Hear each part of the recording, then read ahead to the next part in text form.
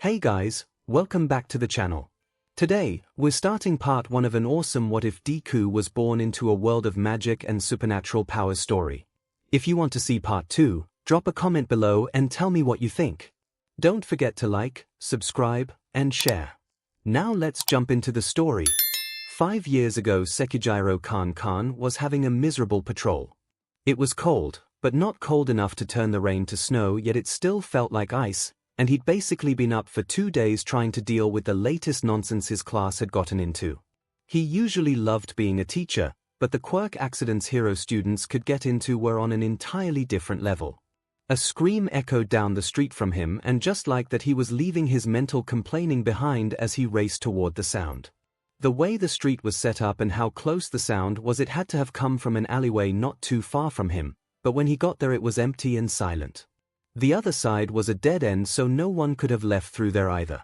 Just as he looked up to check the roofs, windows, see if there were any fire escapes, someone slammed into him from behind, sending him skidding across the gritty cement before picking up and slamming him into the wall, temporarily dazing him. Whoever it was strong, and before he could react, Khan found himself pinned before his assailant bit down on his neck, hard.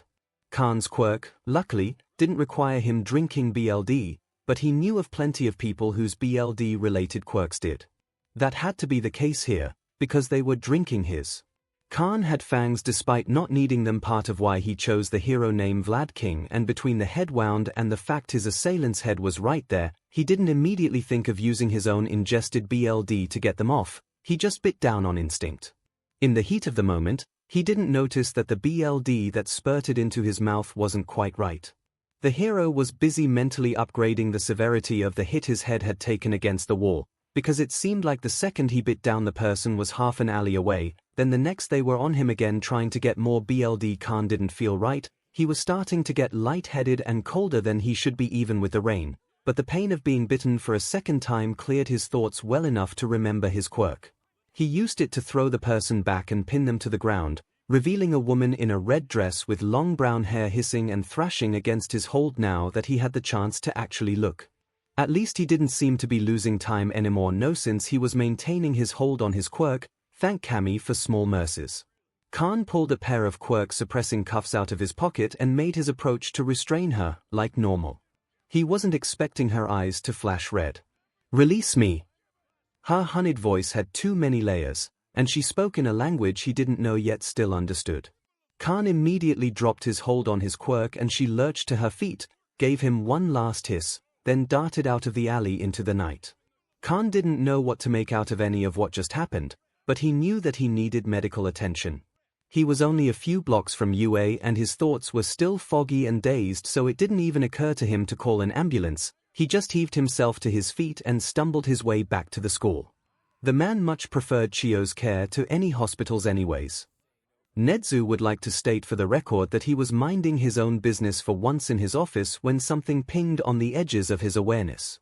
He frowned, tail swishing, as he mentally reached to see one of his teachers who was supposed to be in the middle of his patrol stumbling toward the school like he was drunk and dripping BLD from his neck.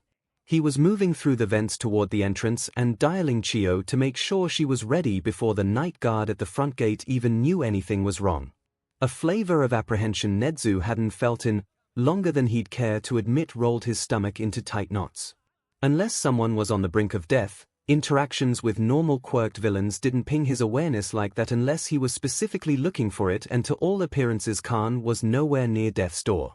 Except Nezu knew Khan's quirk let him walk off levels of BLD loss that would be deadly for any other mortal man, and the principal was certainly capable of recognizing a vampire bite when he saw one. The supernatural community was a very deeply held secret, one neither Khan nor Chiyo, who Khan was obviously heading to the school for, knew about. They were about to find out though, because Nezu could sense Khan had already started to turn and it was too late to stop the process. This was going to be a long night, but at least Nezu was there to support Khan through the change. "I know Khan hit his head, but I didn't realize you had too."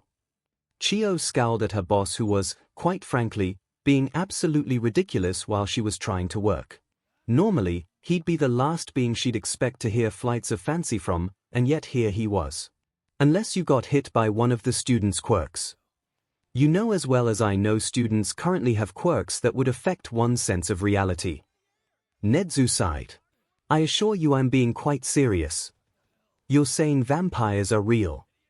𝐒𝐿 replied flatly. She'd barely gotten into checking over Khan before 𝐻𝐻𝐿 started with this nonsense, but he was walking, talking, and had no major warning signs, so she'd ushered him to her office, where they found themselves now. Khan sitting on one of the beds, watching the smartest creature on earth have some sort of mental break with 𝐒𝐿 next to him while 𝐻𝐻𝐿 stood on the corner of 𝐒𝐿's desk. Perhaps I should have led with a demonstration, 𝐻𝐻𝐿 muttered before closing his eyes and taking a breath. When he opened them, his normally blue irises were glowing acid green as the lights flickered and dimmed around them, and an odd pressure filled the room. That's enough. 𝐒𝐿 stopped him when loose papers and lightweight equipment like scalpels started to float. There's no need to make a mess. 𝐻𝐻𝐿 released the energy he'd summoned and everything returned to normal. Khan, when you bit your assailant, what was their BLD like? 𝐻𝐻𝐿 asked the hero, who was staring at him with wide eyes. It was an odd look on the normal imposing man. Those eyes narrowed as he thought back to the incident. I think it was cold and thick. Wouldn't that just be a part of their quirk? What's Khan's pulse rate? 𝐻𝐻𝐿 asked the doctor instead of answering. 𝐒𝐿 took his wrist but couldn't seem to find it. That wasn't necessarily weird for Khan though. After he'd been using his quirk, if he didn't have the chance to reabsorb his BLD, his pulse was usually light and thready. She pulled on her stethoscope and set it against his back. She'd always been able to hear his heartbeat even if she couldn't feel it, but heard nothing. She glanced sharply at 𝐻𝐻𝐿, who was watching her expectantly, before quickly checking the rest of Khan's vital signs. In the end, both humans now formally had to accept the truth. Luckily, it was early enough in Khan's transformation to prepare him for the rest of it, a several-day process, make sure he had a safe place to go through it in, and let 𝐒𝐿 get an emergency delivery of BLD bags for him. 𝐻𝐻𝐿 might have greased those wheels a bit. It was certainly an adjustment for both of them. Khan had relatively high spirits about it, though it meant retirement for the moment since they couldn't just explain to the HPSE he was allergic to sunlight now, though he could remain teaching. 𝐻𝐻𝐿 had had every building on school grounds treated the summer break after he took over to be accessible to everyone, not just whatever quirk students or staff might come in with. The whole thing got gears in 𝐻𝐻𝐿's head turning that he'd probably ignored for longer than he should have. He'd long since stepped away from the supernatural community for reasons of his own, but maybe it had been too long.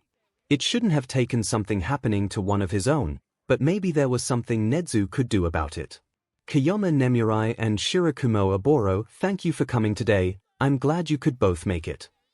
𝐻𝐻𝐿 greeted the couple that entered his office warmly. Both former students well into their careers and doing well, Kiyoma Nemurai and Shirakumo Oboro were under the impression that their former teacher turned principal had invited them here to interview for teaching positions at his school. To be fair, that was part of it, but what he wanted and had to offer was so much more than that. I have quite the proposition for you. Thank you for having us, 𝐻𝐻𝐿-sensei. Nemurai bowed, her husband following suit before they both took their seats across from his desk. If I may, Oboro started, I was surprised you wanted to interview both of us. Of the two of them, Nemurai was the only one with a teaching degree, but you didn't just turn down 𝐻𝐻𝐿 when he requested something. Plus, he was curious. This isn't a standard interview. 𝐻𝐻𝐿 grinned at them. And it's not necessarily for teaching, though the appropriate degrees and licenses can easily be obtained if necessary. Would you like some tea? I think you'll find the flavor quite intriguing. The principal gestured to the tea set on the desk, 2 cups already filled with a pretty light orange-colored tea. Oboro had never been a tea person, but Nemurai was. Nemurai also knew 𝐻𝐻𝐿 well enough to know he wanted them to drink it for a reason, or he wouldn't have included the commentary. Watching him watch her, she reached forward and carefully picked up one of the delicate teacups, wafted the smell toward her, but all she picked up was hints of citrus, cinnamon, and cardamom, and took a sip. 𝐻𝐻𝐿's smile grew as her eyes widened at the sensation that hit as she swallowed. Is that 𝐼𝐻𝐿? That got Oboro's attention, prompting them to reach for the second mug and take a sip himself. 𝐼𝐻𝐿 was an exceedingly rare magical plant that had been overharvested so badly it couldn't be found in the wild anymore. It had a taste similar to citrus and more or less acted as a magical energy drink, hence its popularity. 𝐼𝐵oro's normally wild floating blue hair started sparking as the effects hit and interacted with their natural-born sorcerer powers, proving it was the real deal. Which begged the question, how the hell did the 𝐒𝐿 know about it, much less acquire it? Indeed it is. 𝐻𝐻𝐿 clapped his paws together. I thought it might be a good example of what, exactly, I can provide you should you agree to work here. The reason I wanted to talk to you both is twofold. I have no doubt you would both make excellent teachers, and that offer is open to you both, as I said earlier. Shirakumo, I would be more than happy to help get you everything you need to get licensed, but I must say I'm more interested right now in your other expertise. Holy SHD. 𝐼𝐵oro didn't realize they whispered, but 𝐻𝐻𝐿 let it pass without comment. I've known you were witch and sorcerer, 𝐻𝐻𝐿 acknowledged 𝐁𝐵RI and 𝐼𝐵oro respectively, since your days as students. Since then you've only grown in your capabilities in potions, 𝐁𝐵RI, she'd more than grown, she was currently on track to be one of the best potion makers in the nation in a few years if she kept it up, and as an alchemist, Shirakumo. What I'm offering is a research position. There are certain theories and techniques I'd like to test and make, but I need people who know what they're doing, can think outside the box, and most importantly can do so safely. It's nothing illegal by either mundane or magical law, and I have the resources to get anything you may require. He raised his own appropriately sized teacup to emphasize the point, and would of course pay you more than competitively, both for this or as a teacher. The couple in front of him looked at each other. 𝐻𝐻𝐿 took a sip of his tea and patiently gave them a moment to process. He knew it was a lot to take in. What exactly do you want us to make? Shirakumo leaned forward in his seat, setting his teacup down on the desk. And why? I protect my own. 𝐻𝐻𝐿 reached for an example list of the research he was interested in to hand to them. This is about Khan, isn't it? 𝐁𝐵RI asked, voice quiet as he did that. 𝐻𝐻𝐿 wasn't surprised she'd heard about what had happened. The local supernatural community was small and that had been big news. You don't have to work on anything you don't feel comfortable with, and you'd be free to work on your own research too, was all the principal said. 𝐁𝐵RI and 𝐼𝐵oro looked over the list 𝐻𝐻𝐿 had handed them, both internally debating. Just as he'd said, there was nothing against any law they knew of, and a lot of the ideas made 𝐁𝐵RI's fingers itch to work on. It was the chance of a lifetime. A benefactor who could acquire rare ingredients and resources, the chance to expand their own research, and the protection of someone as infamous as 𝐻𝐻𝐿. They'd be fools not to take the offer. They'd also be fools not to look into it deeper first. The three spent hours in the office that day, going into further detail on what 𝐻𝐻𝐿 wanted and what that would look like for them before taking the official offer home to think about. In the end, 𝐻𝐻𝐿, while strange, wasn't some stranger. He'd been a hard butt as their teacher, but he'd always striven to prove he was someone they could trust. Of course they took the job. 4 years ago Yamada Hisashi and Shinso Hitoshi Yamada Hisashi, aka Pro Hero Present MIC, was making a proper go at rising up the hero rankings. They'd put a lot of work during their school years into the emphasizing parts of their sunshine personality until they could wear it as much as they wore their costume, then perfected it in their first years out in the field. They'd started the Put Your Hands Up radio show in their college years, practically out of their mom's basement, but the show had really started to take off and was quickly gaining a near-cult following while simultaneously boosting their popularity with civilians.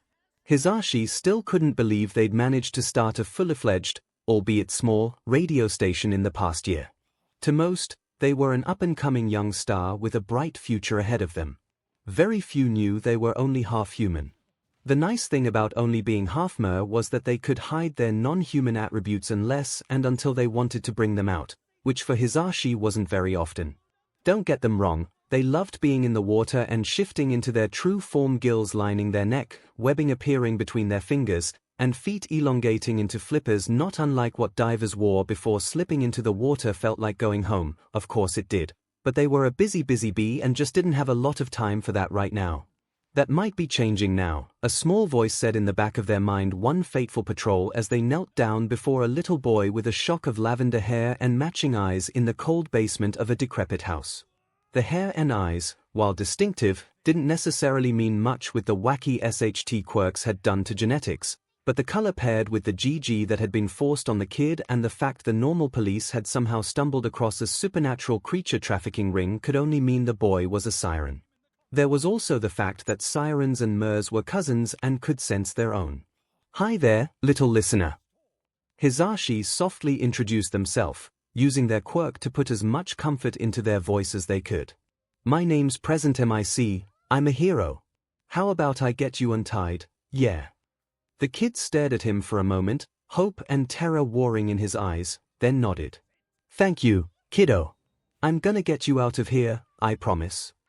𝐻𝐻𝐸 kept up a gentle, distracting chatter as he made quick work of the ropes tying the kid to a chair, starting with his arms. As soon as they were free, the kid was untying the 𝐔𝐸, luckily just fabric with a giant knot opposed to more common the metal muzzles 𝐻𝐻𝐸 had, an unfortunate amount of experience with as a kid struggling to control their quirk while 𝐻𝐻𝐸 tackled his legs. "The floor is not too clean, listener, mind if I carry you?" 𝐻𝐻𝐸 smiled gently at him after noting the bare feet. The kid nodded again, so they swept him and Cammy if he wasn't far too light up into their arms and started to make their way upstairs and out into the sunlight. "Is there something I can call you, or are you not comfy talking? Do you know JSL?" Spindly little arms unwound from around 𝐻𝐻𝐸's neck to sign. "Sure do," the blonde confirmed. 𝐻𝐻𝐸, the kid slowly fingerspelled, struggling with fingers that 𝐻𝐻𝐸 could only imagine were freezing as they moved toward a waiting ambulance. "It's nice to meet you, Hitoshi.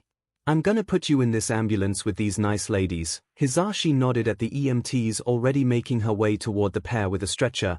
"And they're gonna get you on the road to feeling better while we find your parents, okay?"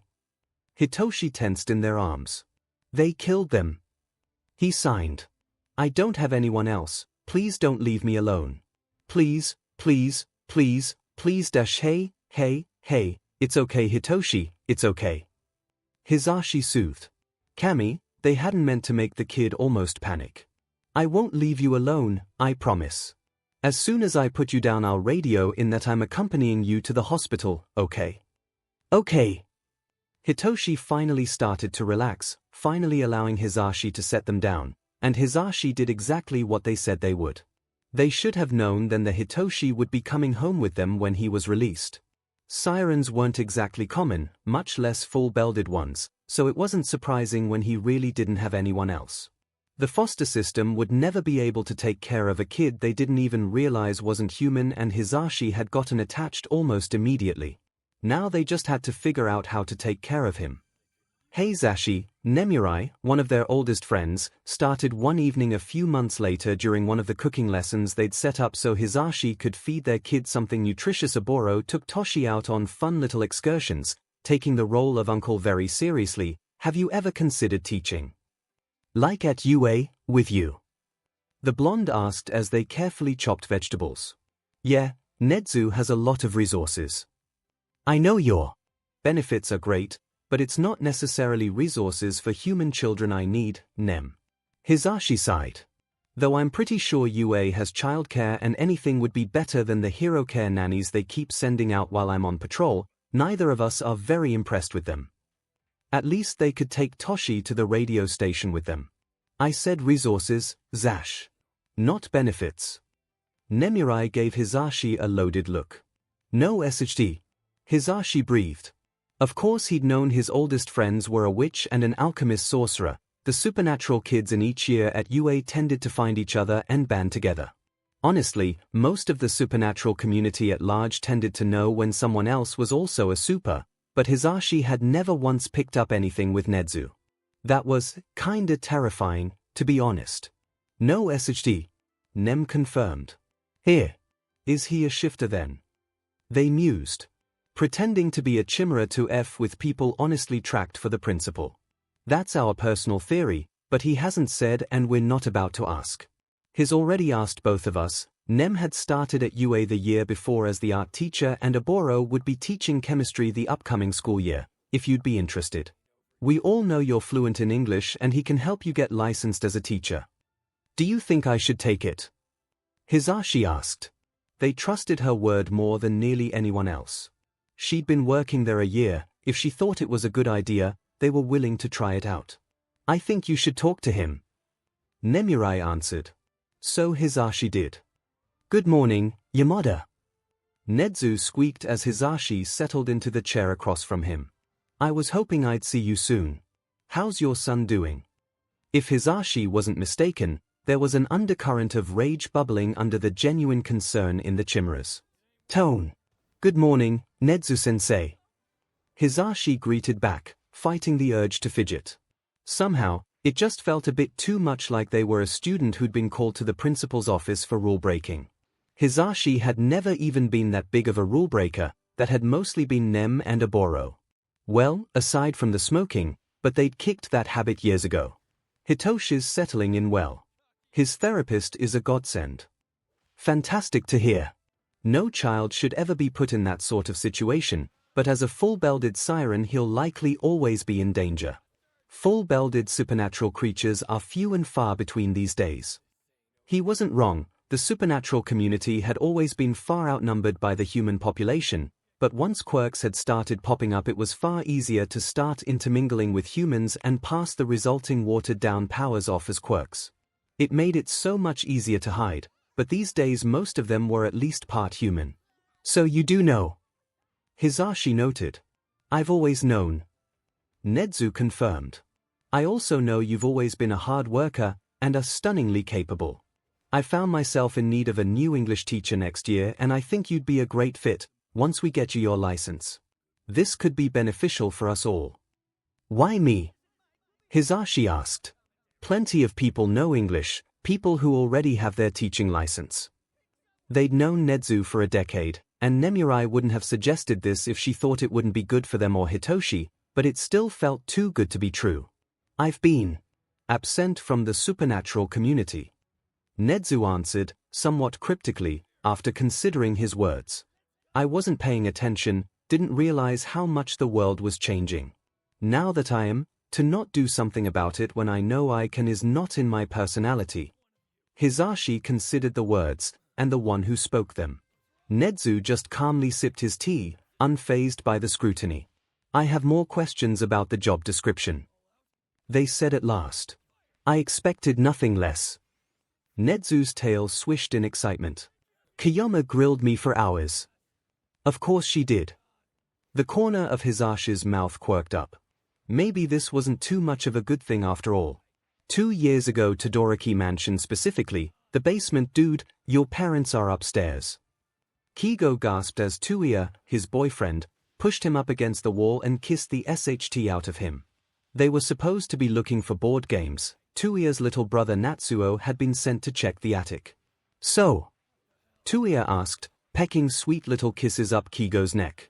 So, I don't want to go back upstairs looking like you ravaged me. Don't you dare give me a hickey, Todoroki Tuya. Kigo's voice hardened and he lightly pushed at Tuya's chest, knowing DMN well the fire user was about to bite him. But Kiegu. Tuya whined, letting the winged man push him back. You're so pretty, how am I supposed to resist? You could at least wait until we go home. Kigo sent one of his feathers to poke Tuya in the face, just to be a little SHT.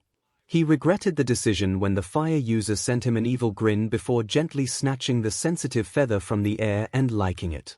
Kigo shuddered under the sensation, almost losing his footing, before glaring fondly at his boyfriend. You little SHT. He tackled the laughing man to the floor. Tuya started grappling him, trying to get the upper hand or at least get Kigo off him. The bird knew where all his ticklish spots were and wasn't above using that information, but it was too little too late.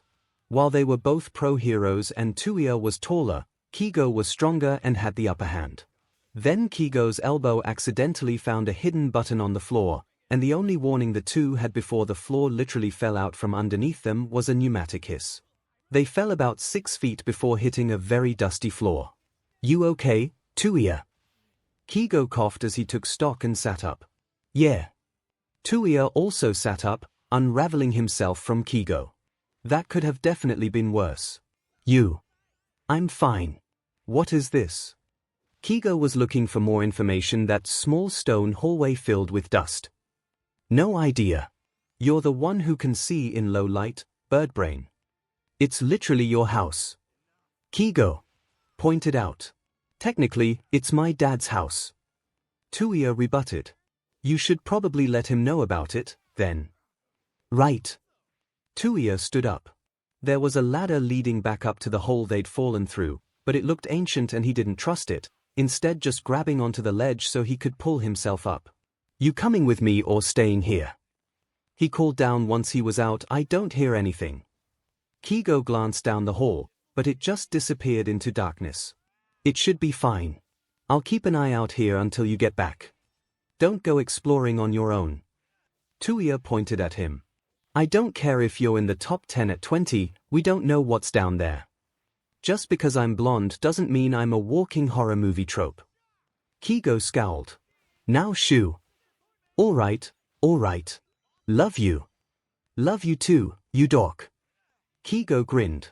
Cammy, he loved that goof. What the hell were you two doing down here to find this?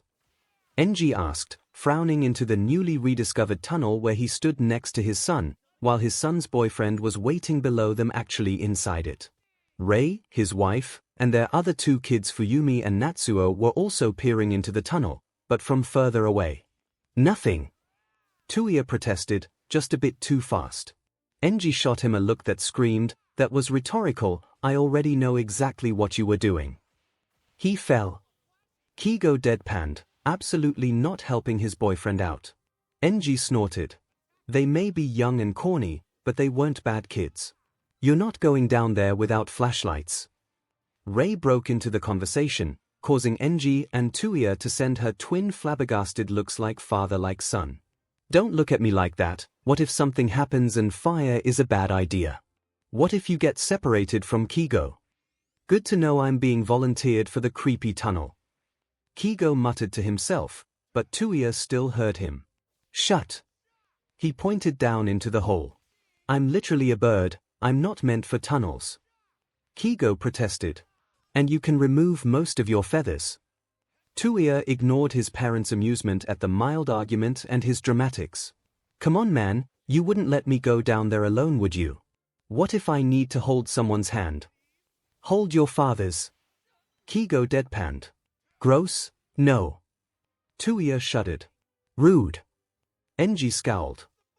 I'm tempted to say I'd hold your father's hand, but I respect Rei too much to flirt with her husband. Oh, but you don't respect your boyfriend enough not to flirt with his dad. 𝐂𝐿 huffed, hands on his hips. 𝐒𝐲 stared into his soul for a beat before answering. No. Now grab me a flashlight and get your skinny butt down here. You like my skinny butt? 𝐂𝐿 grumbled, but accepted the two flashlights Rei handed him before jumping down into the tunnel.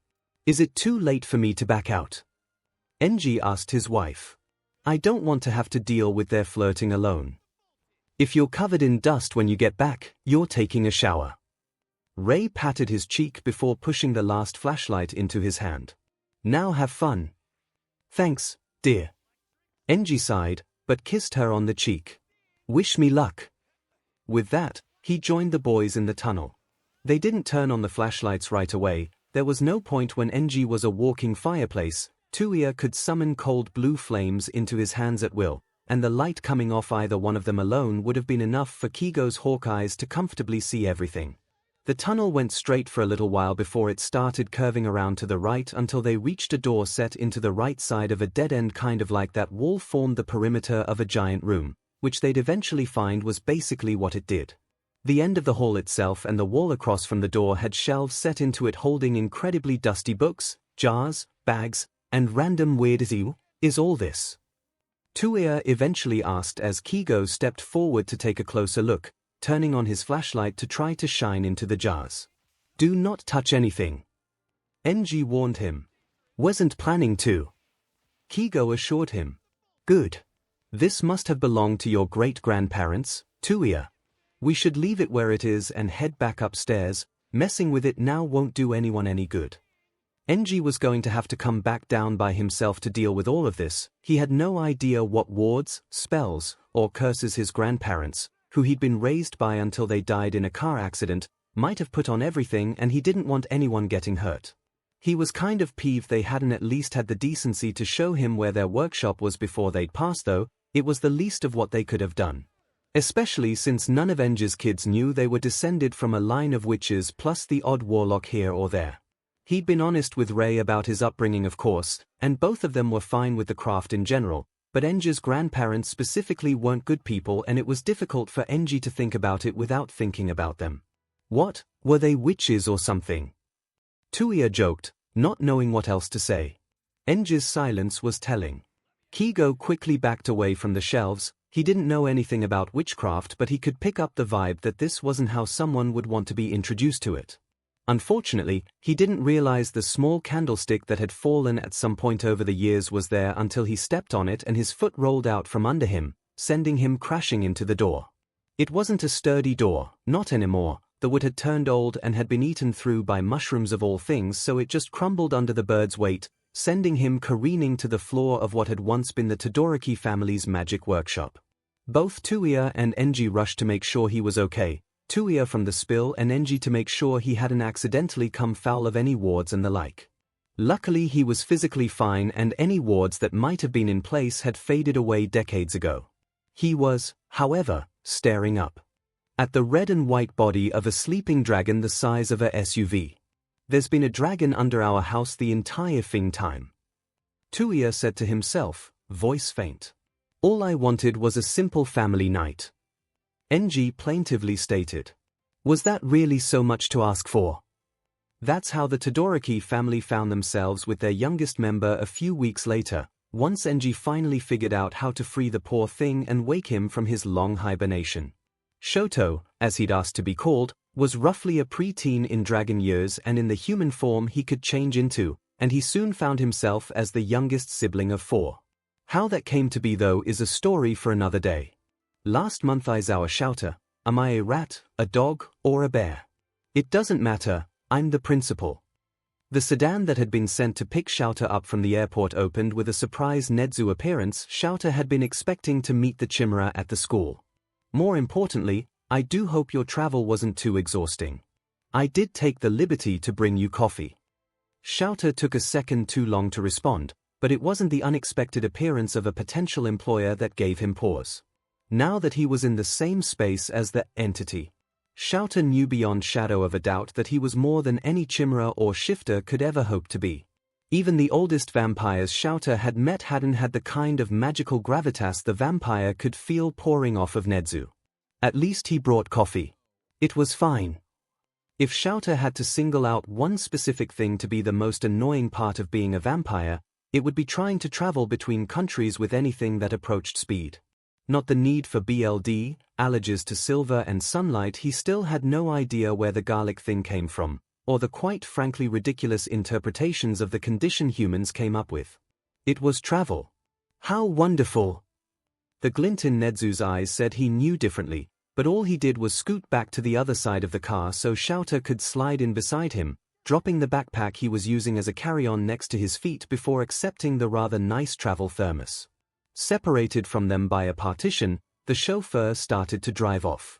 Shouta took the lid off to give it an experimental sniff, better safe than sorry, always, failed to detect anything bad, took a sip, and blinked, shocked, as the flavor exploded across his tongue. Even if he only got paid in this coffee and got no benefits, Shouta would still seriously consider the position. Jesus F, it was good, smooth with a hint of sweetness and vanilla, not to mention almost strong enough to restart his long-dead heart. The principal of a hero school had reached out to him through the official hero email of the current alias he was using to offer him a teaching position. Normally, Shouta wouldn't have given it the time of day, sure he was currently living as the underground pro-hero Eraserhead, but he'd specifically set himself up as a traveling hero in countries that participated in the program. Basically he moved from place to place providing support as needed, acting more as a freelancer than anything. He'd been bored and trying out the career seemed interesting, but the second it threatened his life as a vampire, Shouta was faking his death again. It's not like he needed the income. The email was interesting, though.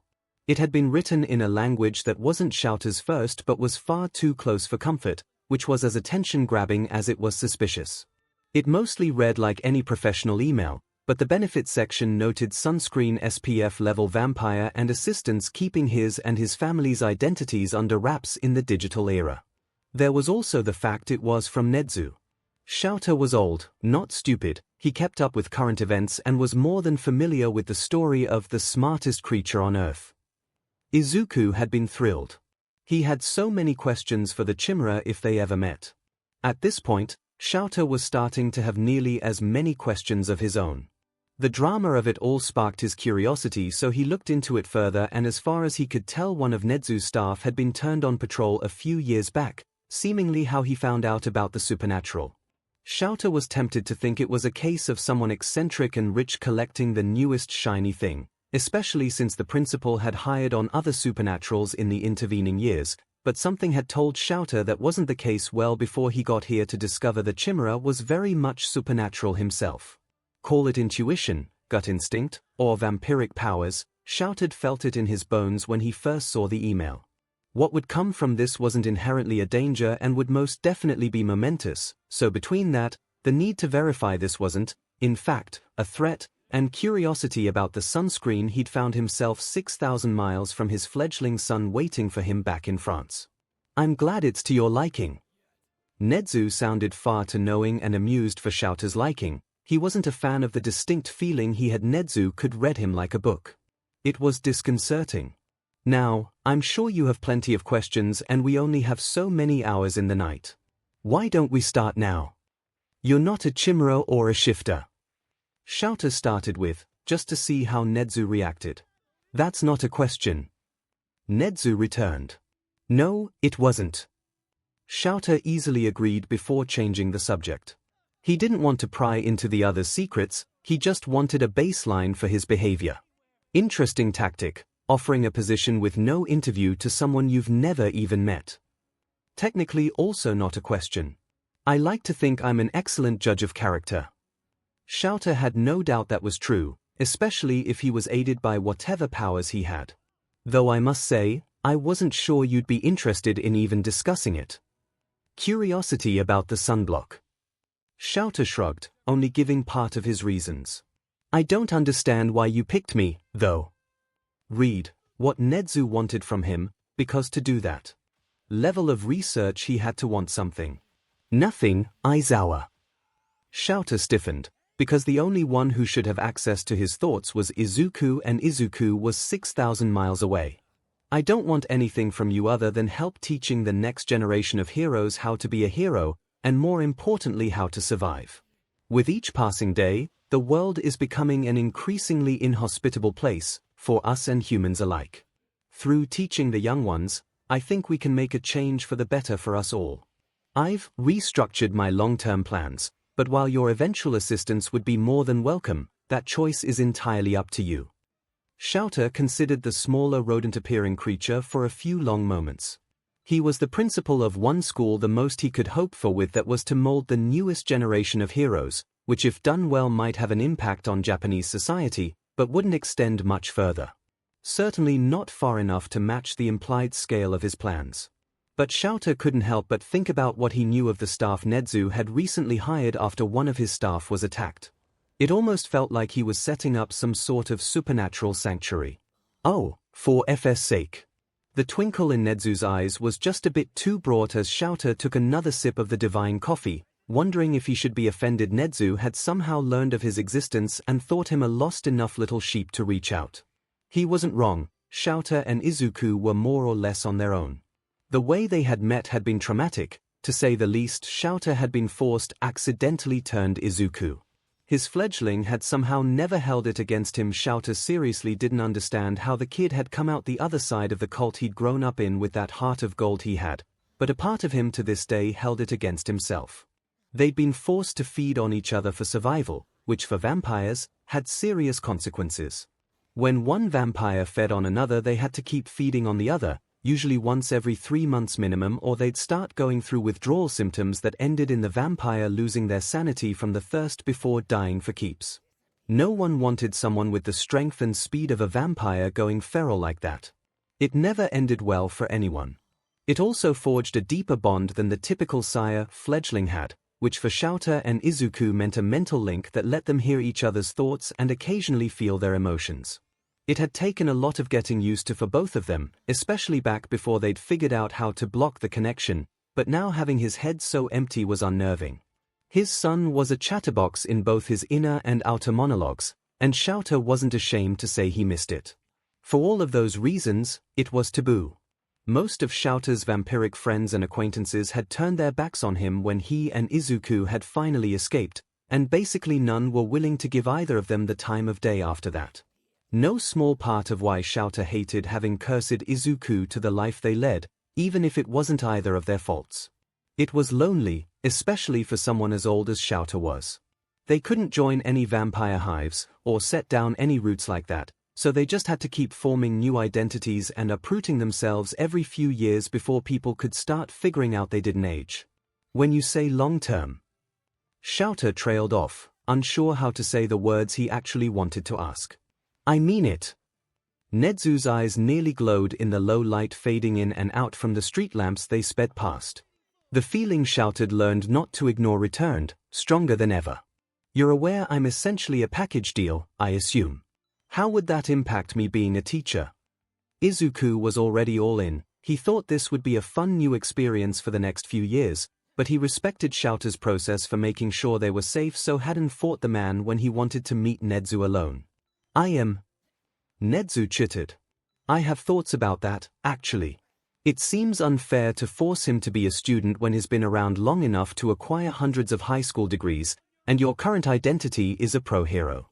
How would the two of you feel about Eraserhead taking on an apprentice? Regardless, as the child of staff, Nedzu continued, he'd of course be allowed on campus, especially if you decide to live in the teacher's lodgings, but that would allow him to sit in on classes without the implications of actually being a student. That could work. 𝐬𝐽 allowed.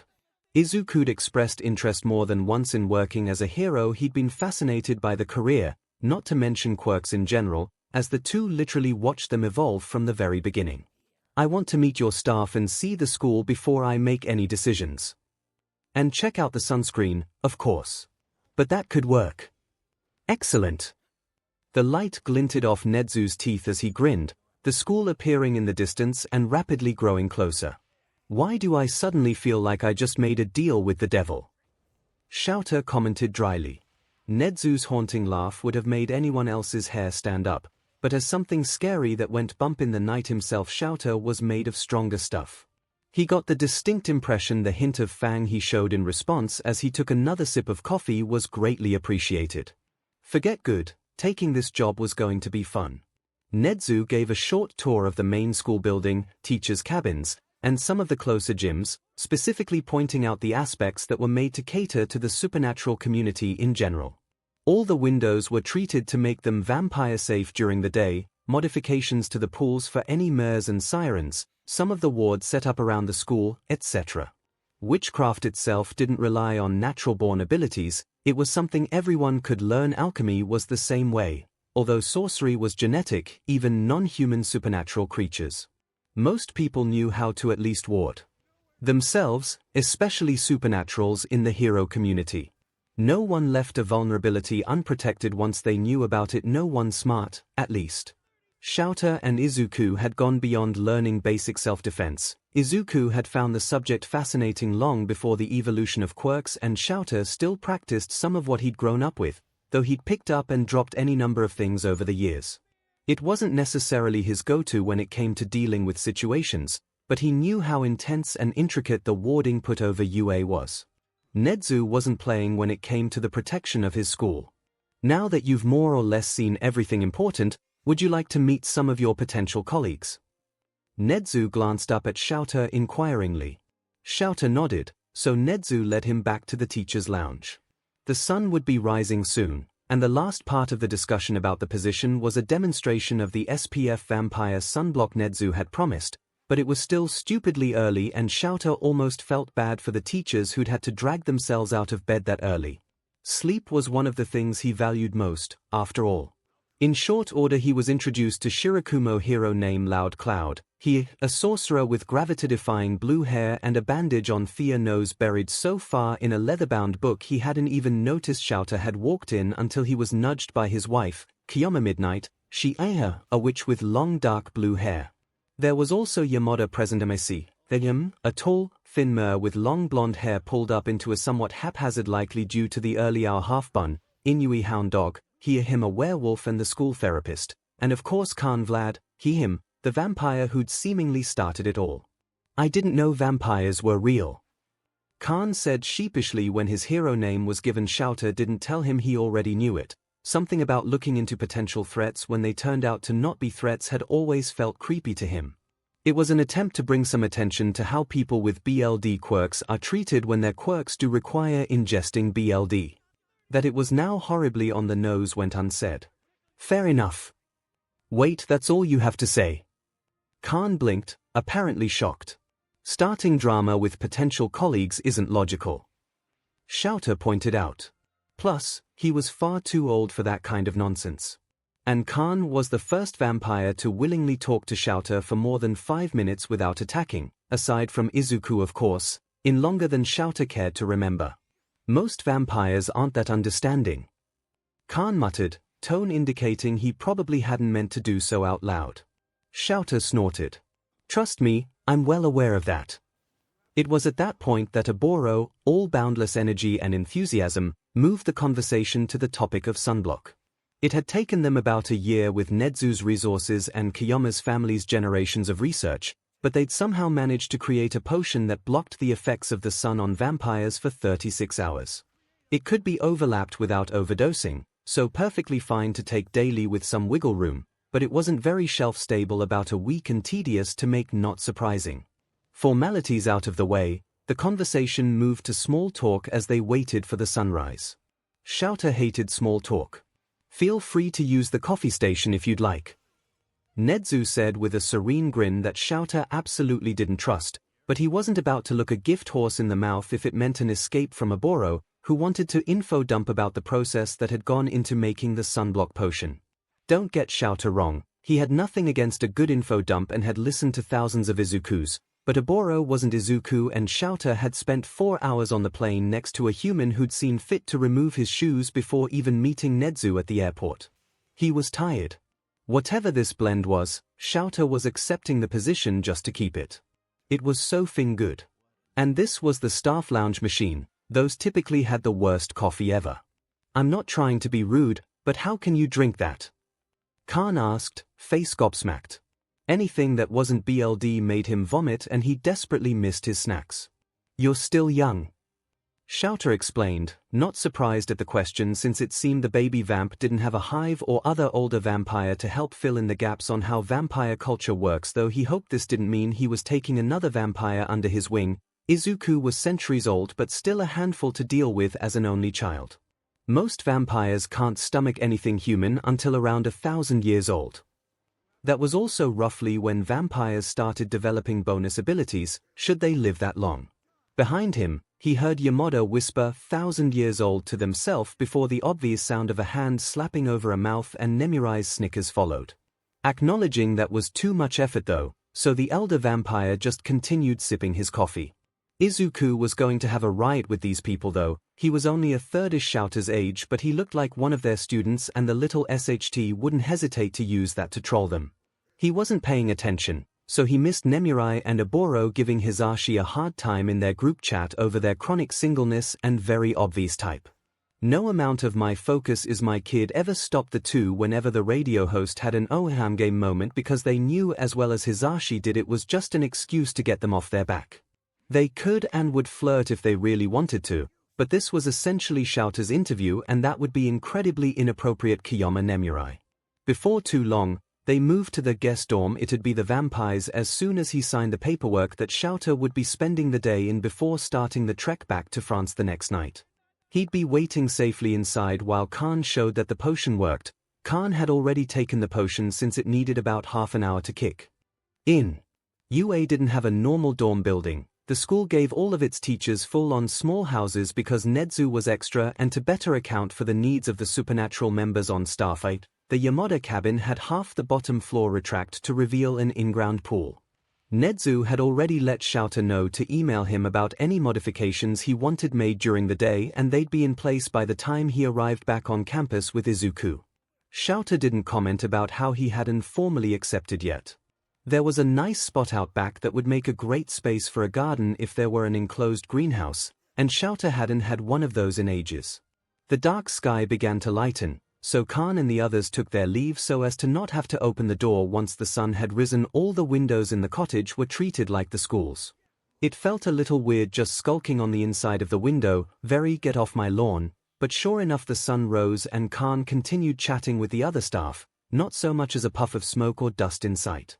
Well DMN. This was literally history in the making.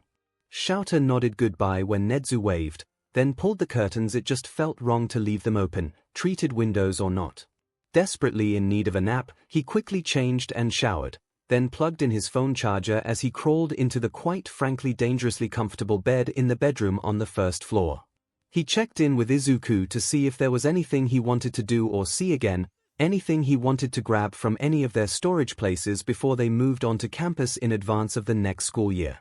𝐻𝐻, on a whim, had gotten this identity a degree in education because the country he'd gotten the hero license in required having a bachelor's degree of some kind first.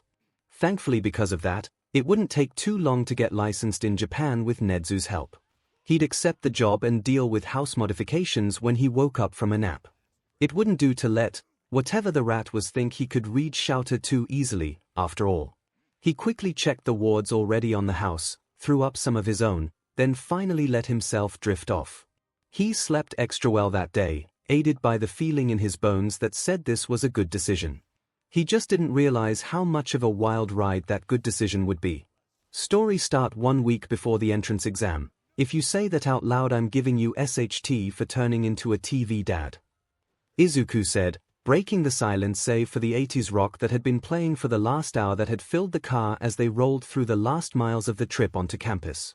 𝐻𝐻's anxiety was starting to build up slightly as they got closer to campus, mostly related to unleashing Izuku on his new colleagues, which was going to be hilarious but could still be disastrous, especially once the boy met 𝐁𝐻𝐻.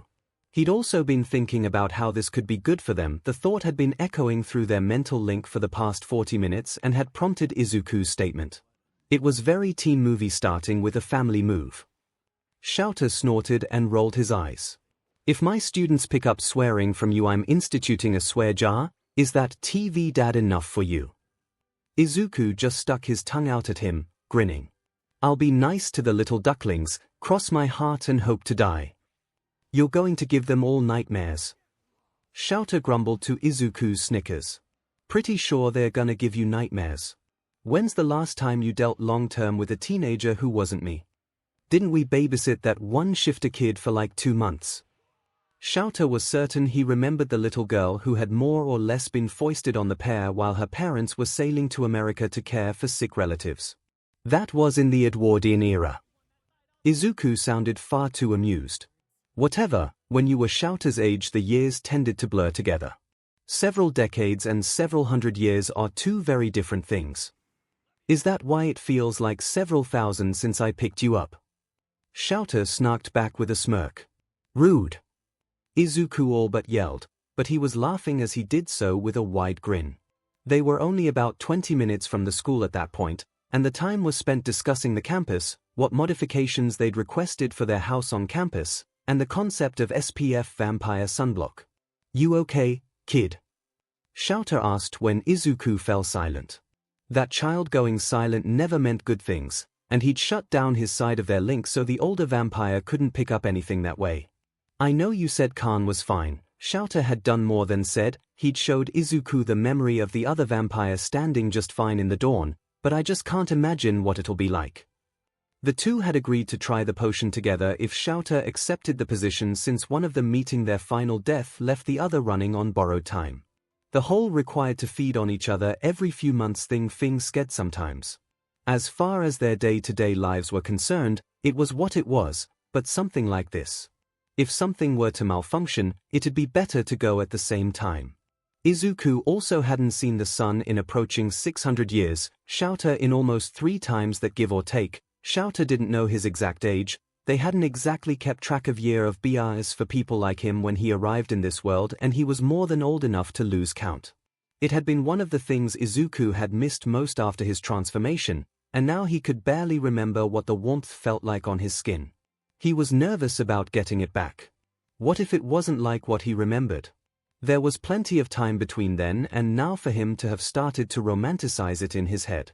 What if, magic potion aside, vampirism on its own changed the experience wholesale? What if it still hurt? What if the potion was brewed wrong?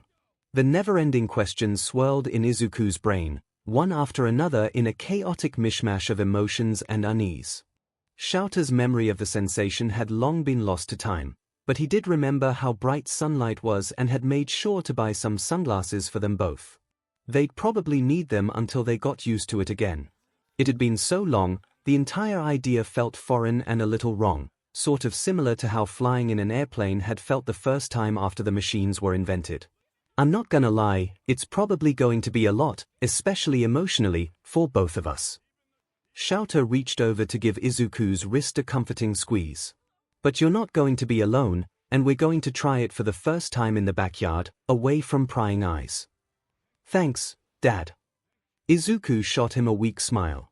They'd faced this side by side, the same way they'd faced everything else since the cult Izuku was born into left him chained up for the vampire they'd caught and starved. It'd be fine. A few minutes later, they pulled up to the teacher's entrance to campus, a short underground tunnel in what was otherwise a normal parking structure a block away from campus. Shouter badged them in, then drove the few minutes through the tunnel, past the normal underground staff parking area, and up through to campus proper so they could drag everything they'd packed, still not a lot, not more than 5 suitcases worth between the two of them, into the house. They were light travelers, it was just easier with their transient lifestyle. But they did have various storage containers and safe houses they kept up with dotted around their favorite places, holding stuff they wanted to keep long-term, and most of the property they'd acquired as investments. Some of the antiques Shouter both still owned and had sold over the years were worth more than all of the teachers' dorms combined, and they'd been known to dig some of that stuff out of storage when they did settle down in one spot for longer than normal. There was a mall trip planned for just after the entrance exam to fill out their wardrobes and truly make the house their home. Izuku was excited about it. Shouter was less enthusiastic at the prospect. But first, they had to move all the suitcases into the house, and Shouter had to introduce his son to his newest colleagues. Both vampires also had to sit down at some point with Nezu over the next week to get the paperwork Japan required hero apprentices to get filled out done. It was earlier in the night this time, just before midnight, when Shouter finally shut the car off in front of the house. Getting everything inside was quick work. Izuku's brief preliminary exploration took longer. He was just as impressed with the mattress in his room upstairs as Shouter had been in the main bedroom on the ground floor. Sue him, it hadn't been worth the effort of permanently altering their living space to their preferences in a while. The prospect of being able to nest for once was near novel. Are you done looking around? Shouter raised an eyebrow from where he was leaning against the doorway to Izuku's room, watching the younger vamp starfish face down on the bed. Looking around, yes. Being dramatic about this bed, no. You're not allowed to quit this job. If you make me leave this behind, I'm rioting. So you don't want to meet the teachers you'll be terrorizing for the foreseeable future? I'm coming. Izuku scrambled out of the bed at vampire speed, rushing to the not silver-backed, therefore he was still visible. God, he loved the advance of technology mirror to attempt taming his hair. How do I look? Izuku wanted to be adorable and charming for this one, play into the wild green curls and big eyes for a bigger payoff when they realized he was anything but the sweet innocence his permanent baby face implied. You're wearing a shirt that has a picture of denim jeans on it. Shouter deadpanned. It's soft. Izuku defended his choice for the 1000th time since he'd picked it up in some second-hand store over a decade ago. It had started surprisingly soft and only gotten better with time. Mim. I'm going downstairs. Shouter heaved himself off the door frame, leaving Izuku to scramble for his phone and whatever else he wanted to bring with him. The pair made their way into the school to the teacher's lounge. There was a community area on the other side of the teacher's dorms from the school that had a decently sized area with a patio on one side that had a couple of fire pits and grills, a nice garden, and a grassy area with a couple freestanding hammocks filled the space, but it was the middle of the night in the middle of winter to meet the other supernatural teachers on campus. They'd meet the rest of the staff later. Tonight was for the ones who were in the know. Living on campus wasn't required for the teachers, at least not yet, But 𝐻𝐻𝐻 had already gotten approval for student dorms to be made mandatory. Those would be going up once spring rolled around, but the current collection of supers had taken 𝐻𝐻𝐻 up on the offer of free housing with their own specific modifications for their unique needs. Don't scare them too much, problem child. 𝐒𝐻𝐻𝐻 gave one last warning through their mental link before he pulled the ridiculously large door open. We do still have to live here.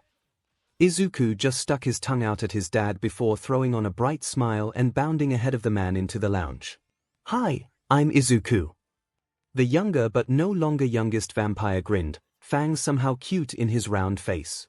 𝐒𝐻𝐻𝐻 had never and would never figure out exactly how the little SHT pulled that off. Everyone the older vampire had met before was present, with the addition of Inui Ryo hound dog, a werewolf, and a teen with the telltale purple hair and eyes of a full-belted siren. Hello, 𝐒𝐿. I must say, it's exciting to finally meet you. 𝐻𝐻𝐻 leapt down from where he'd been standing on one of the counters that lined the back of the large room and made his way forward to greet the newcomers. It's an honor to meet you too, Principal 𝐻𝐻𝐻. 𝐒𝐿 bowed. I see what you meant. He sent privately to 𝐒𝐻𝐻𝐻 through their link, feeling the same subtle gravitas that spoke of someone exceptionally powerful. Maybe something exceptionally powerful, but that was a thought smart people kept to themselves. That's also why 𝐒𝐻𝐻𝐻 and 𝐒𝐿 had refreshed their personal wards before getting into the car earlier that night. 𝐻𝐻𝐻 quickly introduced everyone, including the purple kid Yamada Hitoshi, son of the loud blonde. 𝐒𝐿 was instantly at home chatting away with everyone, playing up his usual sunshine personality to perfection and utterly charming them in real time. Something 𝐒𝐻𝐻 had absolutely no interest in doing himself, but it was always entertaining to watch, especially once people started noticing the gremlin that lay behind that sunshine exterior.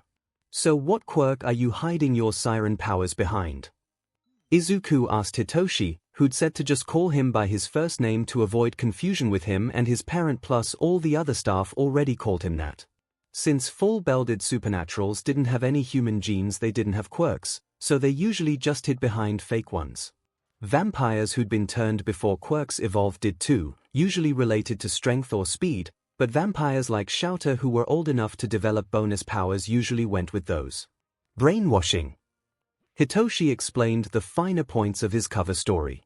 None of them were particularly happy with the quirk that had been chosen for him. His BIH parents hadn't expected the discrimination he'd face, and it had been far too late to change it by the time they found out how bad it'd be. You haven't decided yet. 𝐒𝐿 shrugged. I'll probably go with super speed though, that way I can use some of the vampire strength under the excuse my muscles are modified to withstand the quirk. Best of both worlds. What are your other options? Hitoshi asked, genuinely curious. Hisashi was keeping an eye on the pair from where they were standing, with Nem and Oboro talking to 𝐒𝐻𝐻𝐻. Hitoshi didn't get on well with most humans due to how they reacted to his quirk, and after his entire family got abducted, his parents killed for being sirens, he wasn't quick to trust supernatural people either. The blonde honestly hadn't expected the boy to say a word to either newcomer, much less engage in a full-on conversation. Quirkless, which isn't actually a lie, or enhanced senses potentially healing, but it might require drinking BLD, and that comes with its own issues. Until those bonus powers came in, his options were fairly limited. Hold on, you don't have a quirk. Lavender eyes widened as Hitoshi almost did a spit take before slapping a hand over his mouth in horrified embarrassment. 𝐿, I'm so sorry. It's fine. 𝐒𝐿 waved it off, knowing it wasn't really the teen's fault. Quirklessness was rare in humans these days, almost as rare as full-belted supers, and quirked vampires were starting to outnumber the ones born before quirks evolved. Most vampires died young in their immortal life, either while getting used to the restrictions vampires had to contend with or due to how treacherous vampiric subculture could be. Hard to have a quirk when you're over twice as old as the first recorded one. You look like you're my age. Hitoshi blurted out a second before his brain remembered that meant nothing. He immediately groaned and covered his face with his hands. I have no idea why my brain-to-mouth filter isn't working right now, I'm so sorry. Hisashi was about to go save him, but 𝐒𝐿 just grinned.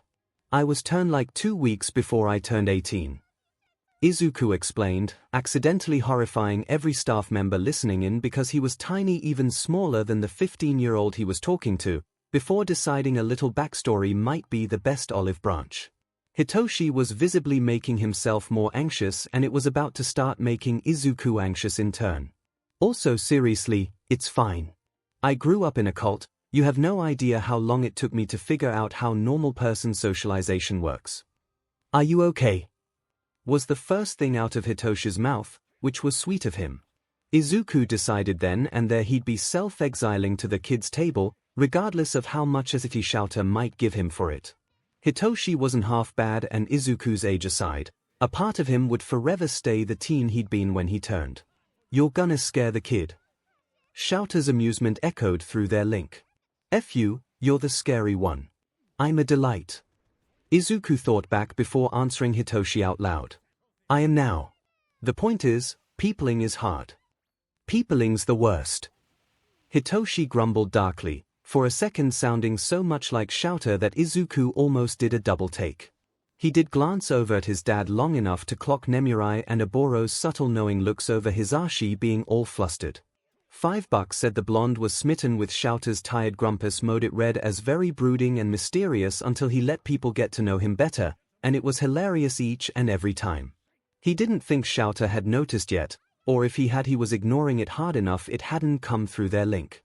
Honestly, it was a toss-up with him. They'd both been persona non grata in the vampire world long enough. The ancient man honestly forgot he could even be an object of attraction, and he had a record of failing to notice people's infatuation with him. The two new vampires were fairly tired out from the long multi-day road trip, so the meet and greet didn't last long, just long enough for everyone to familiarize themselves with each other to avoid any spicy intruder mishaps that might have occurred otherwise. Those in the supernatural community could get territorial. All that to say, about half an hour later found Oboro handing 𝐻𝐻 a small case of potions for the two for the next week, and everyone heading their separate ways, but not before Hisashi made sure they had Thea's phone number and knew in no uncertain terms that if they needed anything all they had to do was text. Hitoshi snorted at that, letting Izuku know the purple boy was absolutely aware of his parents' crush. Then all that was left was unpacking, settling into the house and figuring out what they needed to get, and testing out the potions. The wait for the dawn was so slow it just might have made it one of the longest nights of Izuku's life, but dear men if it wasn't worth it. It's about 20 minutes until sunrise. 𝐻𝐻 noted quietly. All vampires had an inherent sense of when the sun rose, ostensibly as part of some magical survival instinct. They'd both taken their first dose of the potion before putting the rest in the fridge, already thoughtfully stocked with BLD for the two of them and coffee stuff for 𝐻𝐻, since it needed a few hours to take effect the first time and neither wanted to play chicken with this. Do you want to wait outside for it or just open the door once the sun's up? Outside? Izuku asked after a minute of thinking about it, unsure either of them actually had it in them to open the door to the sun after the centuries spent doing literally everything they could to avoid it. It was different for Khan. He'd only had to avoid the sun for less than 2 years. 𝐻𝐻 nodded, grabbed his wonderful, delicious, amazing, fortifying coffee, and the two headed out into the backyard. From what they'd seen of the other houses, most of them had decks in the backyard that gave way to the yard itself. For theirs specifically, Cementos had been nice enough to add a privacy fence around the whole thing and a long, narrow greenhouse along the furthest right quarter of the yard that had doors leading both into the backyard and the house. The yard wasn't decorated yet, but there was a table, some chairs, and a porch swing already waiting for them on the deck. The far left corner had a big tree. Both vampires were especially glad for the privacy fence, unused to living in any sort of community space and very much not wanting testing the sunblock potion for the first time to be witnessed by anyone. 𝐻𝐻 settled into the porch swing. It was comfy, but Izuku had too much nervous energy to sit in one's place, so he jumped down into the grass to pace. Are we going to decorate the backyard? The eternal teen asked, looking for something to distract the both of them. Even if he was hiding it better, 𝐻𝐻 was just as if not more anxious than Izuku was, which was fair given he was about 3 times the boy's age. We never really talked about that. Do you want to? 𝐻𝐻 leaned forward to get a better look at the yard, the pre-dawn light already increasing visibility more than either were used to. Kinda. Izuku stopped pacing to shrug. You and I have never really been anywhere long enough to really have a good yard set up, and it's not like we had them in the cult. A yard could be nice, maybe some fairy lights along the fence. Pretty sure that's a thing people do these days. Sure, old man, we can do some fairy lights. Izuku snorted. I was also thinking of one of those retractable porch cover things over the deck, a tire swing, and maybe an outdoor garden along the back porch for pollinators and plants that need space for a bigger root system. 𝐿𝐴 shot a faux glare at his son for the old man comment while using his telekinesis to gently tug a lock of his curly dyed green hair. Izuku's response was an unrepentant grin paired with an off-key rendition of old-time rock and roll. Not about to let that go without a fight, 𝐿𝐴 launched himself off the porch in an attempt to tackle Izuku, but the other had anticipated that and quickly danced out of the way. Izuku had never really played hero with his faux identities the way 𝐿𝐴 did from time to time, but vampire culture could be cutthroat even for those that weren't BLD bound like they were. Vampires who wanted to survive quickly learned to fight, so of course 𝐿𝐴 had taught Izuku, and from that sparring had grown to be one of their favorite bonding activities. This wasn't a full-blown spar, more a friendly scuffle in the grass, but it took both of their minds off of the time until Izuku abruptly noticed the sun just beginning to peek over the fence. He stopped dead in his tracks, immediately getting bowled over by his dad, who hadn't expected the sudden lack of defense. The cool temps of early February might be cold for humans, but the temperature didn't affect the undead all that much, and the t-shirts 𝐿𝐴 and Izuku both wore left their arms bare to the unique warmth only the sun could give. Warmth that felt all the more foreign for the instinct screaming that it was wrong, that it should have meant pain, but all either felt was the phantom tingling of the expectation of burning. 𝐿𝐴 had the stronger reaction, immediately wanting to rip his skin off or bolt inside, but he forced himself to stay still where they sat on the cold ground. If they were going to be dusted, it would have already happened, and besides, he didn't want to ruin Izuku's first sunrise. For his part, Izuku was staring at his hands in wonder, watching the light play across them as the sun continued its slow rise, more and more of it slowly revealing itself over the fence. He didn't care to remember a lot of his life. The cult he'd been born into hadn't been particularly kind to its members, but some of his fondest memories had been lying in tall grass picking out shapes in the clouds with his mother. The memories were tainted bittersweet. Anything involving his parents had been after what they'd done, but those were some of the few times he hadn't been made to work himself to near exhaustion for the cult's prosperity, so the ability to relax in the sunlight had always been associated with a lot of the better moments of his life. Losing that had been one of the toughest things for him to come to terms with after he'd turned. Izuku had always been a crier, so it wasn't a surprise when tears began to fall as he was overwhelmed with the emotions of the moment. 𝐿𝐴 shoved his own emotions of badnarong and a lingering guilt that would probably never fully disappear aside and pulled the kid into a hug. They'd found early on the form of comfort Izuku responded to best was physical touch. The cult had strongly discouraged any negative emotions, so actually being comforted had been one of the fastest ways to remind him he wasn't there anymore, that everything was going to be okay. They stayed outside for about half an hour before 𝐿𝐴 couldn't quite stop his discomfort from echoing down their mental link. Izuku chuckled softly before heaving himself to his feet, dusting himself off, and reaching out to pull 𝐿𝐴 to his feet too. They were both tired from the last few days of travel and the night's events anyways, and had plenty of time to get themselves used to the sun and adjust their sleep schedule. Izuku, like 𝐿𝐴, was no slouch when it came to witchcraft in general, but he'd never been quite as adept as the adult when it came to being able to sense things. Even still, one of the last things he registered before he drifted to sleep nice and snug in the amazingly comfy bed of his new room was the feeling of rightness that 𝐿𝐴 had described settling into his bones too. The next week was spent adjusting their sleep schedules, getting used to being out in the sunlight, familiarizing themselves with the local area, and completing all the paperwork they had to do. They had to fully onboard 𝐿𝐴 as a teacher at the school, as a traveling pro in the area with the closest coincidentally, also the best local underground hero agency, and Izuku properly registered as his apprentice with all the legal permissions and protections that came along with that. In the end, he had decided to go with a speed quirk with a side effect of enhanced muscles to deal with the speed that were naturally stronger as well.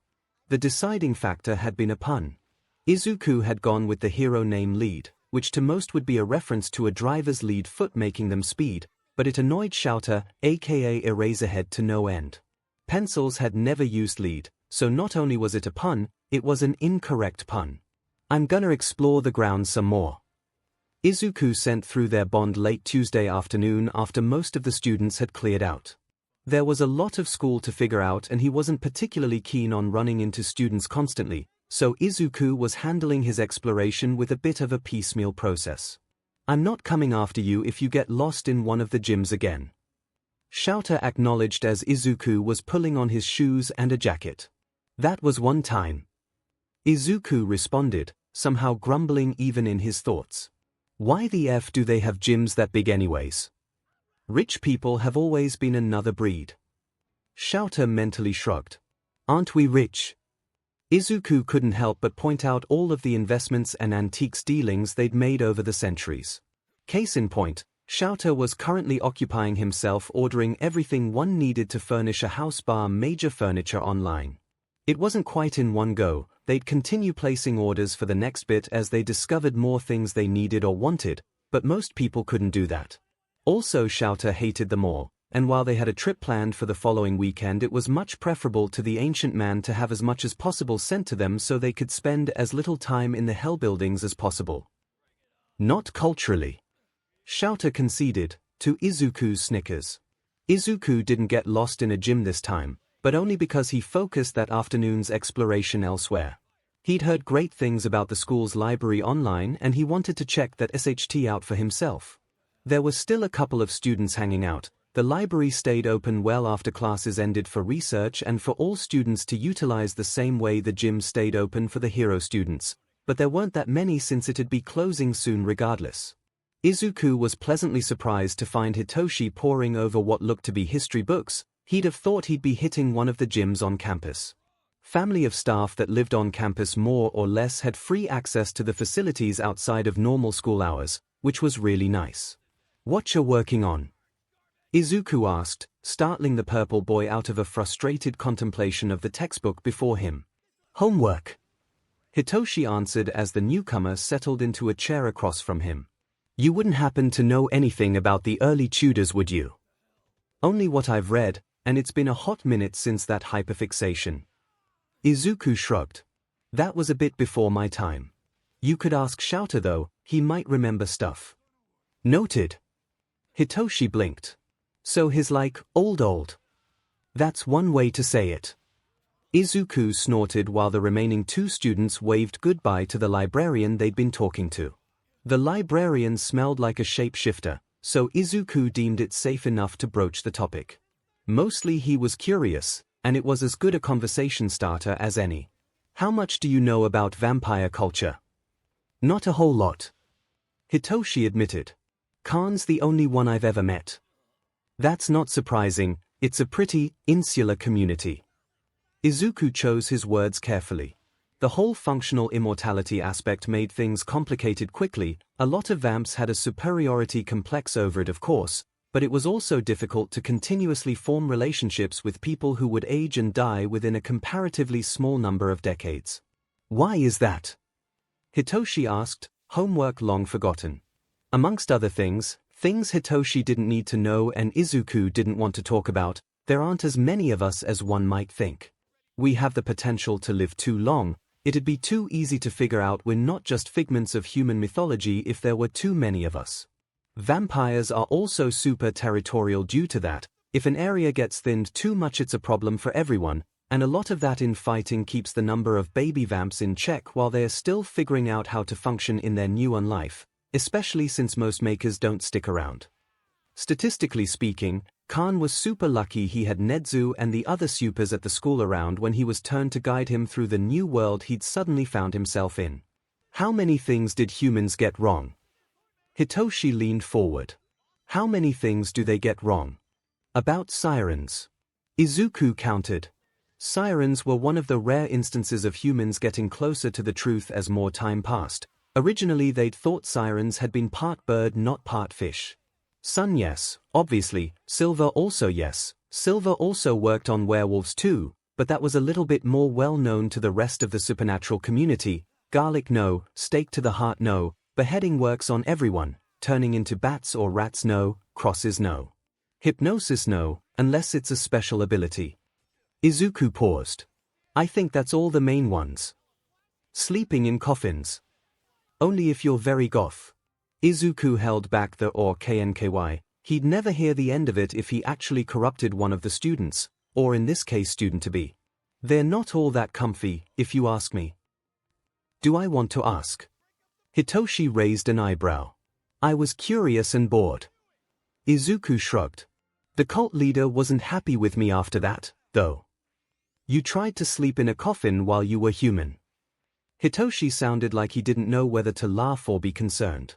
I was curious and bored. Izuku repeated. Speaking of curiosity, when do you find out about the recommended entrance exam?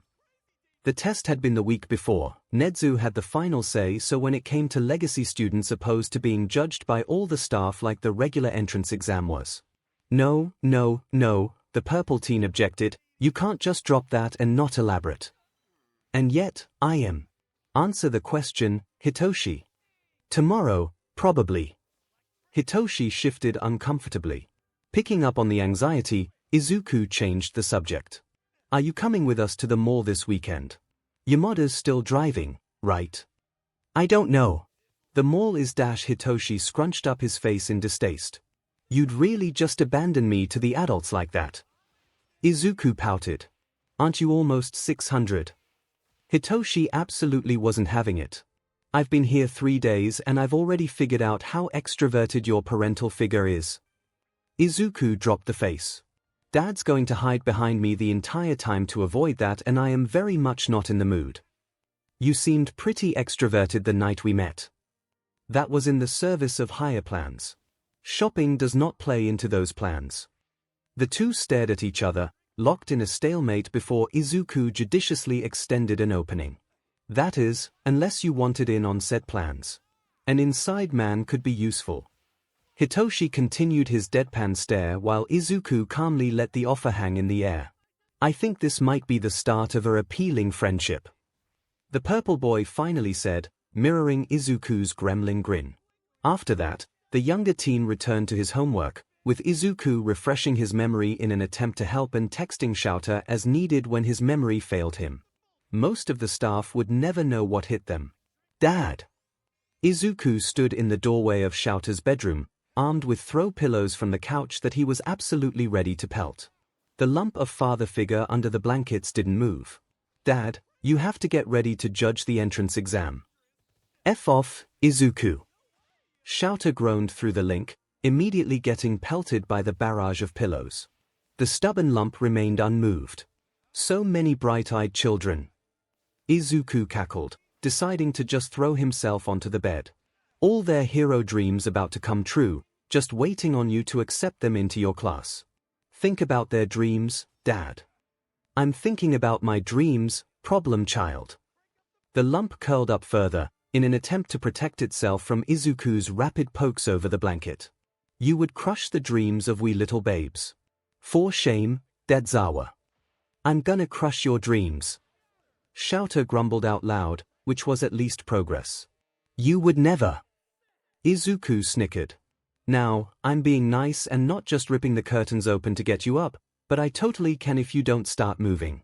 The pre-exam meeting starts in like 45 minutes and being late is not the precedent I think we want to set with Nezu for the first real teacher thing. You just want to watch a bunch of other problem children beat the SHT out of robots. 𝐬𝐿 accused even as he finally started moving. Oh, I absolutely do. That was never in question. Izuku sat back, satisfied with his morning's work as 𝐬𝐿 pushed himself out of the bed. As 𝐬𝐿's apprentice, he was allowed to attend with his dad wherever 𝐬𝐿 deemed appropriate, which Hitoshi had been super jealous about since he couldn't attend with Hisashi. Izuku had also committed fully to a big brother role, and he wanted a sneak peek at the class he'd soon be adopting. Don't you mean corrupting? 𝐬𝐿 yelled from the other side of the closed attached bathroom door. And get out of my bed, if I'm not allowed to sleep in it, you aren't either. Fine. Izuku stuck his tongue out at the door in retaliation. I'm gonna go heat some BLD up for us, don't be a slowpoke. UA didn't require its staff to wear their hero uniforms for normal school activities, so 𝐬𝐿 was in a simple set of professional slacks and turtleneck paired with his normal boots. Sue him, They were comfy, so it didn't take him long to get ready and throw his hair up into a half bun. Izuku's dress code as an apprentice was a little bit different. During classes and most school activities he accompanied 𝐿𝐴 to his hero costume would be his uniform, but since he wouldn't be interacting with students today, 𝐻𝐻𝐻 had let him know he didn't have to wear it. The principal had taken the opportunity to conscript the apprentice into helping grade the written exams, so there was no reason to not have him be comfortable. This left Izuku in a nice pair of jeans and long-sleeved button-down, nice enough to be appropriate but not enough to feel othered. Plus, he could blend in with the students in the halls if he had to run somewhere between their exams. As far as 𝐿𝐴 was concerned, at least the pre-exam meeting was something that couldn't have been an email like so many meetings should have been. At least Hisashi, who'd settled in next to him, helped keep him awake. 𝐿𝐴 was not taking the transition to daylight hours well. Izuku was having a very good time during the meetings, although hiding his fanboying from all but 𝐿𝐴 when All Might himself stepped through the door had been a Herculean effort. He wasn't going to be teaching outright, but sort of part-time guest lecturing the Hero Corps students during their heroics lessons as part of the plan to ease his way into retirement without leaving a massive vacuum in the hero community.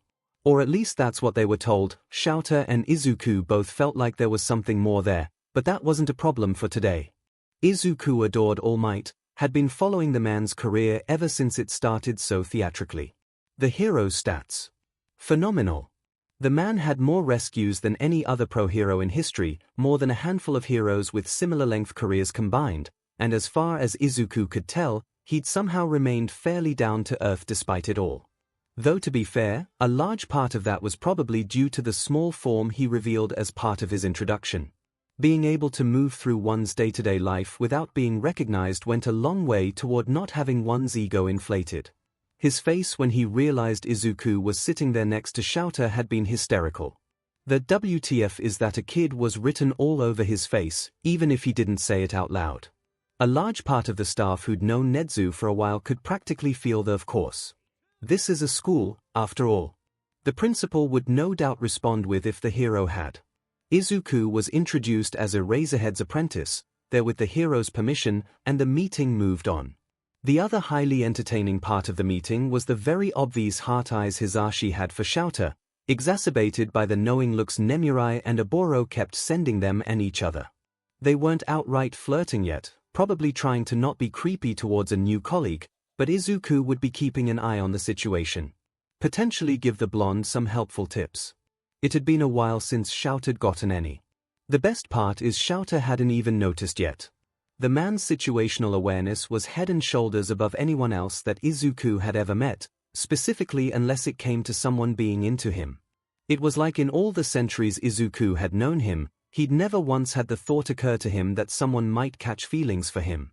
Due to being the last one in, 𝐿𝐴 wouldn't be proctoring any of the exams this year, but he would be shadowing Hisashi, who was before being added to the rotation for proctoring the next year. Apparently at UA the staff took turns, including 𝐻𝐻𝐻, apparently in an attempt to show he didn't think himself above his employees. Izuku felt bad for the kids who had to test the year they had 𝐻𝐻𝐻's keen eyes overseeing them. 𝐿𝐴 knew better than to take Izuku into the auditorium where the written test was being given. Instead he left the problem child in the teacher's lounge under strict instructions not to cause trouble or burn the school down. Izuku seized the prime opportunity to ask 𝐿𝐴, 13, who Izuku was very excited to finally meet, 𝐿𝐴mentos, and Yagi all the questions he had about their quirks. The teachers had been confused by the traveling hero's strict warning. The boy before them was nothing short of a delight. Then they watched him deconstruct their quirks and come up with ways to exploit the weaknesses found in real time without once losing that cherubic smile. 𝐿𝐴 almost had to fight the urge to cross himself. The Western hero and Yagi were both weird about their quirks though. Not enough for anyone else to notice, but vampiric hearing was sensitive for a reason and heartbeats don't lie. When answering questions about their quirks, both lied. 𝐿𝐴 for every question, and Yagi only on a handful. Izuku noted it and carried the conversation forward past it into safer realms, but it stayed in the back of his mind. 𝐿𝐴 wasn't a big concern, he had all the tells of someone who was quirkless. Izuku should know, since he was quirkless himself, and sharpshooting would be an easy quirk to fake if one was skilled enough. Izuku wasn't blind to how the quirkless were treated in this day and age. He wasn't about to poke that hornet's nest for someone. Yagi's situation was far more interesting. Why only lie for some of the questions about your quirk? And some of the questions had been fairly innocuous too. Plus there was the general vibe both Izuku and his dad had picked up on when he was introduced, especially since his heart rate went right back up when chatting about why he was on campus as well. Very interesting indeed. Either way, Izuku didn't press the issue, and when lunch rolled around he excused himself to go hang out with Hitoshi while the boy took a break from his schoolwork and online course overseen by Nezu and discuss gossip about the latest development regarding their respective parents. Izuku had been tickled pink to learn Hisashi had a type, and Hitoshi was all for setting his dad up with someone apparently the hero hadn't dated once since adopting Hitoshi, and the siren was tired of seeing them pine from a distance. Honestly, it was adorable. But Izuku would wait until he got a better sense of the man before he fully gave his approval. Sure, letting of steam was all well and good if it turned out both adults were into each other like that, but if feelings were caught it could get complicated fast. Being a little SHT aside, Izuku didn't want to see anyone get hurt because he helped push them together. After that, it was time for the part of the day Izuku had been looking forward to most, the heroics course exam. Izuku was practically vibrating as he made his way to the control room. The staff would be watching and he'd be getting a head start on grading essays while watching, being handed both a stack of test booklets and a grading rubric by Nezu upon entering the room. 𝐿𝐴 was already there, discussing with Khan how they'd be dividing students between the two of them, a process that would ultimately take several days, and replays of the recordings maybe one day the two would be able to pick out students as the exam played itself out. But this was 𝐿𝐴's first year and the two homeroom teachers had to work out the KN case. Izuku left them to it and went to sit with Nemurai and Oboro instead. Eventually he hoped to pick their brains for tips on casting glamours, his ultimate plan for aging himself up if they stayed in Musutafu long enough. That couldn't be discussed out in the open of course, but there were plenty of other interesting things to discuss, and Izuku wanted to get to know the heroes he'd be sort of communally living with better. Besides, one of them had to be social and it was never going to be 𝐿𝐴. Watching a bunch of overpowered teens go wild against a bunch of robots was an experience. On the one hand, it was highly entertaining, especially once the big boys got released, which reminded Izuku he needed to connect with Higari soon to talk about engineering and see if he could finagle himself some workshop time, but on the other, well, the same kids he was watching on the screens had written the essays he was currently sifting through. His focus was the actual grammar and structure. The teachers would be going over them to check the content, and just like DMN, a lot of these kids were something else, and Izuku desperately hoped he'd never been like that and currently wasn't stuck somewhere similar forever due to his age when he turned. He ignored 𝐿𝐴's snort when he picked up on that thought. Izuku did show a particular paper to Nezu about halfway through, written by a Mineta Minoru. His answer to what heroics meant to him, or more accurately for him, made Izuku want to take a shower in acid. Nezu frowned as he took it and he didn't give it back, so Izuku mentally shrugged and went back to grading. At least the worst thing in most of the other papers was technical writing skills. Although Bakugo Katsuki was also a piece of work, especially once Izuku connected the name to the kid with explosion hands and anger issues. Delightful. Then the big boys were released, and not long after the exam ended, prospective students were collected and seen to by Recovery Girl and her staff, and sent back home. The teachers would take Sunday off. 𝐿𝐴 and Izuku would spend the day at the local malls shopping for everything they wanted to test in person first, driven by Hisashi since they had a license for the big trucks. UA kept on standby and Hitoshi accompanying just for kicks. Then the first few evenings would be spent discussing prospective students after classes ended. It was an interesting process to witness, and Izuku absolutely couldn't wait to see what the next school year would bring. Izuku was keeping a careful eye on 𝐿𝐴, who'd banned Izuku from going within 5 feet of any carts less than 20 minutes into the shopping trip after the boy tried to sneak a succession of ever more sparkly blankets into it. The texture was horrendous and the man refused to allow it into his house. If Izuku wanted something sparkly, he could find something that had a nicer hand feel. That was a large part of the reason the small family had to do some of their shopping in person. 𝐿𝐴, and to a lesser degree, Izuku had gotten increasingly particular over the years when it came to stuff like that, and buying online was a bit too hit or miss for them. No one wanted to potentially spend eternity uncomfortable, and Izuku was pretty sure one or both of them had been neurodivergent the entire time, not that the language for that existed when either of them were human. Either way, Izuku had stumbled upon a horrendously bright yellow sleeping bag that was also ridiculously soft and warm on the inside and expensive, for some ungodly reason for how ugly it was, plus it had a hood so you could cover your face. 𝐿𝐴 would pretend to hate it for the color, but Izuku was pretty sure he'd love it for during the day use. Sunblock or not, they were discovering the older vampire very much disliked day walking.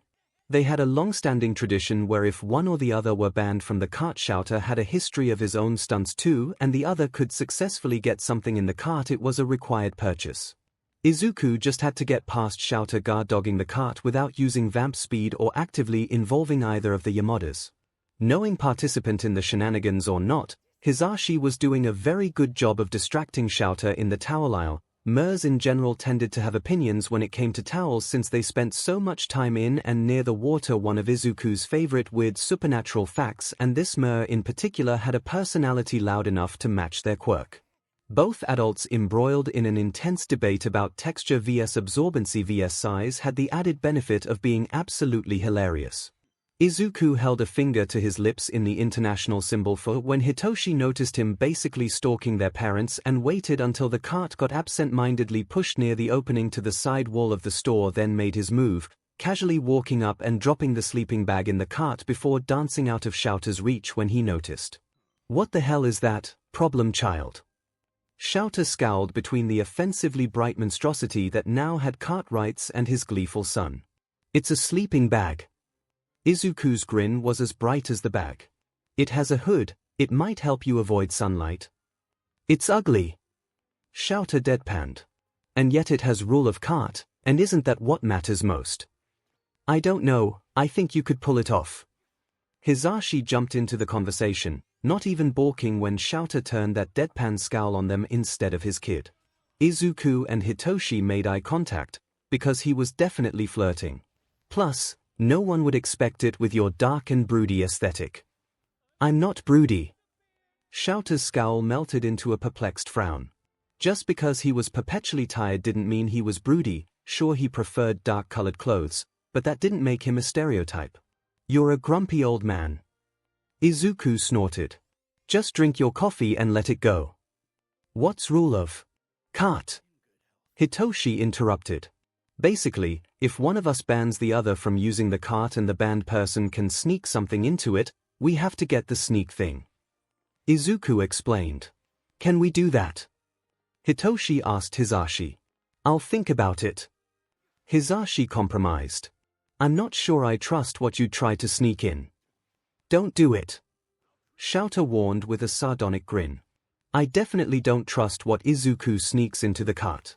He says that like what he sneaks into the cart isn't 100 times worse."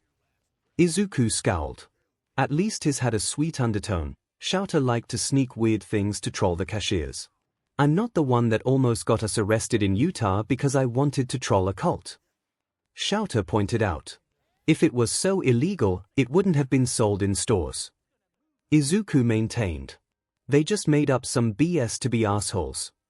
𝐿𝐴 didn't say anything, just raised an eyebrow. "Whatever, I'm going to another store." "Don't get arrested."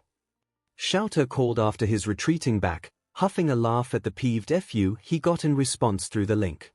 "Can I go with Izuku?" Hitoshi asked. "Sure." Hisashi permitted, waving Hitoshi away with a wide grin. "You're not allowed to get arrested either." "I've never even been almost arrested." 𝐿𝐴 could hear the teen grumble as he followed after Izuku, who'd overheard and stopped at the other end of the aisle to wait for him. "You can't seriously believe yellow towels aren't as absorbent." 𝐿𝐴 returned to the conversation that had been derailed when Izuku struck with the sleeping bag. "They aren't." Hisashi insisted. "We ran so many tests back in high school, it was very scientific." "I'm sure it was." 𝐿𝐴 deadpanned. The blonde was loud, but the exuberance was entertaining and made the whole mall of it all bearable. "It was, if you write it down, it's science." Hisashi scoffed. "The Mythbusters said so." "The who?" Two little words, but they sent the mer off on a whole spiel about a pre-quirk TV that 𝐬𝐽 found himself inexplicably agreeing to a mini-marathon night at the Yamada house to watch. He legitimately wasn't sure how that happened. Hisashi definitely didn't have the siren song components his son did or the ability to hypnotize someone like 𝐬𝐽 did. It's how he made erasure work, and yet it sounded like a TV show Izuku would probably adore though. 𝐬𝐽 had the feeling the backyard would be home to some teenage experiments of their own sooner rather than later, and while he was glad the boy seemed to be making friends, he'd have to remind him to be careful what he dragged Hitoshi into. "Where are we going?" Hitoshi asked as he and Izuku left the store. "Paper supply store." Izuku scanned the halls, looking to see if one were visible before pulling out his phone to check the mall directory online. "I need some new notebooks for quirk analysis and I want to test the pens before I buy any. Is there anywhere you need to go?" "Coffee, there's a quirk box next to the notebook store though." "Lead the way." Izuku shoved his phone back into his pocket. "Congrats on making it into the hero course though, I don't think I ever said that in person." Hitoshi had texted when he'd gotten the acceptance letter the day after the library, all exclamation marks and capital letters. "Thanks." Hitoshi grinned, small and proud. A conversation about what the first year in the hero course might look like for a hero student vs an apprentice carried the two through the mall and into the line at the coffee shop, right up until another teen shoulder-checked Hitoshi. As if a villain like you could ever be accepted into a hero course. A surly boy with dark blonde hair and pink eyes glared. "Excuse you?" Izuku asked when Hitoshi didn't react. Like hell was he about to let someone insult Hitoshi right in front of him. "He's not worth it." Hitoshi muttered, low enough for only Izuku's ears. Izuku just narrowed his eyes, waiting for a response.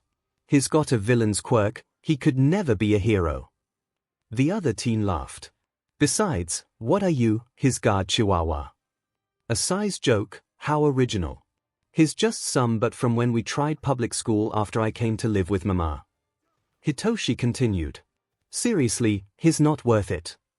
Besides, the quirk was a lie to begin with, he'd never based his identity around it the way quirked humans did. A quirk is just a tool." Izuku pointed out regardless, because it did matter. Izuku was sick and tired of the quirk discrimination he saw. It's how someone uses it that defines them. Do you have any idea how useful a quirk like his is?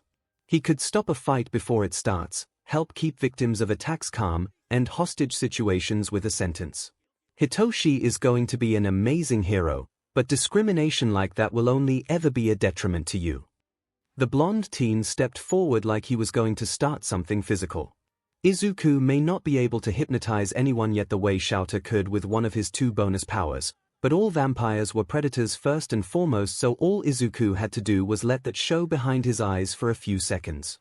The boy froze, paled, then scurried off in the other direction without a word. "Coward. You didn't have to do that." Hitoshi repeated, at a normal volume this time.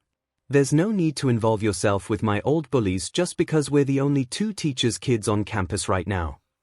It may not matter to you, but he may think twice the next time he tries that with someone else. I hate bullies." Izuku's green eyes met purple ones. "Besides, I don't befriend people I don't want to. I wouldn't have given you my number if I didn't want to be friends." "What's this? Hitoshi's making new friends." Yet another, smarmy, voice broke in before Hitoshi could respond. Izuku tensed for a second, preparing for round 2, but Hitoshi relaxed as he looked past Izuku with a wide grin. "Never thought I'd see the day. You're one to speak, Nito." Hitoshi snarked back as Izuku turned to see another blonde, this one tall with a blue eyes and a smirk that Izuku recognized from the exam the day before. "Izuku, this is my friend Monoma Nito. Nito, this is Aizawa Izuku. His dad just accepted a position on campus." "Hi." Izuku waved, content that he wouldn't have to attack another teen. 𝐬𝐽 had reservations about it, but Izuku was teen-sized and took a different perspective on the issue. Izuku could tell this one was a shifter at least, so there was no need to worry about weird quirk biases. "Hello." Nito nodded.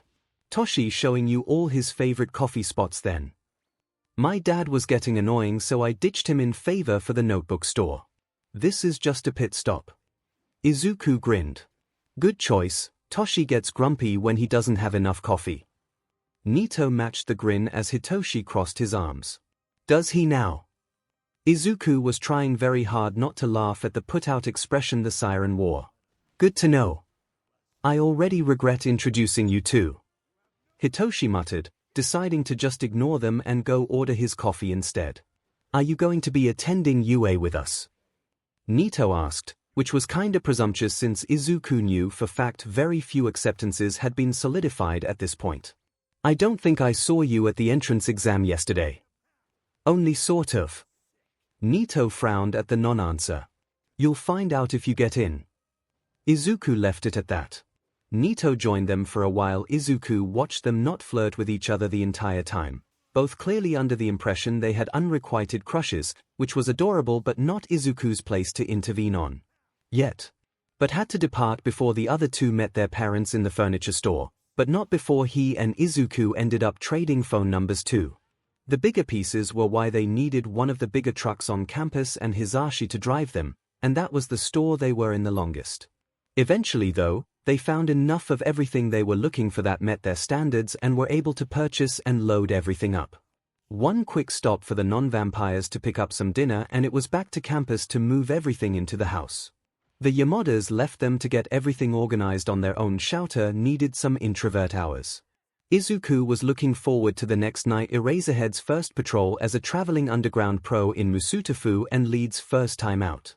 That was gonna be fun. Izuku wrung his hands nervously as he paced inside the small hut he and his parents called home, loosely based on a style of building from ancient times, a hole dug into the ground with beams supporting a cone-shaped roof.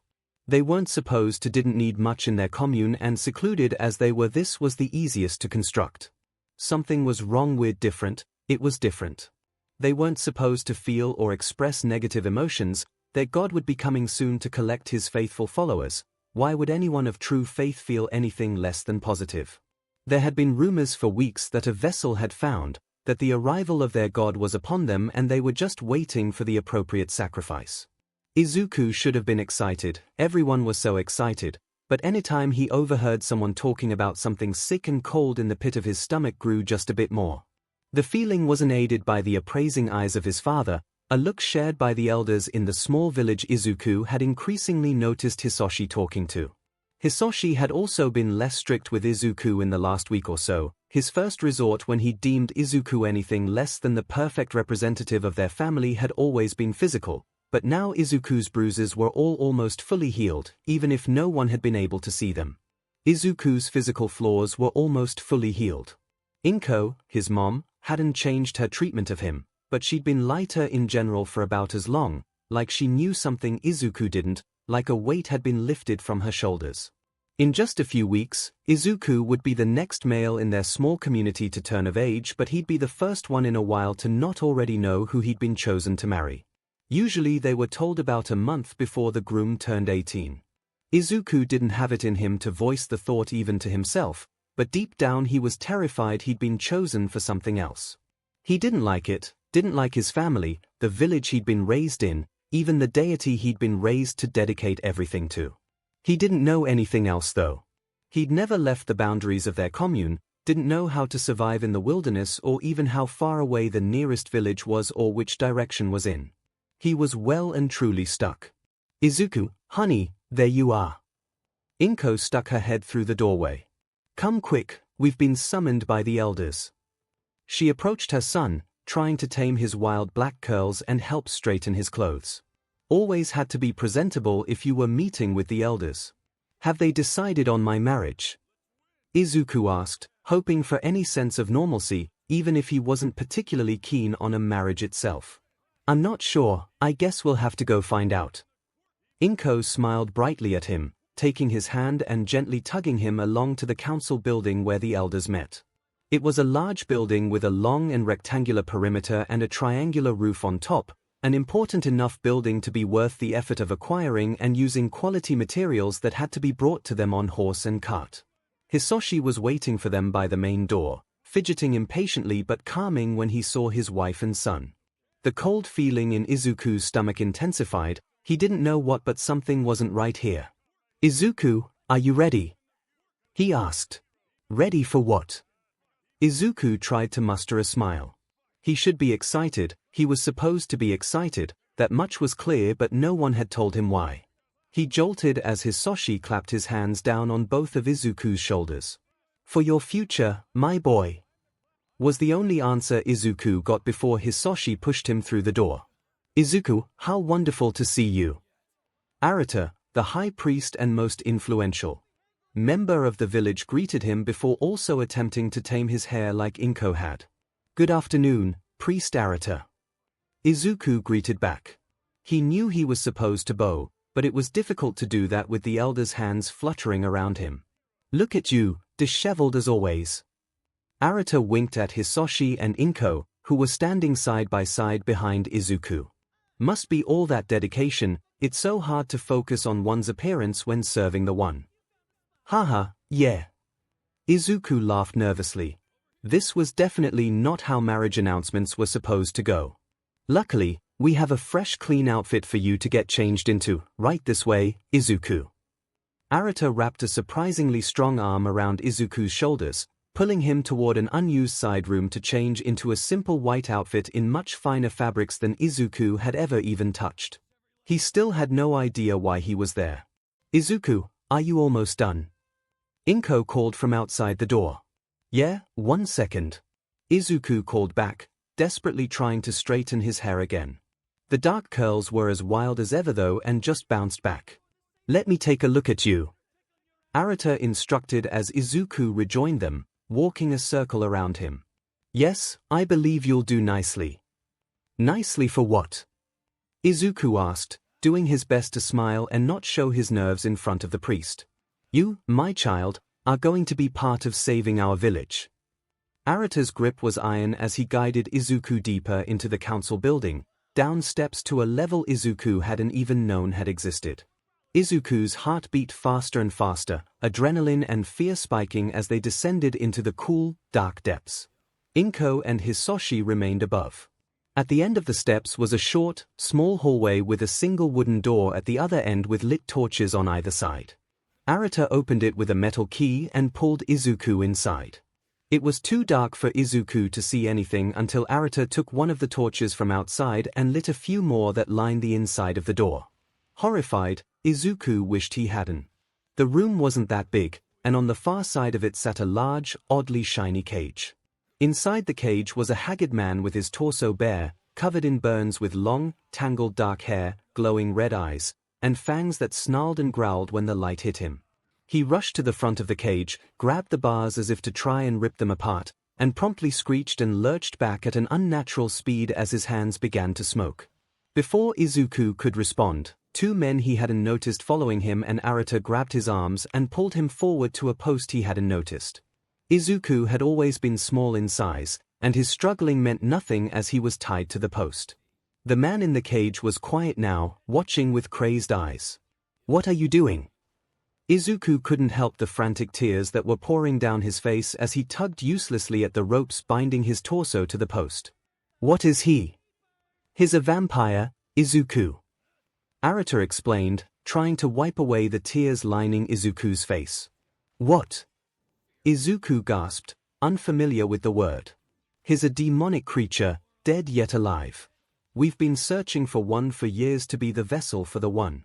Do we have the spear? He turned to ask one of the men, who nodded and left the room to fetch it. You're sacrificing me to him. Izuku finally whispered the words he hadn't allowed himself to even think as his blood ran cold. Don't think of it in such terms, dear child. Arata tried to comfort him as Izuku's tears fell faster. You're merely meeting the one first, you should be excited. Izuku watched in horror as the men positioned themselves on either side of the cage and one made a small cut in his hand with the knife. Snarling again and desperate, the vampire lurched toward him as the second man took advantage of the distraction to stab the man's in the shoulder before quickly pulling the spear out of his reach. He handed the spear to Arata, who ran a finger across the blooded end before pushing that finger into Izuku's mouth, who gagged at the foul taste and tried to spit it out. Now, none of that. Arata chided, repeating the procedure a second, and then third time. He needs to drink his own BLD through you if he is to rise as the one.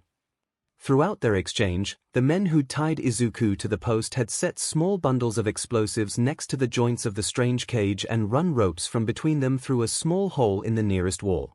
Now that Izuku's attention had been drawn there, he could see that entire room had been lined in the bars of the same metal as the cage. Good luck, Izuku, and thank you for your sacrifice. Arata tried once more to straighten Izuku's hair. Izuku immediately shook his head, ruining the attempt before he and the men left the room, locking the door behind them. For a few minutes, Izuku just stared at the man, the vampire, who stared back at him, Izuku's rapid breathing the only audible sound. Then the thin ropes attached to the bundles had matching tiny flames racing down them, and with one bright pop after another the entire front of the cage just fell away. Nothing separating him and the vampire. Izuku's heart froze. Slowly at first, as if he didn't trust that he was truly freed from the tiny space he'd been confined in, the vampire moved forward, carefully stepping between the bars now lying on the ground. Then, between 1 second and the next, he was in front of Izuku, impossibly sharp fangs crushing down on his neck. Izuku jolted awake in his bed, breathing just as rapid as it had been in the nightmare, unvoiced scream locked in his throat. Izuku! And just like that, 𝐲𝐸 was there, pulling Izuku into a tight hug and swaying both of them lightly from side to side, providing a feeling of security and safety Izuku had never once felt when he was human, even without the comfort and assurances pouring through from their link and 𝐲𝐸's mouth. Izuku jolted awake in his bed, breathing just as rapid as it had been in the nightmare, unvoiced scream locked in his throat. Izuku! And just like that, 𝐲𝐸 was there, pulling Izuku into a tight hug and swaying both of them lightly from side to side, providing a feeling of security and safety Izuku had never once felt when he was human, even without the comfort and assurances pouring through from their link and 𝐲𝐸's mouth. Dad! Izuku choked out, burying his face in 𝐲𝐸's shoulder. Hey kid, it's okay, you're okay. 𝐲𝐸 soothed, rubbing the hand on Izuku's back up and down. It's over, we're not there. There hasn't even been there in several hundred years. Izuku snorted wetly at that. Driven out of his mind by thirst from the cult starving him, 𝐲𝐸 had drunk a dangerous amount from Izuku that night. The process was often referred to as draining, but vampire victims just didn't have that level of complete BLD loss. Even in cases of starvation where the ingested BLD was rapidly moved from a vampire's stomach into their veins, vampires just didn't need that much to feed on. Victims' deaths came from the vampires just straight up murdering them after healing the wounds with their saliva to protect their anonymity. A large number of serial killers were actually just vampires. Vampires only ever drank that much if they intended to turn someone. The process required someone living didn't have to be human, just alive being drained to the point of death and ingesting vampire BLD, either before being drained or immediately after. Arata had forced Izuku to ingest 𝐲𝐸's BLD, and then 𝐲𝐸 had drunk more from him than he'd previously ever taken from a human. That's how Izuku had been turned. 𝐲𝐸 had been horrified and filled with an incandescent rage when he returned to himself enough to realize what had happened, when he'd seen a boy, this was a child left tied on a thing post in front of him. He'd quickly untied Izuku, tried to make him as comfortable as he could, but there wasn't exactly a lot he could do in there. It took 3 days for the process to complete itself, but that butt of a high priest had left them in there for 3 weeks waiting for 𝐲𝐸 to rise as their new god. Izuku was a newborn vampire he desperately needed to feed, but there was no one there to feed on but 𝐲𝐸, and 𝐲𝐸 still needed more BLD to fully recover from the state he'd been in, as if what the boy'd already gone through hadn't been traumatizing enough. Maybe the consequences of feeding on another vampire wouldn't have been so drastic if Izuku had ever fed on anyone else first, would have been muted somehow by having literally any other kind of BLD in his system, 𝐲𝐸 didn't know. Either way, that's when their mental link had flared to life. It was so far from a good situation, but it did help Izuku understand what was happening, especially since he could feel just how awful and horrified 𝐲𝐸 felt. 𝐲𝐸 was even more horrified when he realized how bad Izuku's human life had been. 𝐲𝐸 felt a rush of protective, paternal instincts kick in, something he'd heard could happen rarely with vampires, but had never met someone it had happened to. He swore then and there he'd get himself and Izuku out of this and show the kid a better life. The cult hadn't been prepared for their one to be that level of obsessed and hell-bent on their destruction. They hadn't stood a chance.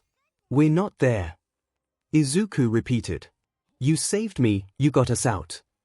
"Sure did, kiddo," Shouter confirmed. "And you've been a pest ever since." They both knew he wouldn't have it any other way. "You ready to let go?" "No." Izuku squeezed harder, refusing to part with the security that practically poured off his dad. It's okay, Izuku," Shouter softly assured him. "I'm not going anywhere, you don't have to let go yet." "Good," Izuku muttered into his shirt. In a weird sort of irony, Izuku had long ago processed and adjusted to the actual turning part of the nightmare. That's not to say it was fun when he had it. The remembered terror left him jittery, hyper-vigilant, and jumping at shadows and small noises, but only for a few hours. Now when he had it, it was the memory of his upbringing that stuck with him for days. Izuku hated thinking about when he was human. As incredibly traumatizing as Shouter turning him had been, he'd also been the first person to actually care about Izuku, much less try to comfort him. The whole thing was super fed up. They probably had some gnarly codependency issues, and in the back of his head Izuku wondered if they could or should talk to Inui about that. He was a werewolf, he might have some insights to their particular situation. "It's been a while since you had that one," Shouter noted when Izuku had calmed a bit more. It wasn't necessarily surprising. Most vampires who turned under traumatic circumstances were plagued with nightmares about it through the rest of their existence, even if they were able to get past the actual event itself. Something about it just stuck with a person. 5 years, maybe. Izuku finally released his dad and sat up. "Something like that." The older vampire brushed green curls out of his son's face, lightly tugging at one to make Izuku scowl at him. "Feeling better? I can go grab you some BLD. "Yeah." Izuku nodded. "Didn't you want to feed today?"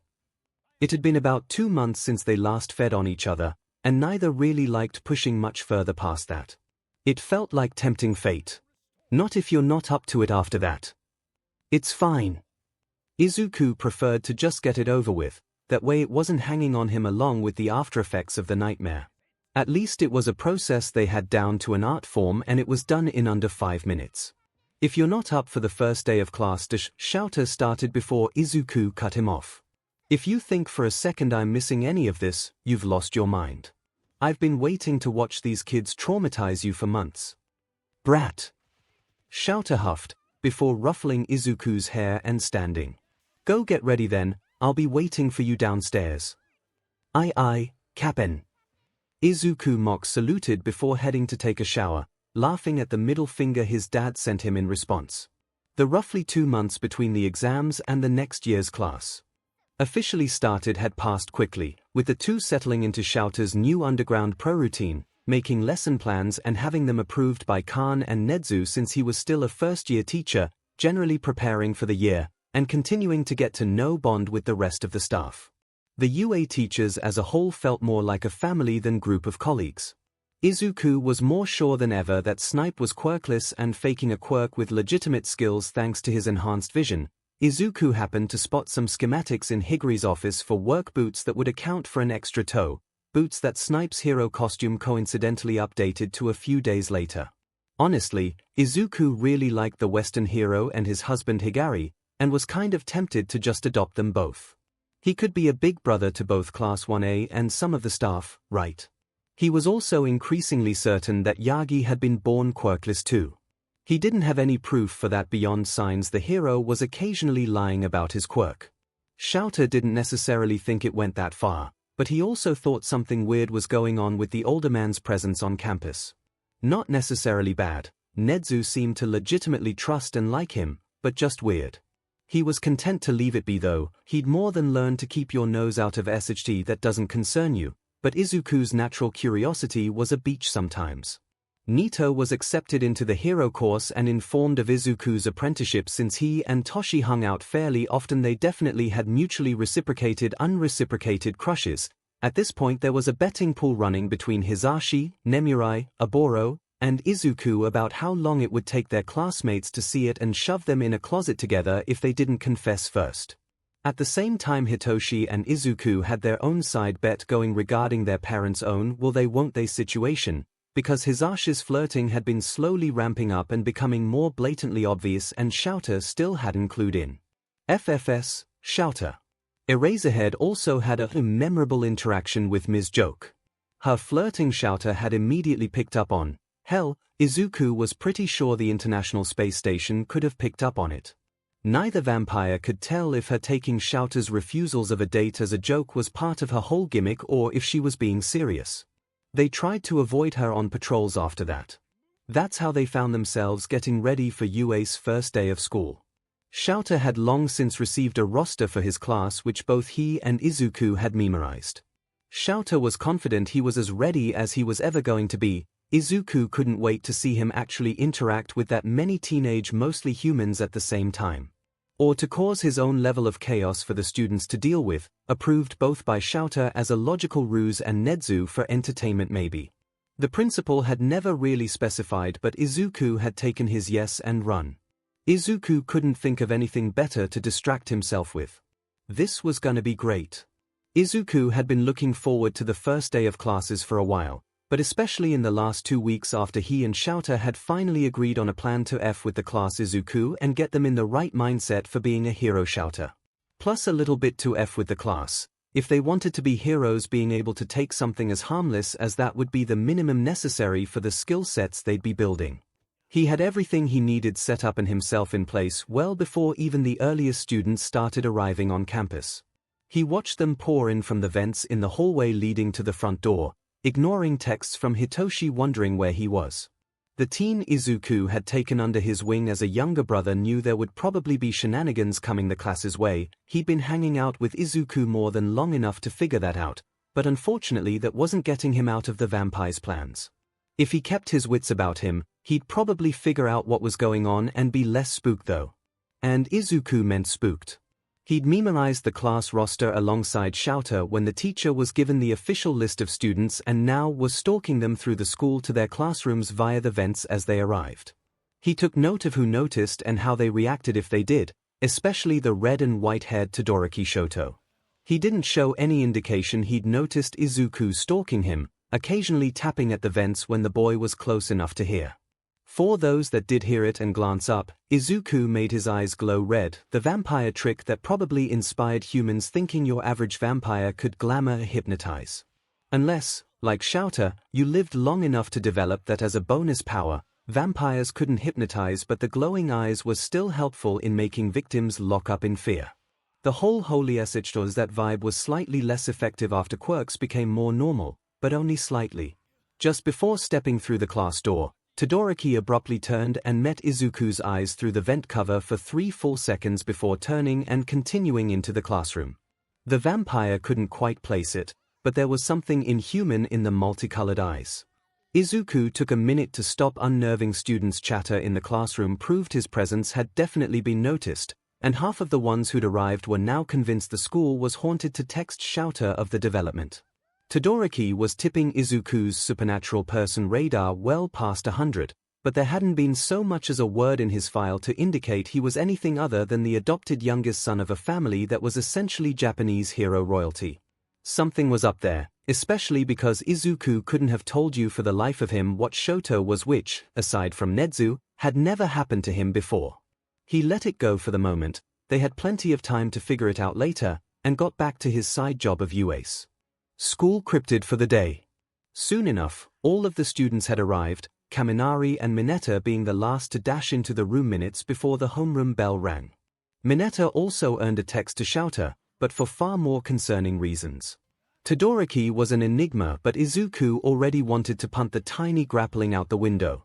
His sensitive vampiric hearing easily picked up the vile things he was muttering about the girls in class, but 𝐒�l would stick to the plan for now unless he tried something.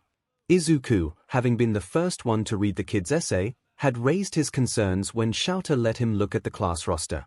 𝐁𝐻𝑢 had informed them that the Mineta's grandfather was on the board and his father worked for the HPSC, so when he technically passed the entrance exam, 𝐁𝐻𝑢's hands were tied. That didn't change the fact that, as with all UA teachers, 𝐬𝐽𝑡A's class was his to teach as he saw fit. More importantly, his students were his to expel should it be necessary, especially with Izuku around to keep an eye on his behavior and provide someone not as intimidating as the school staff if someone needed help reporting something, heaven forbid. There was plenty of time to scare the SHT out of him if he decided to continue being a little perv, and 𝐬𝐽𝑡A was just down the hall anyways because it was game time. Izuku carefully shifted his way to a vent at the back of the classroom and into a red sleeping bag of his own they'd acquired to wait for his entrance cue. At the front of the class, 𝐬𝐽𝑡A, ensconced in his yellow sleeping bag, inched his way into the classroom and the clock officially started for how long it took kids to notice him. Hitoshi and Nito, who'd already met the man, were the first to notice, Hitoshi right away because he'd honestly been expecting 𝐬𝐽𝑡A to be in the classroom before the bell and had been watching the door, Nito just after the unholy caterpillar cleared the doorway.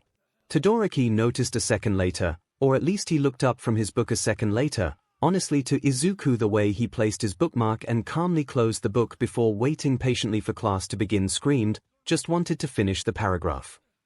Not long after literal screaming filled the air as some of the girls finally noticed 𝐬𝐽𝑡A, especially since they'd been primed by Izuku's efforts of unnerving everyone.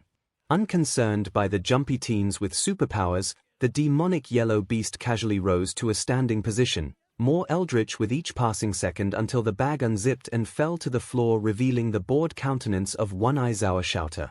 Honestly, it took everything Izuku had not to giggle at the dramatics which would reveal his position, but he loved it when 𝐬𝐽𝑡A was convinced to join in on Izuku's antics.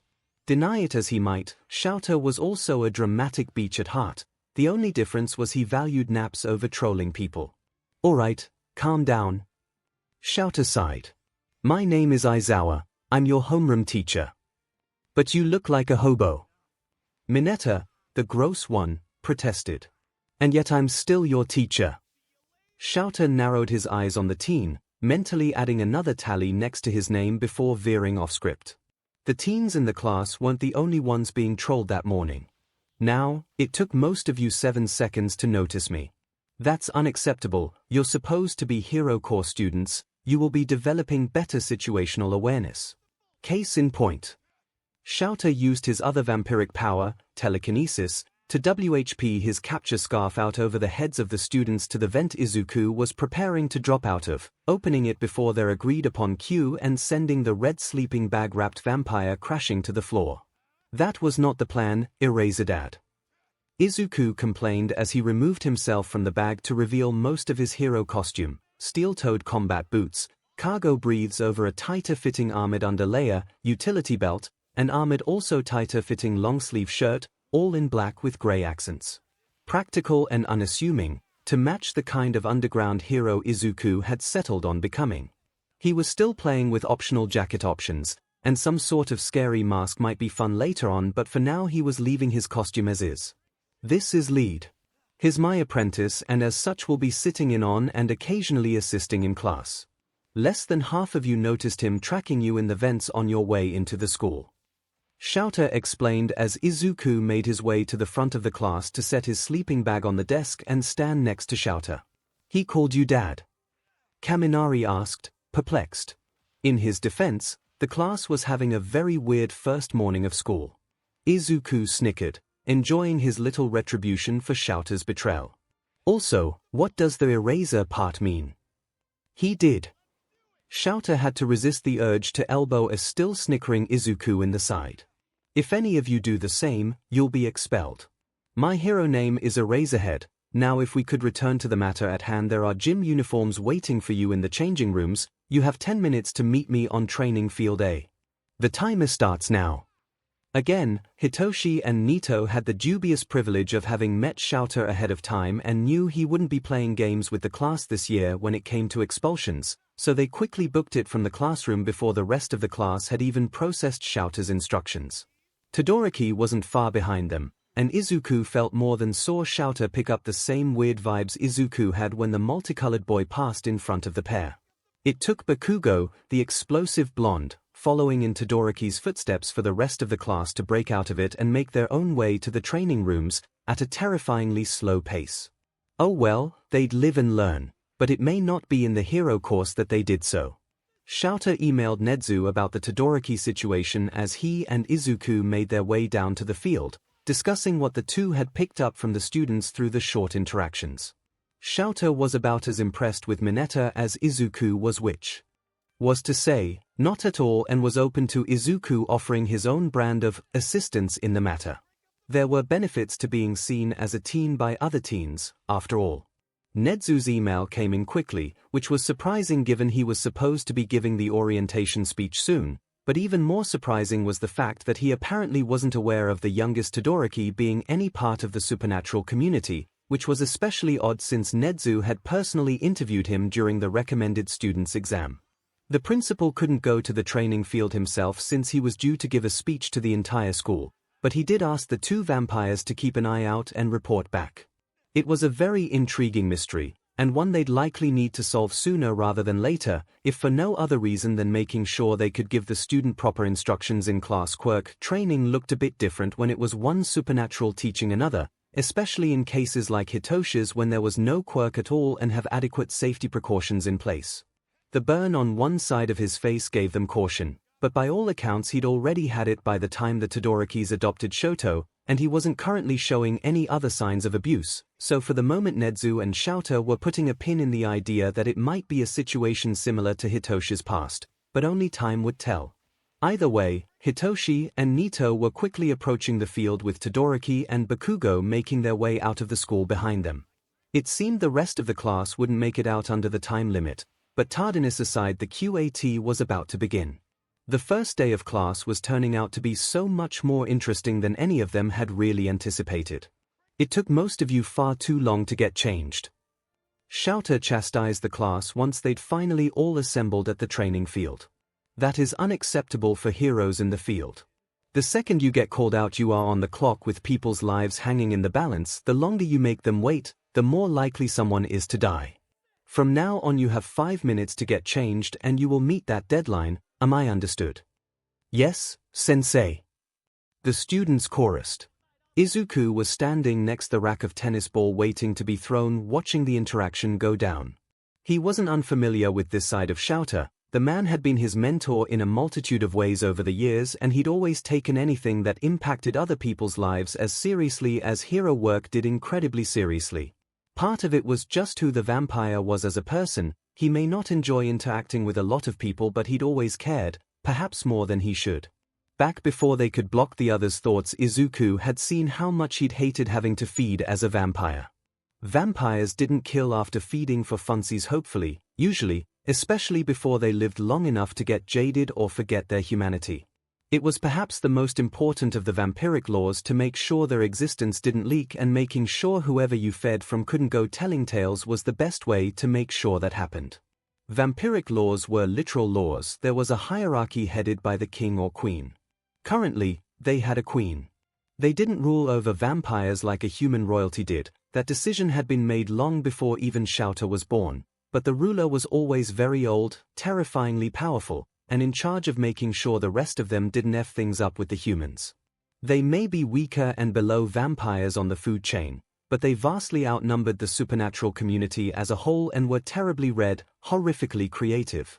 Any infractions to vampire law were dealt with aggressively. No one wanted to face the ones that would come for them if they broke those laws. Especially not a pair that was BLD bound with no outside support. Vampires couldn't survive on animal BLD alone either. No one was sure why. It was sort of like vampiric dessert. Sure, it tasted good and you could eat it, but trying to live on it solely just wasn't healthy.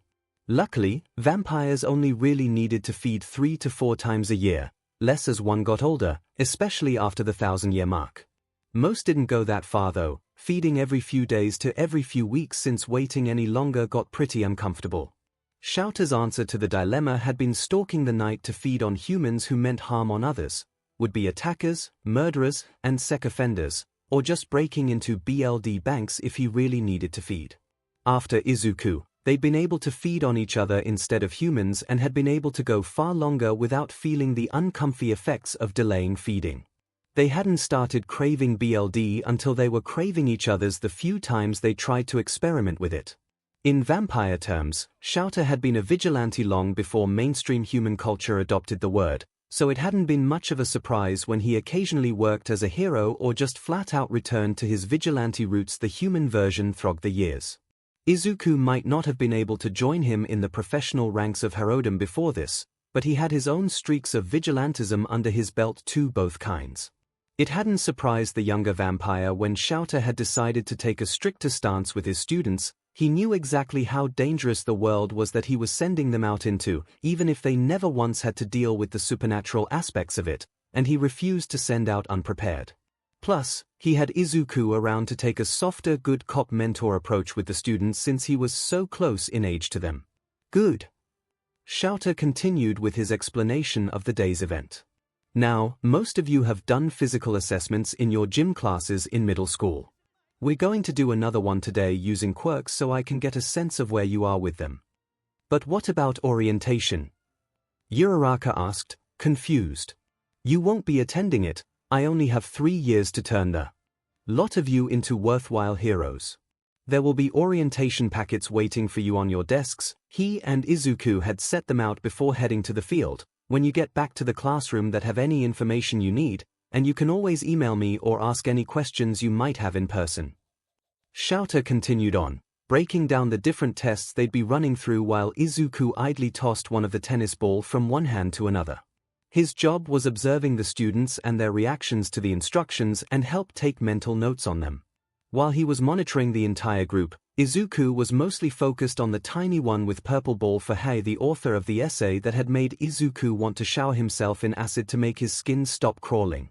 Mineta was slowly inching his way closer to Yorozu, who wasn't looking at him but still clearly also monitoring his progress, as were most of the girls in the class.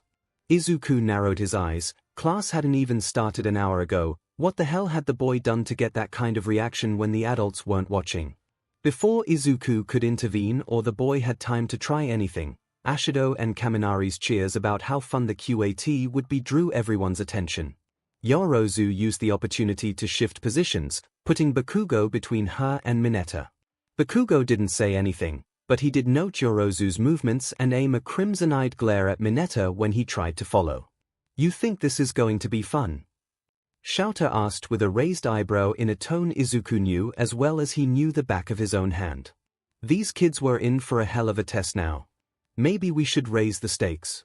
Whoever comes in last will be expelled. What? That's not fair. You can't do that. A chorus of protests rang out. Most of the students' reactions ranged through disbelief to anger, anxiety, and determination, but at least Izuku wasn't picking up any signs that what may be waiting at home for them might be worse than the expulsion if they were to be expelled from anyone. I understand where you're going with this, but don't you think that's a bit much for the first day? Izuku jumped in after the class settled down, playing his role as good cop, approachable mentor figure. You could at least save it for tomorrow. Hero work isn't fun or fair. 𝐿𝐴 sighed. Not when a villain takes down an apartment block filled with families, not when a natural disaster hits, not when there's a hostage situation. You're not here to have fun, you're here to learn how to be a hero. The faster you understand that, the better off you'll be. Now let's get started. Bakugo, come here. Yes, sensei. The spiky blonde stomped his way to the circle 𝐿𝐴 pointed him to and Izuku tossed him the tennis ball he'd been playing with. You scored first on the entrance exam, so we'll start with you. How far can you throw a ball without your quirk? About 67 meters. Bakugo answered. 𝐿𝐴 made sure the ball tracker was turned on and ready. Izuku, having seen the boy's explosive quirk in action during the exam, got ready to cover his ears and got the attention of some of the students with more sensitive hearing Koda so they could do the same. Now try it with your quirk. Bakugo donned a vicious grin, then hauled back and sent the ball flying with an overzealous cry. Die! Jesus Christ, what the hell was with that kid? 713 meters. 𝐿𝐴 read off. Izuku had to give it to the walking explosion, that wasn't bad. After that, it was no holds barred as the students started moving through the different tests, each one hell-bent on not coming in last. Let the games begin. Izuku's need to examine quirks went haywire watching everyone run through the exam. He should have remembered to bring a notebook with him, not like he didn't have the pockets to stash one in. typing notes out on his phone just wasn't the same. Shoto's quirk use of his powers was especially interesting, especially since neither he nor 𝐬𝐽 could figure out which it was. On paper, he had a quirk that allowed him to rapidly change temperature and either light the air on fire or freeze the water molecules around him, creating ice, which was an interesting choice if it wasn't a quirk for a family that literally had ice and fire quirks. Though it was well known he was adopted, so maybe the thought process was that that particular cover story would raise less eyebrows. Either way, he hadn't shown any indication of the fire-warm temperature aspect of his quirk, relying solely on his ice to get him through the exam. The teen was also on the higher end of the class on strength, speed, and stamina in general, and 𝐬𝐽 was pretty confident the teen was holding back, especially on the grip test.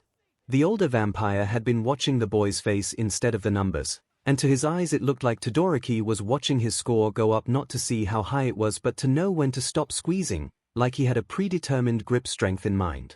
None of that had anything to do with his quirk, and some of the numbers were just a little too high to be explained away by training with his family for the last few years. The whole thing was bizarre, no matter how you looked at it. 𝐬𝐽 finally snapped and had Izuku go run the tests with the students around the 50-meter race, unwilling to deal with the intense longing to race Ida that flowed in through the link when the engine's boy went to line up when the teacher had to deal with the rest of the students too. The class gathered around to watch when Izuku, claiming his own speed race, lined up next to him. It wasn't pure unwillingness to deal with Izuku's curiosity about who would win. 𝐬𝐽 wanted to know whether quirk or vamp speed would wind up on top too. Ida won, by 0.3 of a second. Izuku was thrilled and pestered Ida about his quirk for a solid 5 minutes, conveniently placed between Mineta and Uraraka, who he'd been creeping toward.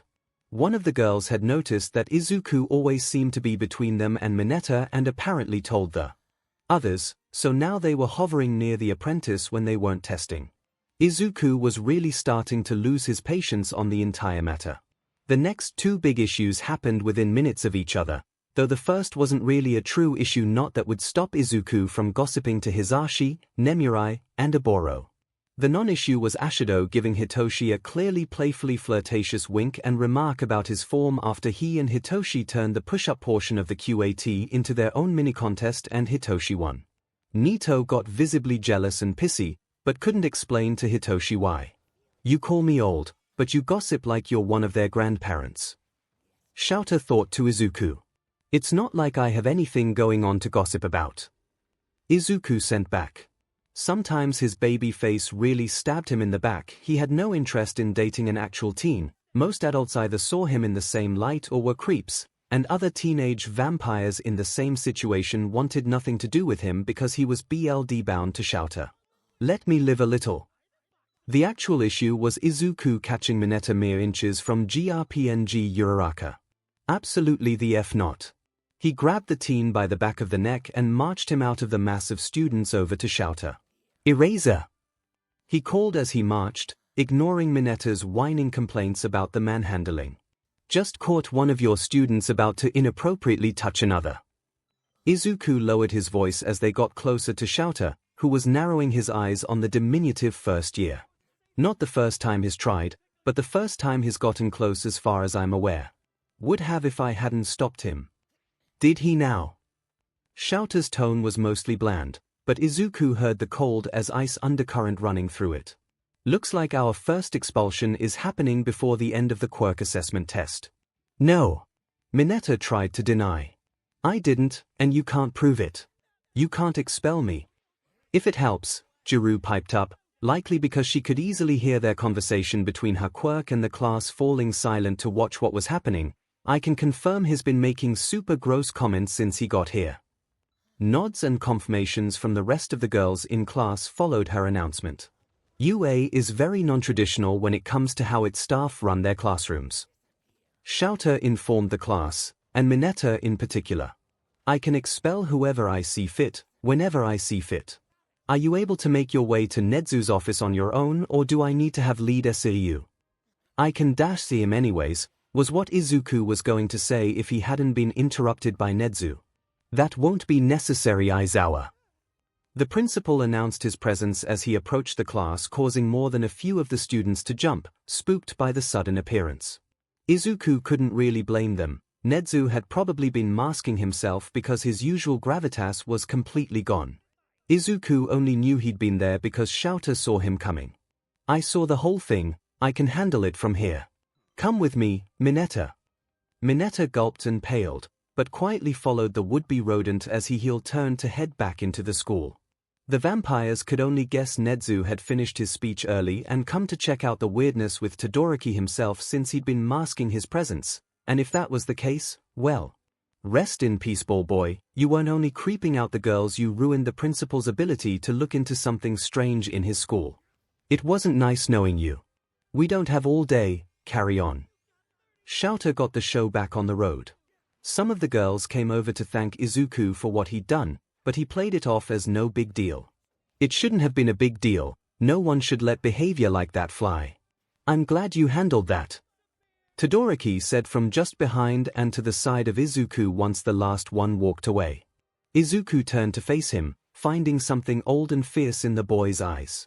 Something Izuku saw from time to time in 𝐿𝐴's eyes or his own reflection. I was about to myself, that kind of behavior is abhorrent. Todoroki left, he wouldn't like it if I did, unsaid. Then isn't it good I got there first? Izuku let a bit of his own old and fierce show, just to see what would happen. Todoroki didn't outwardly respond, but Izuku could see the acknowledgement of like recognizes like in his eyes. Fascinating. It'd be a shame if more people than necessary got expelled today. It is. I'll keep your free pass in mind moving forward. Todoroki turned to follow the class to the last test, and as he went Izuku would have sworn his eyes flashed gold for the barest fraction of a second. People can claim tricks of the light all they want, they don't change eye color. Especially when said eyes are two different colors to begin with. Todoroki was supernatural, confirmed, but definitely not one of the common day walkers. How very, very fascinating. Unbeknownst to the vampires, Todoroki was experiencing his own similar feeling of dealing with something supernatural that's very, very rare. He may be technically young by dragon standards, but that didn't make him naive, and he'd met plenty of vampires before those humans had managed to capture him 60-ish years ago. To find one of them first in the vents and then a second as his literal sensei in the middle of the day had almost been the surprise of the century, second only to being awoken by his adoptive dad to find something like 50 years had passed since he'd fallen asleep. The last stumbling block of the already jam-packed QAT came into play when Hitoshi, deciding to actually use his quirk with Nito's permission, had the blonde copy Uraraka's quirk and touch his ball. The class had immediately thrown out a litany of complaints before the siren could even throw the ball about how it was cheating. It's not cheating. 𝐿𝐴 all but sighed, craving a nap that seemed so close yet so far away. All of you have permission to use your quirks, and Monoma gave Shinso Hitoshi was going by his BRH surname during classes. In an attempt to not immediately be pegged as a teacher's kid, permission to use his quirk on him. No rules have been broken. Shinso, I'm just going to mark it as infinity, you can step back in line. Hitoshi nodded, but hesitated on stepping out of the circle because some of his classmates were still protesting. He's got a villain's quirk. Bakugo's loud voice rang out over everyone else's, sparks popping in his palms. 𝐿𝐴's eyes turned bright crimson, technically something every vampire could do, but something that happened automatically for 𝐿𝐴 when he used his ability to glamour people, and his hair and scarf flared out as he used his quirk to erase Bakugo's quirk, the blonde freezing in place as his sparks were snuffed. I'm only going to say this once, there is no such thing as a villainous quirk. Quirks are tools, they are not inherently one thing or another, and how they are used is solely up to the person who uses them. This school and I myself both have no tolerance for discrimination of any kind, and if I hear so much as a hint of any more, there will be severe consequences. Am I understood? Yes, sensei. The class chorused again. Good. 𝐿𝐴 released his quirk before throwing the class stats up on a hologram. Disembodied crying could be heard once 𝐔𝐸𝐽 realized she was in last place now that Mineta was out. Here are the results. And by the way, I was lying about expelling whoever came in last. It was a logical ruse to make sure you all took this seriously and did your best. You're all safe for now, but that can change if you start slacking. Make sure you don't. You're all done for the day, go get changed and don't forget to stop back at the classroom for your things and the orientation packets. My contact info is included. If anyone has any questions or concerns, feel free to email them. 𝐒𝐿 dismissed the class, letting them turn and head back to the changing rooms. Well, that was more eventful than I anticipated. Izuku stepped up to 𝐒𝐿. Think there's time for a nap before Nezu's meeting? 𝐒𝐿 asked. I thought that was tomorrow. Izuku frowned. There was always a meeting amongst the staff after class to check in on any issues with students they'd picked up on, but the younger vampire could have sworn it was after the first full day of classes so all the teachers could meet all the students and have a more rounded discussion. Check your email, we've got our own meeting. 𝐒𝐿 grumbled before clarifying through the link, mindful of sensitive little Ajax still likely within hearing range. About Mineta and Todoroki. Yeah, that tracks. Izuku pulled his phone out as the two finally headed inside themselves, separate from the class. Looks like we've got about an hour. Perfect. 𝐒𝐿 practically beelined for the couch in his office, leaving Izuku to his own devices for the next while. A decision he deeply regretted when Izuku used the time to disappear to Higuori's labs and met one Hatsumai. Sometimes he really didn't know what he was going to do with his problem child. Todoroki Shoto, what the actual F did they do this time? Was the first thing Shoto registered in. Actually, he didn't want to know in how long. His mind was still extremely blurry, more fuzz than actual thought with only a few small pieces of impressions and sensations, all the hallmarks of coming out of hibernation.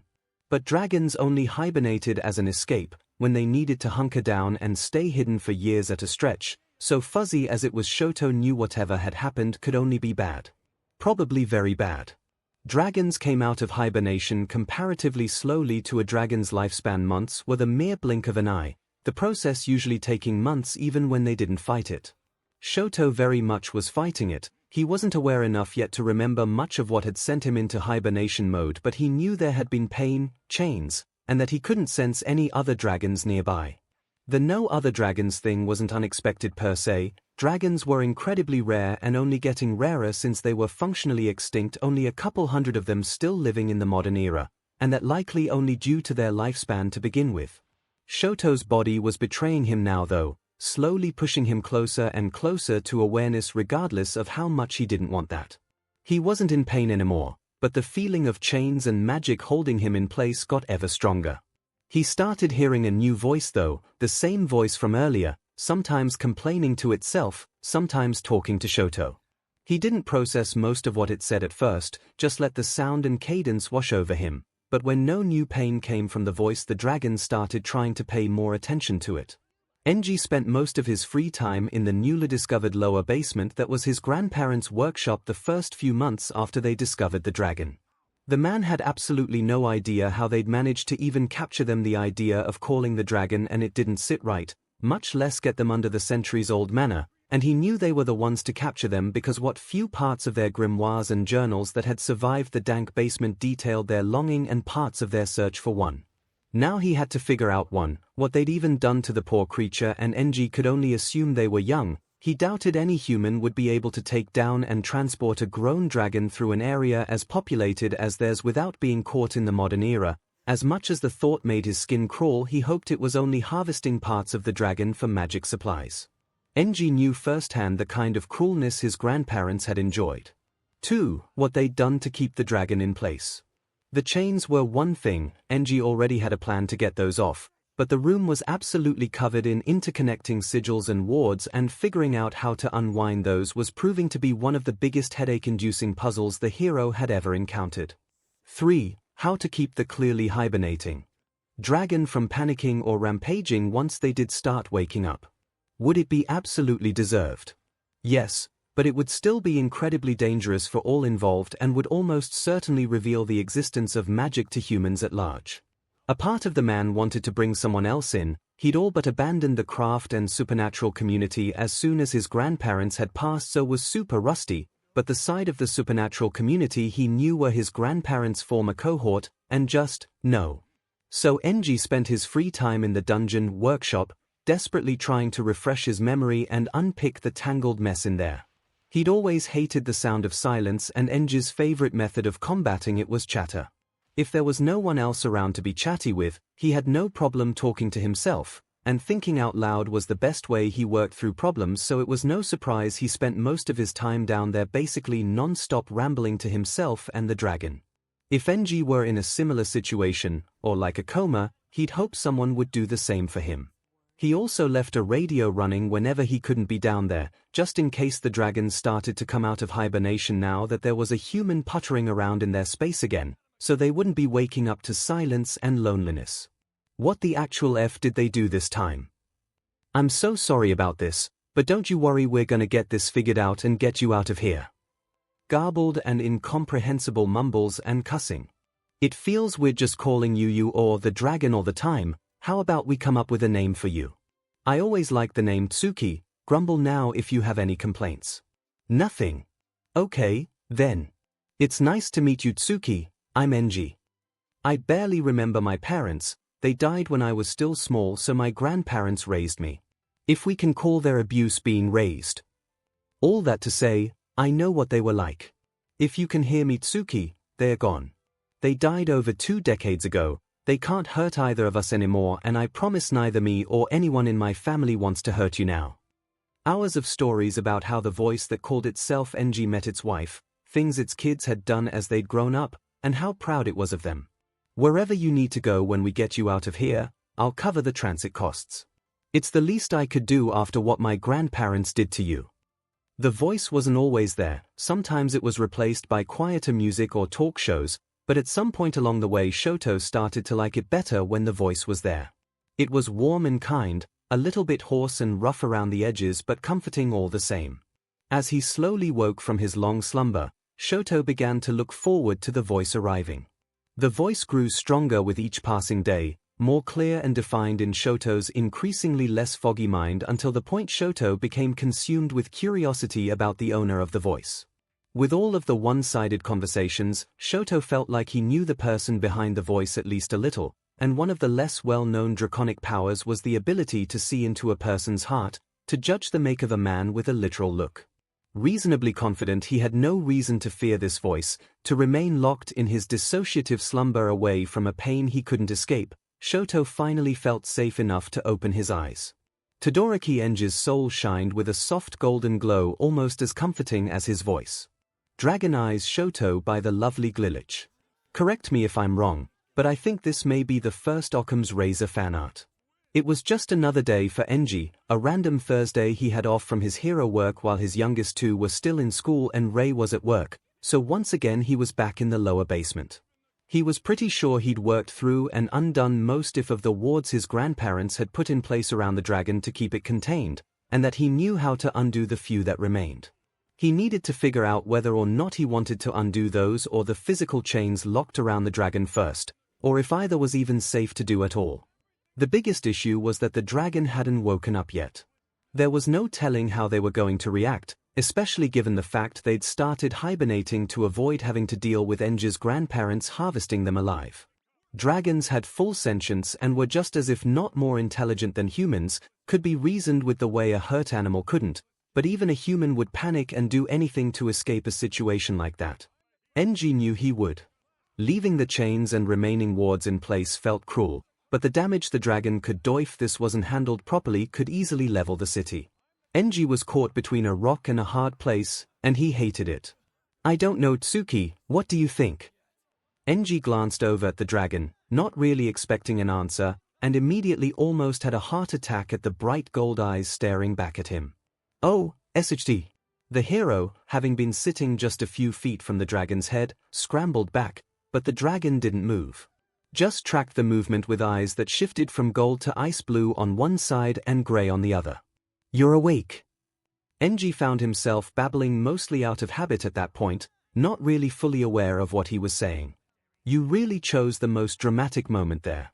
You're a lot calmer than I was expecting you to be. The dragon huffed at that. 𝐿𝐺 got the feeling he was being laughed at, but honestly it could be worse as they lifted their massive head, moving until they were poised just before the man, eye to eye.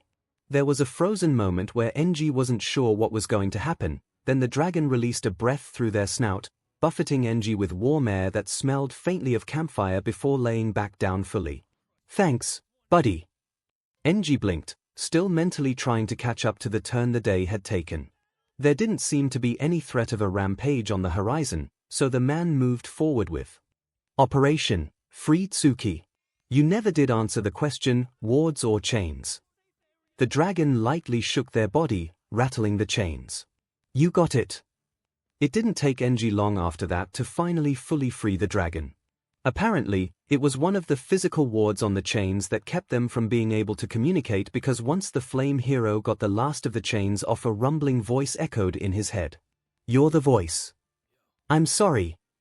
𝐿 blinked, stopping from where he was turning to erase part of the last sigil containing the dragon. The voice that woke me, I believe you called yourself 𝐿. Sshoto elaborated as 𝐿 finally disassembled the last thing holding him back. Thank you. You could hear that? 𝐿 asked, surprised the dragon had been listening. I heard enough. Sshoto tried to stand but bumped into the low ceiling. The room wasn't really meant for something the size he was. 𝐿 immediately saw the problem and internally cursed. He'd been so focused on the magical restraints he hadn't even considered how to get the dragon out after they woke up. The workshop had a higher ceiling than the hall, the outside hallway acting as a sort of ramp. He had no idea why it was designed like that, but that just meant it'd be even harder for the dragon to fit in the hallway. Not that they could get him through the door. I think our best bet for getting you out of here might be trying to shrink you. He started. That's a fairly common dragon ability, if I remember correctly. Regardless, whatever you need to get back where you belong, I'll make it happen. Sshoto huffed again before sending his focus inward, picturing himself smaller and smaller until he shifted down from his dragon form to his equivalent human form. 𝐿 just wished he'd worn a jacket downstairs or brought a blanket or something when he suddenly found himself staring down at the naked form of a 12 or 13-year-old child with long red and white hair, the scar that covered half the dragon's face remaining even in this form. 𝐒𝐻. Sshoto grimaced, flexing his jaw as he tried to remember how humans spoke. His throat feeling like it was made of sandpaper wasn't helping. Will this do? He finally croaked out, glancing at 𝐿, who had removed his shirt and was holding it in Sshoto's direction. What is this? You need a shirt, there's nothing down here. I'll get you breathes when we get upstairs. Right, humans have weird opinions on coverings. Sshoto took the shirt. One of the first lessons young dragons learned was that it was best to humor the humans and blend in, and pulled it on.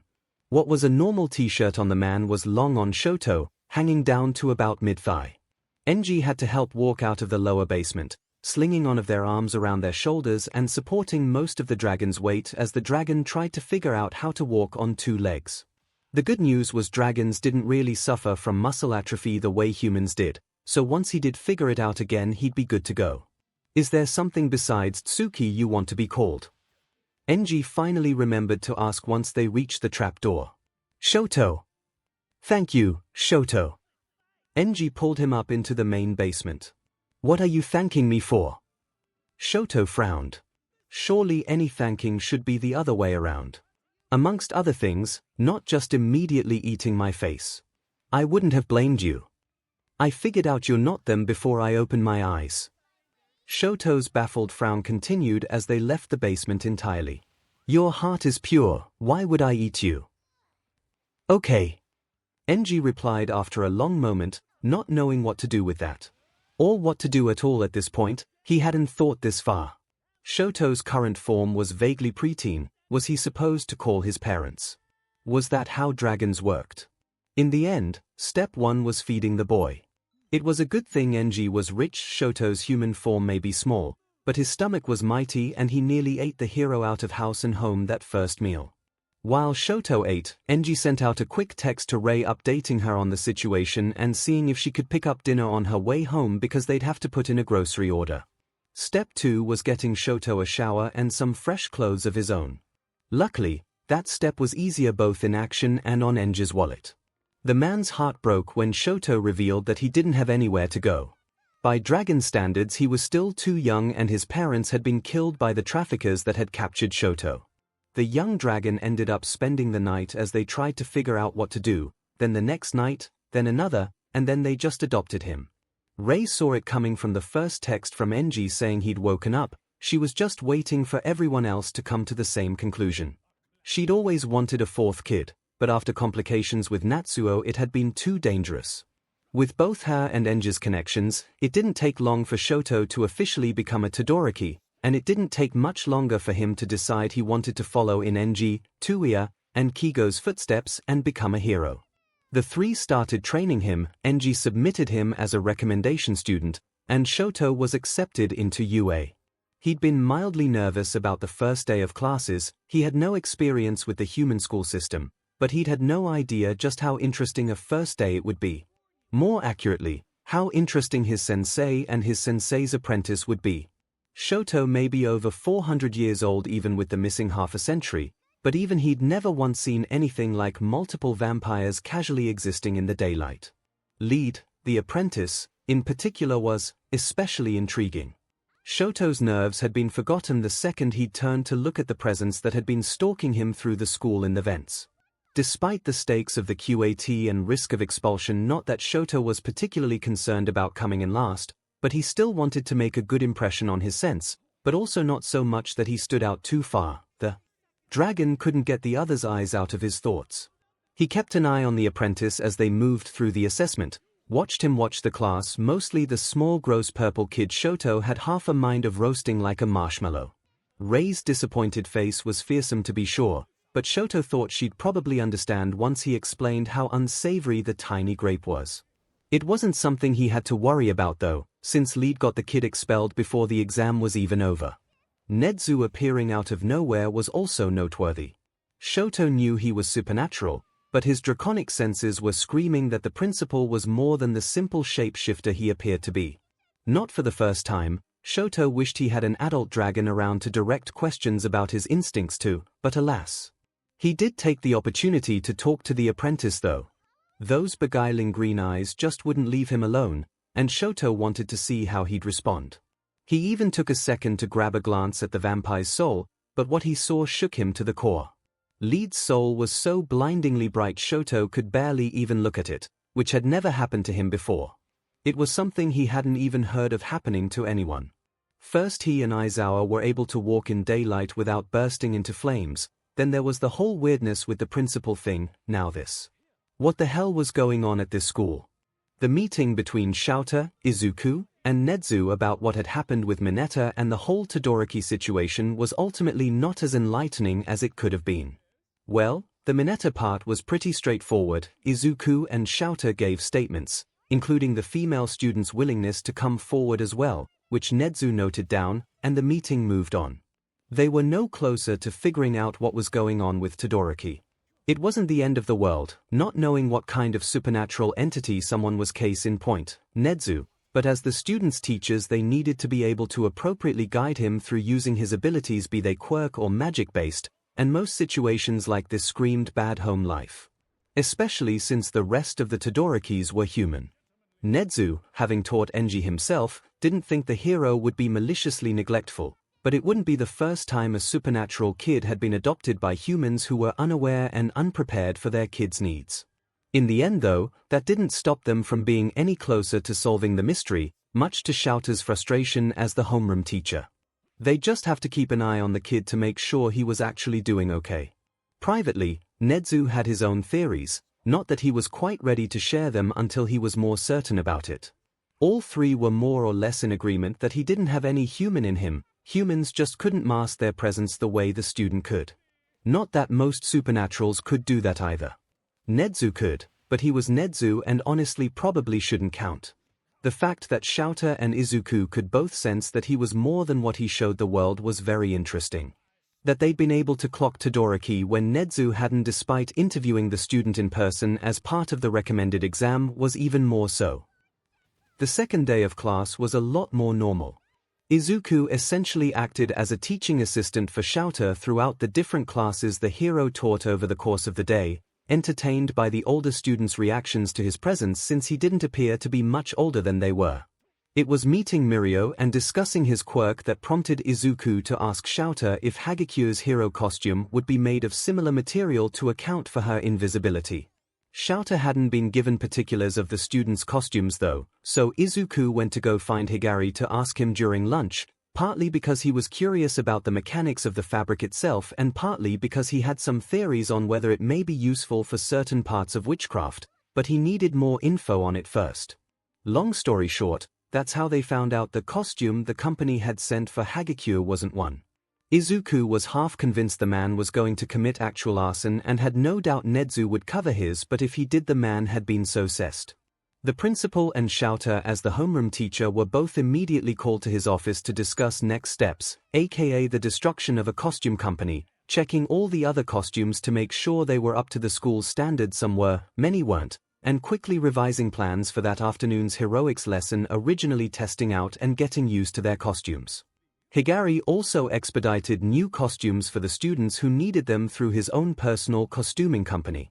Yagi had suggested essentially playing cops and robbers with a fake nuke, but Shouter talked him down to normal sparring since more of them than not didn't have that much actual combat training. Shouter had seen them in action the day before. He wanted the students to at least have the basics under their belts before throwing them into scenarios like that, especially with the power behind some of their quirks. Izuku got used as the example for what not to do when Shouter and Yagi were teaching those basics, of course, but then all three were supervising as the students lined up across from each other to attempt the moves they'd been shown. Ultimately, the class was fairly uneventful, though Bakugo did try to get a little uppity at Todoroki at one point, something about the legacy student looking down on him because he'd come in first on the QAT. Todoroki had blandly stated he was just saying that Bakugo's fighting style might benefit from a slight adjustment to his stance.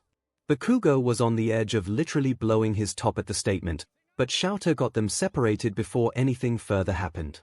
Both he and Yagi noted the blonde's explosive reaction to perceived slights though. Overall, a fairly normal day aside from the costuming issue. They had the big all-staff meeting about half an hour after classes ended to discuss potential issues and supports they'd noticed with the students, but Izuku wasn't in attendance for that one. He may be Shouter's son and apprentice, but they weren't attached at the hip and Shouter already knew everything Izuku had noticed anyways. Instead, Izuku was invited out with Hitoshi, Nito, and a couple of the other students to a nearby cafe after Izuku took a few minutes to change out of his hero costume. Most of the ones who didn't know Izuku wanted to pelt him with questions about how he became an apprentice. "Wait, so you've already been on patrols?" Kaminari asked over his coffee. "Also, are we supposed to be calling you your hero name still? Watch your volume." Izuku noted, taking a quick glance at who was around, but it was still fairly early for all the local 9-to-5ers to be clocked out, so the cafe was fairly dead and it didn't look like anyone was paying them any attention. Yes to the patrols, no to the hero name. Just call me Izuku out of costume, it'll be less confusing than all of you calling Zoa and me by the same name. So manly. Kirishima whispered. "SET, dude, sorry." Kaminari apologized. "You're fine, just keep in mind you never really know who may be listening in. Sensitive info is sensitive for a reason." "Got it." Kaminari nodded. "So you really are his son, Kero?" Asui broke in. "He adopted me." Izuku shrugged, trying to decide how much of the cover story he wanted to give them at this time. F it, might as well test how much tact this group had. It's fairly common for apprentices, and my BRH parents weren't the best. He left it at that to see if any of them would press the issue, but none of them did. That might be because they immediately got distracted by Uraraka though. "Wait, so if you know Sensei that well," the bubbly girl leaned forward in her seat, "do you have any tips? He's kinda, scary." "Yeah, I can give you tips for dealing with Zoa." Izuku snickered. "Rule 1, don't cuss in front of him. He'll just blame me for corrupting you, like no 15-year-old has ever cussed on their own before." The green-haired vampire rolled his eyes. "Rule 2, pay attention in class and take your schoolwork seriously. I know he can be pretty intimidating, at least, he could if you weren't Izuku, but it's just because he knows how dangerous this career is and he wants you to be ready when you hit the field. People who are prepared still die every day, he's not going to RBB stamp anyone who's not. Rule 3, don't interrupt his naps. The man's serious about his naps." "Really? He naps that much?" Mina asked from her spot next to Hitoshi, who wasn't really participating much in the conversation, but given how many reservations he had about meeting new people and making new friends, the fact that he was there at all was kind of a win. I mean, I know he's got that sleeping bag, but I thought that was just for show and he was still listening in on us. He is. Izuku confirmed, because so far 𝐿𝐴 hadn't actually napped during class itself. If he really needed to though, Izuku was there to be his ears for him. During class at least, but he naps a lot when he's not teaching. He's still got all his patrol hours he has to do at night before turning around and teaching you lot. Learn from my mistakes, don't mess with the naps. You haven't actually seen him grumpy yet. Izuku grinned at the shudder, then ran through all the kids at the implied threat. 𝐿𝐴 had really cemented his hard-but reputation for his class. Do you have any funny stories about him? Nito asked with a smirk, just to be a little litty. Of course. Izuku raised an eyebrow at the blonde, but any hero worth their salt knows to use their blackmail judiciously. I can give you some funny villain stories from patrol though. Ooh, yes. Kaminari was practically bouncing in his seat. Izuku spent the next half hour or so regaling them with funny patrol stories. He may or may not have slipped a couple, highly edited, stories from their various vigilante eras in there too before sending the kids on their merry ways. Far be it for him to keep them from their homework, then he really would be corrupting them. Confused Shoto art by the wonderful 𝐒𝐻𝐿. Wednesday dawned bright and early with the press at the gates like a pack of wild animals. Izuku would say wolves, but that'd be rude to werewolves, and Rio was pretty chill. 𝐿𝐴 and Hisashi were sent to the gates to deal with it, so of course Izuku went with them.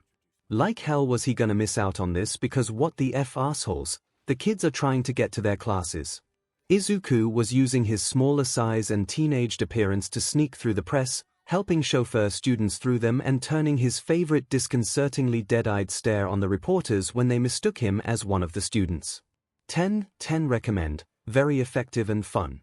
Even with the chaos, he didn't miss Hisashi whispering to 𝐿𝐴 about how the press were technically trespassers and thus could be considered villains. 𝐿𝐴 shut that down with the same tone of voice he used to dad Izuku, which alone was funny as in, but Izuku knew just how tempted the vampire was to take them up on the offer. It had been a long patrol, so neither vampire had actually gotten any sleep, and 𝐿𝐴 was on his last shred of patience. Luckily for the press, his cooler head prevailed, though a solid chunk of that was the habit born out of almost 600 years of not drawing extra attention to themselves. Read, he and Izuku, since that would only bring drama with other vampires. Either way, the press remained UN-attacked if not UN-harassed. Izuku was a menace after all, and 𝐿𝐴 was taking petty joy in telekinetically shutting off their equipment from a distance until the cops finally showed up to corral them. After having to deal with all of that drama on negative sleep, 𝐿𝐴 took his first legitimate classroom nap while the kids argued amongst themselves about who'd be class rep and vice rep. The whole process seemed pretty chaotic, despite Ida doing his level best to bring some order to the matter. Hey, Toshi. Izuku wandered over to the sleepy purple teen. Is it always like this? I don't know, it's our first time picking representatives. Hitoshi turned his head over where he'd been laying it on his arms. Isn't that like a normal school thing though? Izuku was pretty sure it was a normal Japanese school thing. Only for high school students. Hitoshi explained, figuring out where the disconnect was. Ah, that makes sense. Izuku grinned at the siren, taking the opportunity to rib him a bit over his general disinterest. You're being awful quiet, sure you don't want to throw your hat in the ring? Maybe I should volunteer you. 1, don't you dare. Hitoshi narrowed his eyes at Izuku, glaring without so much as lifting his head. 2, you need to stop spending so much time with Snipe, his lingo is rubbing off on you. You're just jealous because you're not allowed near firearms yet. Izuku snorted. Don't get Izuku wrong, there were weapons he preferred to guns, but it didn't pay to travel through certain countries Murica without learning your way around them just in case. The American supernatural community was fing wild, and Izuku meant that literally. Hitoshi turned his attention back to the class rep vote, not deigning to give that an answer. In the end, Yorozu was voted class rep and Ida vice rep, although at one point Kaminari tried to nominate Izuku for class rep despite him not even being a student, causing an uproar that almost woke 𝐿𝐴 up. Izuku shut that down right away, both to let his dad get some more much-needed sleep and because he didn't know SHT about how high school worked, he didn't want to have to participate in the politics of it. Izuku was alone in the halls, on his way to Nedzu's office because the principal had invited him up for tea for Nedzu. He had some BLD on hand for Izuku from Chio and a chat when the alarms went off. Nedzu at least understood how sensitive certain quirks made hearing, not to mention how sensitive supernatural hearing often was, so while the alarms were loud they weren't mind-numbing. If you see any students, keep them calm and direct them outside. Shouter's voice filtered into Izuku's head. Looks like it's just the press. Yeah, don't think so. Izuku sent Shouter the mental image of what he was seeing, a sketchy dude in a dark hoodie sneaking down the hall Izuku had just turned into. At least I'm not getting any supernatural vibes, looks like it's some sort of five-finger activation quirk. Quirk analysis skills for the win. Keep an eye on him but don't interfere unless you have to, I'm alerting Nedzu. Got it. Izuku stayed fairly far back from the interloper, letting go of some of his more human mannerisms as he more or less hunted the man to help keep his presence masked. It was probably an unnecessary effort, the dumb but never even so much as glanced behind him. The lack of situational awareness was concerning. Either he had some other way of watching his back or he was an amateur, and amateurs were always more dangerous because they were more unpredictable. Hold tight, Nedzu's got you both on the cameras and Inui's on his way to your location. Your backup only. He's going into Yagi's office. Izuku sent back, along with the mental image of how he'd literally dusted the door hand and lock. Looks like he's going through the paperwork in his office. Izuku watched the reflection of the trespasser in the window of the door across the hall. Humans wouldn't have been able to see it, yay for vampire vision. He could hear Inui rapidly approaching from the next hall. The man was taking papers out of desk drawers and filing cabinets and rifling through them. Izuku mentally shifted the man more toward the amateur category. This just wasn't how you snooped if you didn't want to leave a trace. Unless, of course, the man just didn't give a SHT if someone knew he'd been creeping around. Of course he is. Izuku could practically hear Shouter's mental eye roll. Really, after the whole press kerfuffle of this morning, why not also have some criminal sneaking in to get info on the country's #1 hero? He quickly informed Inui and Nedzu of the update to the stranger's quirk. Then Hound Dog was there with a quick nod at Izuku before bursting through Yagi's office door, the vampire following not too far behind just in case he was told to play backup, after all. SHT, portal. The man said into an earpiece in a voice that rasped so much it made Izuku feel thirsty. Before he or Hound Dog could respond, he swiped an armful of papers from the top of Yagi's desk, pinkies already carefully covered with a one-fingered glove after getting into the door to protect whatever information he was after, and a swirling portal opened up behind him. Later, F.ers. The asshat smirked as he jumped through it, letting it close up behind him. This is gonna be a whole thing, isn't it? Izuku said from behind Inui. Yeah, lead. The werewolf sighed. This is going to be a whole thing. Fun. At least if there was one thing Izuku would eternally keep due to his age when he turned, it was the sheer amount of sarcasm only a teen could inject into one word. I'm sorry, I just don't know what he could have taken. Yagi apologized. They'd called another staff-wide meeting after classes finally let out to discuss the break-in. From the fed-up gate, what Izuku had seen, and the footage Nedzu had, it looked like the break-in had been orchestrated to get info on All Might's presence at the school, and the press had just been aggressively opportunistic. I don't really use my office here that much, I'm not sure off the top of my head what I left on the desk. Yagi was only teaching part-time. The days he did teach foundational heroics were days entirely dedicated to the school, but he was only on site 2 to 3 days of the week depending on what subjects were being taught that day. He kept most of the materials he regularly used or referenced in his home office, where he preferred to get paperwork done anyways. The good news was that meant all the really sensitive student information the man had access to wasn't in his school office and couldn't have been snatched. Most of what Yagi thought was on the desk was general school info, a lot of which could be found online anyways. Thank you, Yagi. Nedzu sighed. He didn't like this, using someone with an earpiece and accomplice with a portal quirk to get info while the rest of the press warmed seemed like too sophisticated an operation for any of the local reporters, even for an inside scoop on All Might. He hadn't sensed anything amiss until the gate had been destroyed, but the press swarming in had obfuscated the darker presence making its way deeper into his halls. It wasn't unexpected, the principal wasn't infallible, and unless it involved one of his own, if he wasn't looking he likely wasn't going to see it. That didn't mean it didn't rub him the wrong way that someone had managed to get so far past his defenses undetected. That would have to be rectified, immediately. Okay. Nezu restructured his thoughts. You're sure anything important was at your home? Yes, I haven't needed anything from my office here recently. Then we'll carry on as normal. As far as anyone's concerned, today was just a matter of the press getting a little too worked up. I don't want to overly concern the students when we're not sure what to be concerned about yet. I'll continue investigating myself, of course. Keep your eyes peeled for anything else strange and don't hesitate to report it. The principal made eye contact with everyone present before officially disbanding the meeting.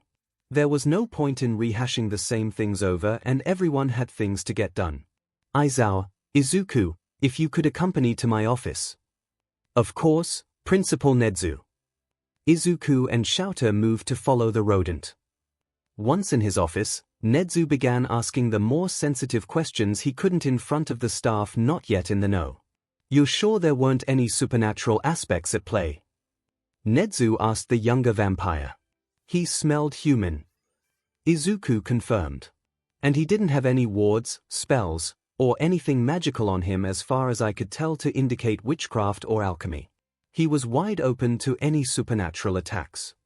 Anyone supernatural knew about the existence of vampires, of course, and they all checked for the presence of vampires when out after dark because only a fool wouldn't keep an eye out for predators they were aware of, but the stranger had shown no signs of anything of the sort.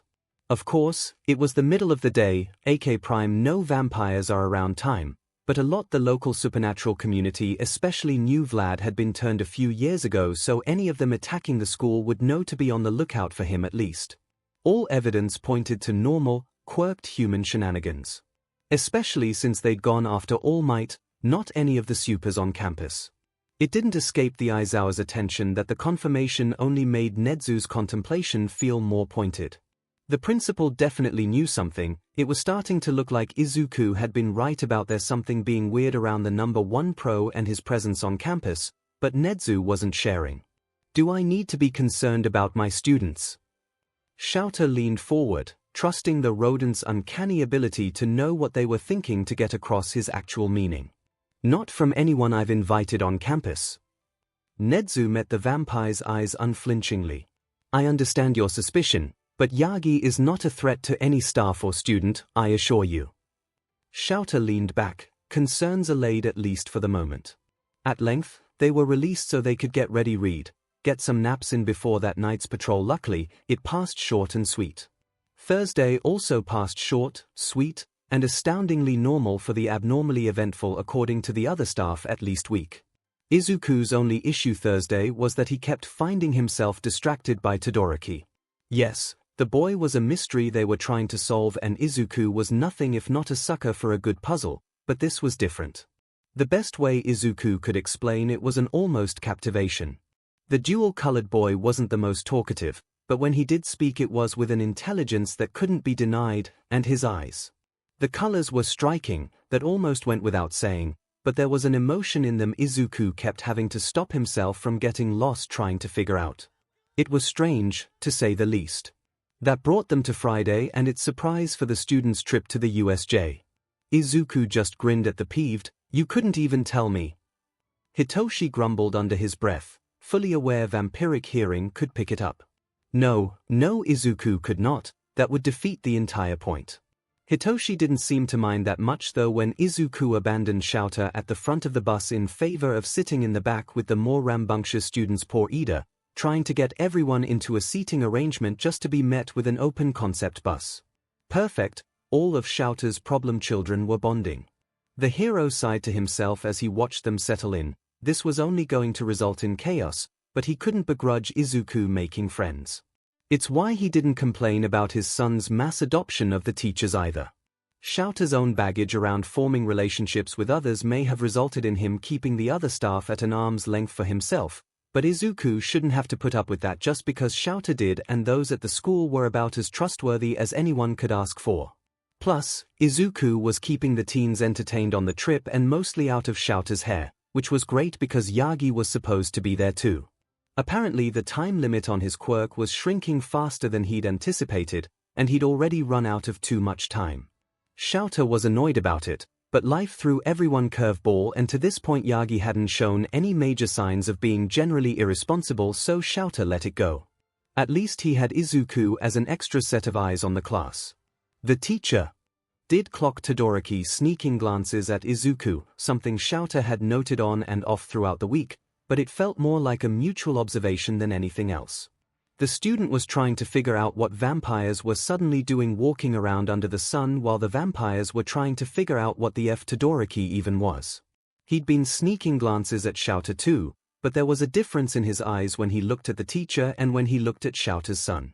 𝐒𝐿 had just been complaining about his lack of love life earlier that week, and depending on what flavor of supernatural Todoroki ended up being, he could very well end up being a potential suitor, which was just very much not a headache 𝐔𝐬𝐽 wanted to deal with. Sure, 𝐔𝐬𝐽 and 𝐒𝐿 were coincidentally both disaster gays, but that was all the more reason for 𝐔𝐬𝐽 to not want to deal with it. Relationships were messy, a lot of effort, and he wasn't sure he could give 𝐒𝐿 actionable advice on the matter because he hadn't even attempted one since long before the cult incident. Of course, that's assuming 𝐔𝐬𝐽 was even reading the signs right, and 𝐒𝐿 ended up liking the Todoroki boy back. If Todoroki wasn't 𝐒𝐿's type though, 𝐔𝐬𝐽 was going to have to resign himself to more relationship drama than just Hitoshi and Nito, wasn't he? We're here. 𝐔𝐬𝐽 got everyone's attention as they parked. Remember, you're all hero students representing UA. I expect you to behave as such, is that understood? Yes, sensei. The students chorused. 𝐔𝐬𝐽 turned and led the way off the bus, leaving 𝐒𝐿 to bring up the rear. The students were shepherded inside and introduced to 13, who started giving them a rundown of the introduction to rescue training that they'd be participating in that day. It was about halfway through that when 𝐒𝐿, only half listening since he'd be doing his own thing instead of working with the students, first saw the horribly familiar sight of a swirling portal opening in the plaza while he was taking in the general splendor of the USJ. Eraser, villains. That certainly got everyone else's attention as the portal fully opened, dozens and dozens of villains pouring out into the square. 𝐒𝐿 was already drawing his knives, preparing for the fight. Is this part of the training? Kaminari asked. No, this is real. Stay back. 𝐔𝐬𝐽 instructed. 13. I've got the students, go. The other hero replied. Lead, with me. With that, the underground pro launched himself toward the melee, apprentice on his heels. 𝐔𝐬𝐽 and 𝐒𝐿 didn't waste any time launching themselves into the fray. One of the benefits of being dead was not having to worry at least as much. Functional immortality did only go so far about being murdered in the middle of a fight. The pair had also been fighting alongside each other for centuries, even if they weren't always in combative careers, and while that wasn't uncommon for vampires who were companions in some form for a long time, it was rarely something your average human was prepared to deal with. Now though, both were angry. 𝐔𝐬𝐽 hadn't signed on to teach and protect his students without meaning it, and he didn't back down once he'd made a decision like that. And 𝐒�. He might joke about being the class older brother, and while there just hadn't been time yet for that kind of camaraderie to form with most of them, he had for at least a few. But this went deeper. This was an attack on the school, on the one place that he'd ever actually experienced a sense of community, and anyone who risked taking that from him risked finding themselves at his fangs. The mob assembling below them would never know what hit them. At the top of the stairs, 13 was taking control of the students, pushing them back toward the doors in an attempt to get them out to safety. Either they've cut communications, they gave the engine-legged teen specific instructions, use your quirk, get to the school and tell them what's happening. Everyone else, outside now. The teens didn't move much initially, concerned with the fact that their teacher and his apprentice had just launched into a massive fight, just the two of them. Now! 13 repeated, finally getting them moving. As a group, they actually made it to the door just to find it locked before the first villain, a tall figure with smoke for a head, made it to them. Portal quirks could be such a beach to deal with in a fight. Stay behind me, 13 ordered, blocking the villain's access to the kids as much as they could while some of them continued trying to get the doors open. I don't believe that will make much of a difference, unfortunately. The portal villain sighed. Unfortunately, we had been under the impression All Might would be here today. It seems that's not the case, but my employer believes having the children as hostages should be enough to draw him out. 13 tried to use their quirk on him before he could get any further in his spiel, but he just used his portal to turn the quirk back against the hero. With their last sensei out of commission, 𝐿𝐿 made a snap decision. He may be young for a dragon, but he wasn't young the way his fellow classmates were. They weren't prepared to protect themselves against a villain like that yet. They'd barely even started their lives, much less their training, but 𝐿𝐿 most certainly could. He already knew the supernatural teachers had figured out he was something, if not exactly what, so he knew he probably wasn't going to be able to keep that secret for much longer anyways. The dragon moved past the injured 13, taking their spot as protector just as the portal villain turned to face the class. 𝐿𝐿 didn't give him a chance to open another portal to God's only knew where. He just reached for the fire that lived deep within him and released it in as controlled a manner as he could on the villain. 𝐿𝐿 came from mixed parentage. His dad had been your classic fire-breathing dragon, but his mom had been an ice dragon.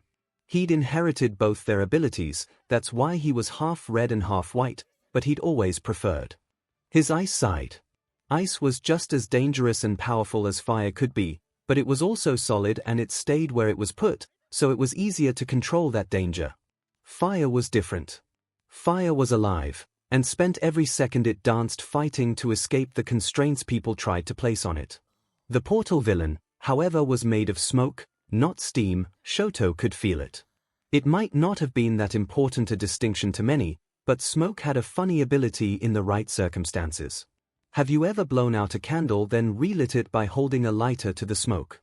𝐿𝐿 had, sort of. Young fire dragons often practiced with their fire by snuffing and relighting campfires via the smoke. In this case, the campfire was the villain or his clothes, whichever went up first. 𝐿𝐿 wasn't too picky as long as it got the villain away from them. It worked. The suit definitely went up. 𝐿𝐿 wasn't sure about how much damage was done to the villain himself, but he did let out an unearthly screech before portaling himself to the fountain in the middle of the plaza below. 𝐿𝐿 knew they didn't have any time to waste. If the villain could portal down, he could just as easily portal back up, so he leaned down to check on 13, who at least was groaning softly to indicate they were alive. This was a quirk malfunction, plain and simple even if potentially devastating, so it was doubtful there were any spinal injuries to be concerned about if they were to move the hero. Ashido, Uraraka, he called the two closest students by name, causing them to jump and stare at him with wide, fear-filled eyes. Help carry 13, we're getting out of here. Once they'd nodded and moved to the hero, 𝐿𝐿 ran past them to the main doors that were still shut tight despite his classmates' best efforts. They didn't have the strength of a dragon though, or the ability to manifest claws, at least as far as 𝐿𝐿 was aware, for that one. He pushed Kirishima and Bakugo out of the way so he could shove his fingers right up to the join between the doors before partially transforming his fingers into long talons. The edges of the doors cracked and gave way under the dragon's might, giving 𝐿𝐿 the opportunity to pull them roughly apart a few inches, just enough to pop off all the locking mechanisms caught between the two, before pushing the doors out. They gave way with a loud crunching of tearing metal and an even louder crash against the ground, not subtle in the slightest, but they gave way all the same. How did you dash? Kirishima started to ask. It doesn't matter. 𝐿𝐿 cut him off. They could worry about explanations when this was over, before raising his voice so everyone could hear. You heard Sensei and 13, everyone out. Ida, get to the school, they're gonna need backup. Ida, to his credit, didn't hesitate at that point. He might want to stay and help his fellows, but he was the fastest option for getting actual help. 𝐿𝐿, Kirishima, and Bakugo helped get the rest of the class and 13 out to the parking lot. But once they were all safely out, 𝐿𝐿 turned to head back. Hey, where the F do you think you're going, Icy Hot? Bakugo yelled, trying to catch up to the dragon. You think you're the only one good enough to go help? That's exactly what 𝐿𝐿 thought, but not for the reasons the explosive human would assume. Bakugo hadn't had the chance to learn how to be actually useful in an all-out battle yet and would be better off staying here in case they missed any villains on the inside that tried to come after the rest of the class. He'd also be a distraction. If the only ones on their side were supernatural, they wouldn't have to worry about the humans in class, the humans they'd have to keep seeing day after day, finding out about that which they shouldn't. Bakugo. Shoto did the only thing he could think of to shock the other boy out of his anger so he'd listen. He spoke out loud, but also every so slightly in the other boy's head the way most dragons only did when in actual dragon form. Not enough to really be discernible, but enough to bring Bakugo up short at the inherent sense of something's wrong. There is more to this world than you can currently comprehend. If you want to be actually helpful, stay here in case any villains are missed and make it outside. Why? So you can steal all the glory for yourself. Bakugo continued to protest. Shoto almost let out a trail of smoke. He was so vexed, they didn't have time for this. What's got to be in your bonnet?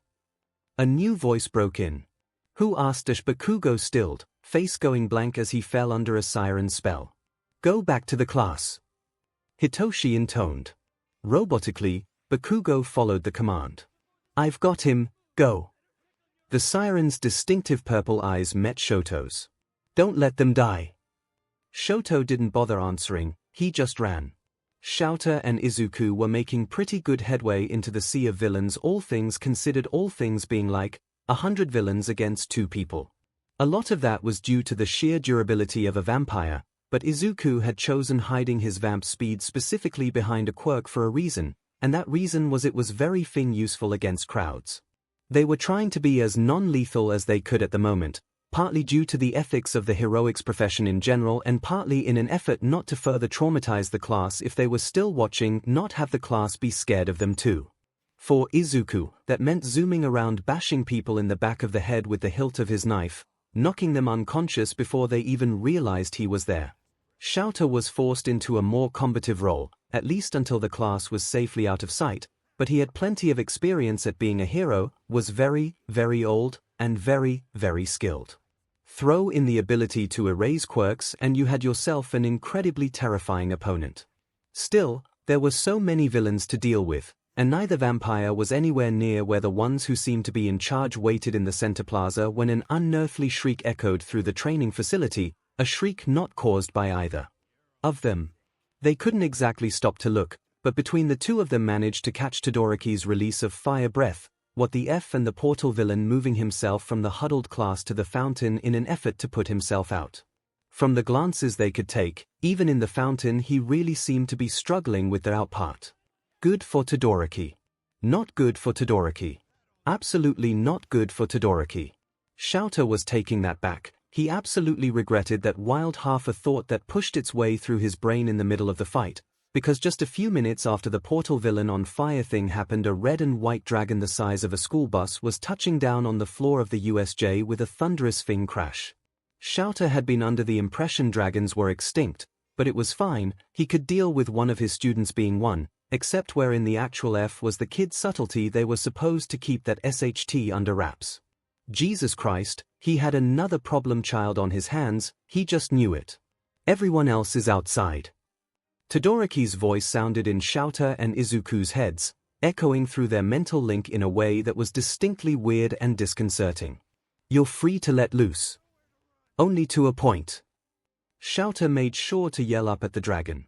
Non-lethal attacks only, Todoroki. The vampire was distracted, knocking 2 villains unconscious with each other via his capture scarf, but he was still pretty sure Todoroki rolled his eyes at that. Teenagers, they were all the same.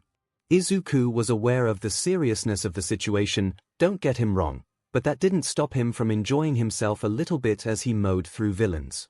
Sue him, he could be a bloodthirsty little beach sometimes. Then Todoroki touched down with the vampires on the floor of the USJ in all his magnificent, massive dragon glory. Dragons hadn't even been on his list of possible Todoroki explanations, but if it didn't explain so much of what Izuku had noted in the boy over the past week. Non-lethal fighting only, fine, Shoto could work with that. Most of the villains were human anyways, not really a threat to someone like him as unprepared as they were, and the few supernaturals in the crowd knew better than to try to take on a dragon. He kept having this weird issue throughout the fight though. He kept having to fight the urge to check on Izuku, to make sure the vampire was still doing okay. Each time he'd given in, Izuku had been fine, and certainly seemed to be a capable fighter more than capable. Don't get distracted by his form. Shoto, now is not the time. This had never once happened to him before, and he didn't really know what to do about it. Then Shoto made the mistake of taking his eyes off the other two for 5 minutes so he could focus on the villains. When he turned back around again, both vampires had made their way onto the plaza, and the rest of the villains were legitimately out of commission, pretending to be out of commission. Survival instincts hadn't abandoned all of them, or were just straight up hiding. Shoto was being bodily thrown around by some sort of monstrous bird figure, and Izuku was locked in hand-to-hand with a villain whose hands disintegrated. Icy fear struck deep into Shoto's heart, and his draconic instincts won control over his conscious mind at the sight, especially since Izuku's face was covered in BLD. Those vampires were his, Izuku especially. Shoto might not have figured it out consciously, but in full-on dragon mode it was evident that the green-haired boy was Horde, maybe even more than that, and no one touched a dragon's horde and lived. The dragon released a thunderous, rage-filled roar and charged.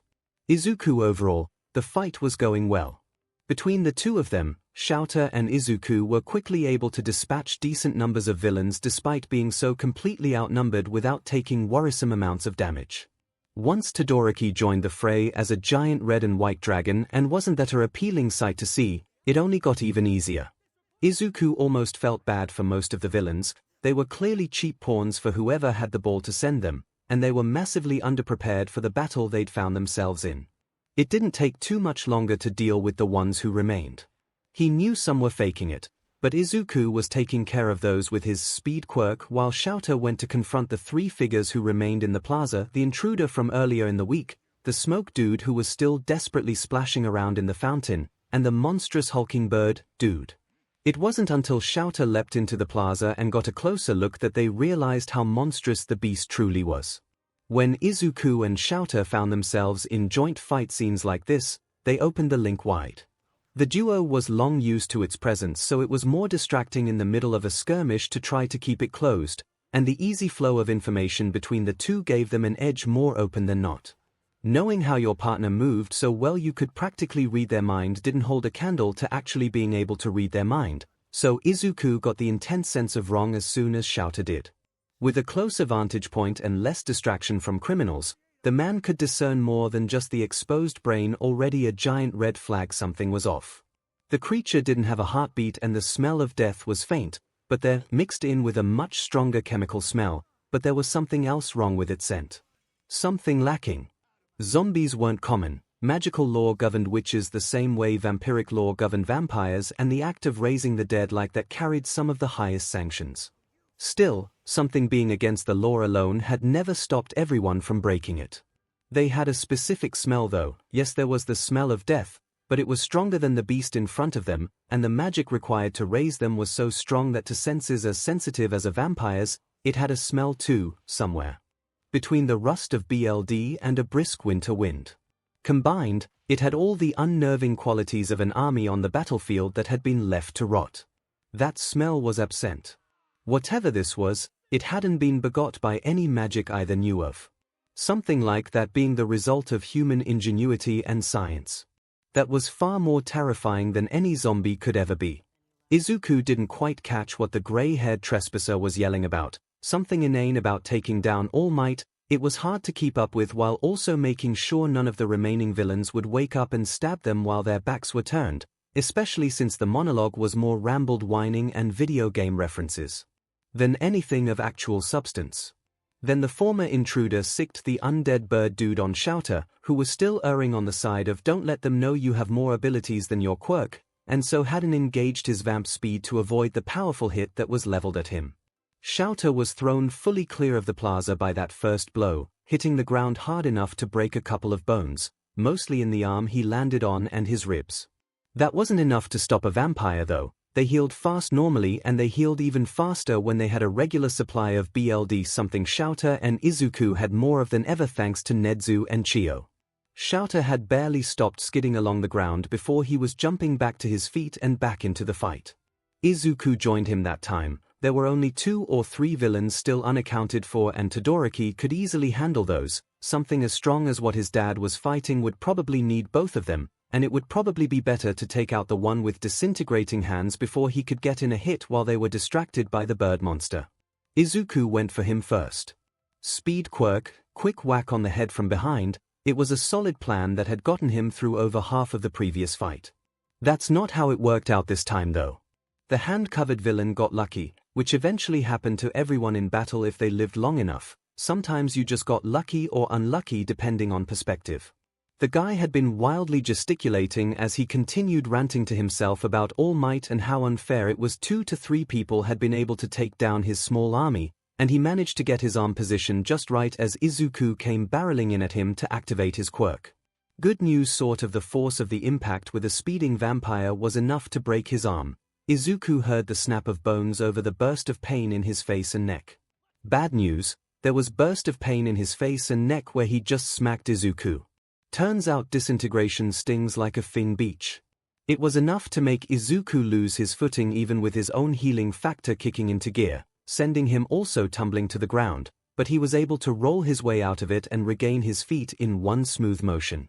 He'd made himself a target for 𝐻𝐻𝐺 though, and the butt was already moving in for some hand-to-hand against the vampire. The human's quirk was powerful, and even Izuku's vampiric healing was struggling to deal with even the swipe quickly. It would have been absolutely devastating against another human. Izuku was also having some issues with his eye, but he was pretty sure it was just watering. Honestly, it was pretty hard to tell. Then the science gone too far bird with its sheer unanticipated power and speed was able to grab Shouter's leg, and throwing the hero straight into the ground was enough to distract Izuku long enough for the trespasser to get a second hit in on Izuku's elbow, but that one mostly caught his costume instead of actual skin. Suddenly Todoroki was there, knocking 𝐻𝐻𝐺 away from Izuku and back toward the water fountain with a powerful swipe of his paw before standing between the younger vampire and villain in a protective stance. Izuku appreciated the assist, but he had bigger concerns, because his dad was on the ground, wasn't moving, and his end of the link had just gone dark. "Stop the bird!" he screamed, already trying to make his way over to the monstrosity despite the still healing wounds. He didn't make it very far before Todoroki noticed he wasn't staying still, and Izuku didn't know much about dragons, but there was no way the boy was in his right mind because he tried to stop Izuku from moving forward to help his dad, wrapping his tail around the vampire before trying to get him to sit down. "We have to help Eraser," Izuku screeched, trying to fight his way past the dragon. Todoroki huffed, then lurched past Izuku, angling himself so he wouldn't catch Shouter when he blasted the creature with a burst of scorching flame. The poor thing immediately went up, the chemicals keeping it functional being highly flammable. Free from the dragon's probably protective clutches for now, Izuku ran over to Shouter to check on him.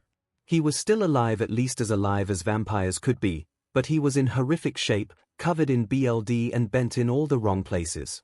He'd been hurt well past a vampire's ability to heal. He needed more BLD and fast, but Izuku was in no condition to provide it. He was in nowhere near the pain he'd been in when that first hit happened, but he hadn't fully healed and his own healing ability had stopped. The familiar pang of thirst was also quickly setting in. Izuku needed his own meal too. Undead bird no longer a concern, Todoroki had resumed his protective stance between Izuku and 𝐻𝐻𝐺 Dustface, but didn't seem willing to move too far from the vampires. Izuku had never once thought about what it'd be like to have a mental connection with anyone but his dad, but DMN if he didn't desperately want to know what the hell was going on in the dragon's mind at that moment. "Shigaraki, it's time to go." The smoke dude finally left the fountain, lurching his way to the other villain. Behind Izuku, other heroes from the school finally started pouring into the USJ, only a few of them hesitating slightly at the sight of the dragon protecting their newest colleagues. But Kurogiri de Shigaraki, apparently, got out before being interrupted by Snipe's bullets. One managed to hit him in the non-broken shoulder and another sailed uselessly through the smoke dude's head before Kurogiri managed to portal them both out. Izuku watched the staff get closer in trepidation. He was hurt, Shouter was hurt worse, neither could go to a normal hospital because they didn't have heartbeats. Todoroki was currently a dragon in who knew what mental state, and most of the teachers had no idea the supernatural existed. He didn't know how to fix this. Izuku really wanted his dad to wake up, but the man remained stubbornly unconscious. Hisashi was leading the pack of teachers that rushed into the USJ after Baby Ida ran up to the gates and sounded the alarm, the rest fanning out behind them since their quirk worked best with no one else in front of them. The cavalry got there in time to take in the sea of downed villains and witness the escape of the last two, and oh holy SHT, that was a dragon.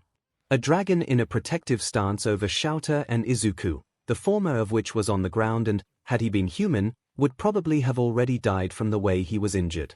That much was apparent even from a distance. Hisashi, Oboro, and Nemurai could only hope vampire sturdiness meant it wasn't as bad as it looked, even if it may be a beach to try to explain to the other staff later if there were any questions about his survival. No other sign of Todoroki, who the class had said had gone back in after Shouta and Izuku, which with any luck meant only one thing. Todoroki Shoto was a dragon. Great. Who was turning to face the teachers like they were the next threat. Don't hit the dragon. Hisashi ordered into their comms, not even stopping Thea raced down the steps to the plaza.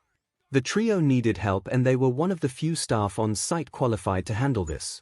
Pretty sure it's Todoroki. The red and white color scheme was a pretty good giveaway, despite the boy not hiding behind a transformation quirk. The F do they mean dash they distantly heard snipe behind them, but Hisashi was leaving the corralling of the non-supers to Khan, Nem, and Oboro. Or at least Khan and Nem. Oboro was following one step behind Hisashi. The dragon just watched them approach, not moving to attack but not dropping the protective stance, at least until they hit the plaza. That's when he started growling.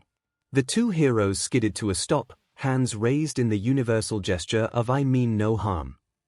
Their students seeing them as a threat wasn't ideal, but DMN if Hisashi's obsession with dragons in their youth was suddenly no longer a waste of time. Hey buddy, it's okay. They spoke softly, boosting the comfort level of their words with their quirk. We're not going to hurt you or them. We're your senseis, remember. Present MIC and Loud Cloud. Eraserhead and Lead are our friends too, we just want to make sure they're okay. I think some sort of dragon instinct might have taken over. Izuku yelled from behind Todoroki. He was still trying not to panic, he didn't know what he'd do if Shouta died, but at least it was only Hisashi and Oboro that had approached. The ability to speak freely made this infinitely easier to deal with. Lead, you okay? Oboro called back, glad to hear the vampire's voice at least. If they couldn't approach, they could at least get more info verbally until they could. I'll live, but I'm worried about Eraser. Izuku yelled back. The dragon just shifted closer to them at all the yelling, wrapping his long tail around the pair. Todoroki please, he needs help. Izuku tried to plead with the dragon, reaching out to touch the tail in the hope it would get his attention. Something weird happened when he did. It wasn't quite like the connection he had with Shouta, but Izuku got a flickering sense of the emotions Todoroki was feeling and DMN if he wasn't right about the dragon instincts taking over and an odd blooming warmth in his chest, the sense of something right flowing through him despite the severity of the moment. He quickly pulled his hand back, but even that small contact had been enough to snap Todoroki's brain out of dragon mode. Shoto had been aware of everything that was happening, but his perception of it had been filtered through the voice in his head that kept repeating Horde, mine, protect, Horde. The younger vampire was Horde, the same way his adopted family and Tuia's fiancé were, except somehow on a more intense level, like he was Horde on steroids. Shoto couldn't explain it, it was just knowledge he held deep in his bones. Izuku was someone to be protected at all cost. He knew when others joined them, knew he knew them but one of them had fired near them and could still fire at them. No one was to be trusted when Horde was in danger. Then Izuku touched his tail, bringing back awareness and clarity to Shoto's mind along with the impression of the vampire's panic and concern for his father figure. There were a couple things he realized in quick succession now that he was back in control of himself, but the one that needed to be dealt with first was that those were his teachers and they could help. Shoto moved out the way, giving them access to Izuku and Shouta while he shifted back down to his human form. Hisashi moved to the vampires while Oboro went to check on Shoto. I can hear the ambulances. Izuku informed Hisashi as the blonde knelt down next to him and Shouta. We can't go to the hospital. In theory he shouldn't get worse and just needs a BLD transfusion, me too, but normal EMTs will just think we're already dead. You can't go to the normal hospital. Hisashi corrected, pushing away his reaction to Izuku's alarming lack of face and how fed up 𝐿𝐴 looked. He could react later. Chiyo's already here, she's going to have you all taken to the local supernatural-only hospital. You know, Izuku huffed, swaying slightly where he knelt next to his dad and realizing he might be more hurt than he previously thought. That's something you could have told us existed before now. I wanna take a nap, I'm just gonna take a nap now, good night. Then, to everyone's alarm, he passed out. Kami, but that was a cluster F. Hisashi was barely able to catch Izuku as he blacked out, but now they had two unconscious vampires on top of everything else to deal with. Oboro had already checked over Todoroki, who seemed no worse for wear, and pulled off his costume jacket for the kid to cover himself with. Nedzu All Hail, who'd supposedly stayed at the school, was also suddenly on scene, helping direct the initial cleanup along with Chiyo, who'd immediately taken charge of the hero and apprentice's medical care. It didn't take her long to have them loaded into stretchers by two werewolf EMTs, no doubt orchestrated by Nedzu, and sped away to the local supernatural hospital. Musutafu was honestly incredibly lucky to even have one. They were rare, because due to the nature of the supernatural community they had to be private hospitals, and they were far more expensive than the human equivalent to maintain since they had to take the supernatural into account alongside normal medical issues and complications due to quirks. That being said, it was usually pretty easy to get yourself sent to one if you were a supernatural entity in need of medical intervention. The powers that be were smart, and it was fairly standard to have one supernatural EMT per team to cover anything that may be needed during transit, and one could just ask to be sent to the supernatural hospital by name. They tended to have reputations, because usually only the weirdest cases asked to be taken there. Once it came up, most EMTs just went with it because honestly, usually those were the cases they didn't want to have to deal with and there usually wasn't time to argue about it. Chiyo accompanied, and they got both vampires set up with BLD transfusions in the ambulance on the way. Izuku, the less hurt of the two, was already starting to wake up by the time they arrived. Chiyo just patted his hand and told him to go back to sleep. Woozy, he complied. She'd say this for vampires, advanced care for them tended to be fairly simple once everything settled down, make sure they had BLD and they'd more or less heal themselves. More severe injuries would take longer of course, but vampiric healing didn't play around. The hardest part now was explaining to a bunch of confused hospital staff how two vampires were walking around in the daylight without being burnt to a crisp. Sometimes she really missed the days before Khan had found himself accidentally turned. Ignorance truly was bliss. Izuku woke quickly the second time he regained consciousness after the fight in the USJ. He didn't move, running his own quick systems check and using his senses to determine what was around him. He already felt worlds better than he had before, and the slight tug in his elbow was a dead giveaway that Hisashi had been right when they said Recovery Girl would take care of them. 𝐿𝐴 was still asleep, but the link was active again, giving the usual soft hum it gave when one of them was asleep and not dreaming, and it took everything Izuku had cursed his easy tears not to break down at the feeling. His dad was gonna be okay, and that was all Izuku really needed to eventually make sure everything else would be too. Izuku was fine, 𝐿𝐴 was on the way to fine, now it was time to deal with who was around them. Vampires didn't have heartbeats, luckily, so they didn't have to deal with the incessant beeping of a heart monitor. That made it simple enough to pick out the soothing hums of a certain bored radio host and the scratching of a pen on paper accompanied by Oboro's peeved grumbles as they worked through whatever problem had them stumped this time. Izuku didn't hear or smell anyone else present, so he opened his eyes and sat up.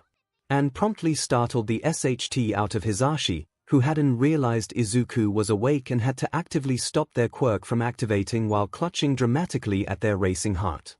"Are you okay?" Izuku raised his eyebrow at the hero. They and Oboro were settled into chairs bracketing the door on the other side of 𝐿𝐴's hospital bed to Izuku's left. There was a window to Izuku's right, and while he didn't know how long they'd been out, it was still dark so sunlight wasn't an immediate concern. Otherwise it was a pretty nice hospital room, looked like they'd been put in the hero ward. "Pretty sure we should be asking you that." Oboro glanced up, setting down his notebook. "You looked rough when we got to you." That was putting it lightly. The vampire had been missing a chunk of his face. You couldn't tell anything had happened anymore thanks to his healing capabilities, but that particular image was going to be burned in both heroes' retinas for a while. Better me than the students. Izuku shrugged, feeling at his face with the hand that didn't have a needle attached to it. He couldn't feel so much as a scar. Nice. What happened after I passed out? What was the story? Did he need to be concerned about civilians finding out about the supernatural? Todoroki's stress manifested an adaptation to his quirk due to the attack. Hisashi leaned forward in his seat to run through the salient points, answering the unasked questions. He calmed down and turned back, and Chio got you and 𝐬𝐿 here. Nezu worked his magic and the entire ambulance crew was supernatural for once, 2 werewolves and a mer. It's been about 8 hours since then, we have the sunblock, 𝐬𝐿 should wake up in the next 12 hours or so, and you're both safe here. One of us will be here at all times though because the day staff were very curious as to how you were both around during the day and the night staff. They trailed off, unsure how to phrase it. The vampires are uppity. Izuku sighed, knowing immediately what the issue was. And they're trying to automatically assign vampire staff to us because it's the standard protocol. Yeah. Oboro frowned, the look odd on his normally jovial face. It's oddly intense. Izuku briefly debated just knocking himself out again to avoid this conversation, but he knew it wouldn't work. Nezu was aware of the Aizawa circumstances, and they knew they'd probably have to eventually explain to the rest of the staff, especially Khan since he was also a vampire, but both vampires thought they'd have more time before it came out. They hated having this conversation. We'd prefer it if you didn't spread this around, but long story short, Dad and I are what's called BLD bound. It's super taboo in vampire culture because it's seen as a weakness and most vamps will exploit any weakness they can find.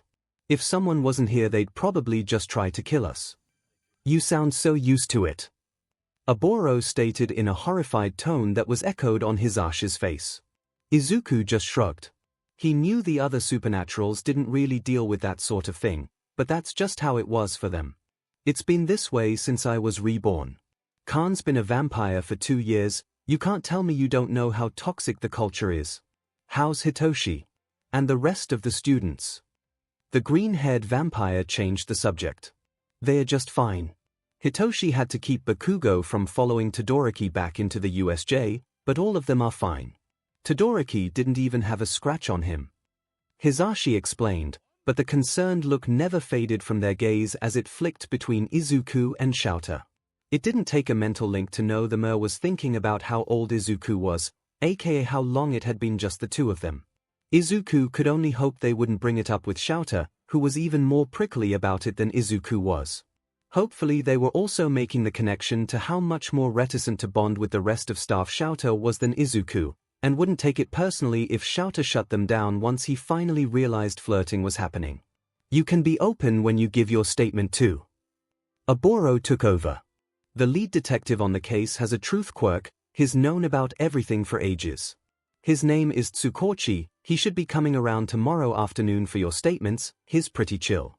Chio will also be back in the morning, she wasn't really concerned but said to call her if anything happens. Also that we should leave notifying the nurses that you're awake up to you. I think that's all the important stuff. That is a no to telling the staff. Izuku snorted, not really wanting to deal with vampires who didn't want to deal with him. Do either of you happen to know where my phone is? It got crushed in the fight. Hisashi informed. Nezu's working on getting you and 𝐬𝐿 new ones. DMN. Izuku turned predatory eyes on Oboro, who shared a nervous glance with Hisashi. Silly alchemist, Izuku only wanted to talk shop. Once Izuku started asking all the questions he had mentally saved about a niche alchemical process he'd once heard of but never really been able to look into, the hero relaxed, eagerly engaging in the conversation. Only understanding every fifth word, Hisashi just huffed a laugh and left them to it. There were certainly worse ways for the vampire to entertain himself. 𝐬𝐿 rose to consciousness far slower than Izuku had, which was fair. The man shattered most of his bones and that's without going into the damage that had been done to his internal organs and brain. He knew he was in pain, that it wasn't anything compared to what it had been, and that Izuku was happily chattering away nearby so whatever had happened couldn't have been that bad. His mind only gave him a few minutes of drifting though before he suddenly remembered everything in one bright flash, up to and including his mystery student being a mystery dragon and the one glimpse he'd gotten of his son connecting face first with a disintegration quirk. The older vampire jerked upright in bed, scaring the SHT out of Hisashi a second time. The hero really needed to have better situational awareness, needing to check on his son despite knowing through the link and Izuku's chatter the boy was likely fine. "Well, hello to you too, Mr. Sleepy Breathes." Izuku snarked, but the relief shining in his eyes was unmistakable. "Don't you think dare?" The eternal teen's tone swayed from sassy to deadly serious when 𝐬𝐽 reached for the needle in his arm connected to an 4BLD bag. "I'm awake, I don't need this anymore." 𝐬𝐽 huffed, completely unconcerned about the small audience watching them with wide eyes. He needed to make sure his kid was okay. "Absolutely not. The bond collapsed, 𝐬𝐽. You'll keep that in until a medical professional deems you healthy enough to remove it themselves."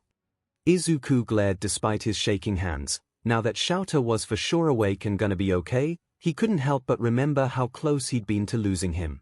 Vampires couldn't really go pale, but 𝐬𝐽 still managed to blanch at the realization of how close they'd come to destruction. A death for one of them was a death sentence for the other, after all. He pulled his hand away from the 4, despite the realization making him want to check on Izuku more than ever. "Oboro, help me." Hisashi rose to their feet. "Dude, you're gonna get us in so much trouble with Chiyo." Oboro complained, knowing where Hisashi was going even before they started analyzing the bed Izuku was sitting in. "Don't move that, Izuku's only attached to an 4, just move it with him." "What?" Izuku blinked at the hero. "If we can't move your dad to you, we'll just move you to your dad." Hisashi grinned brightly. "We can move the 4s. Sue him. Izuku had never been in a modern hospital. "These ones, yeah.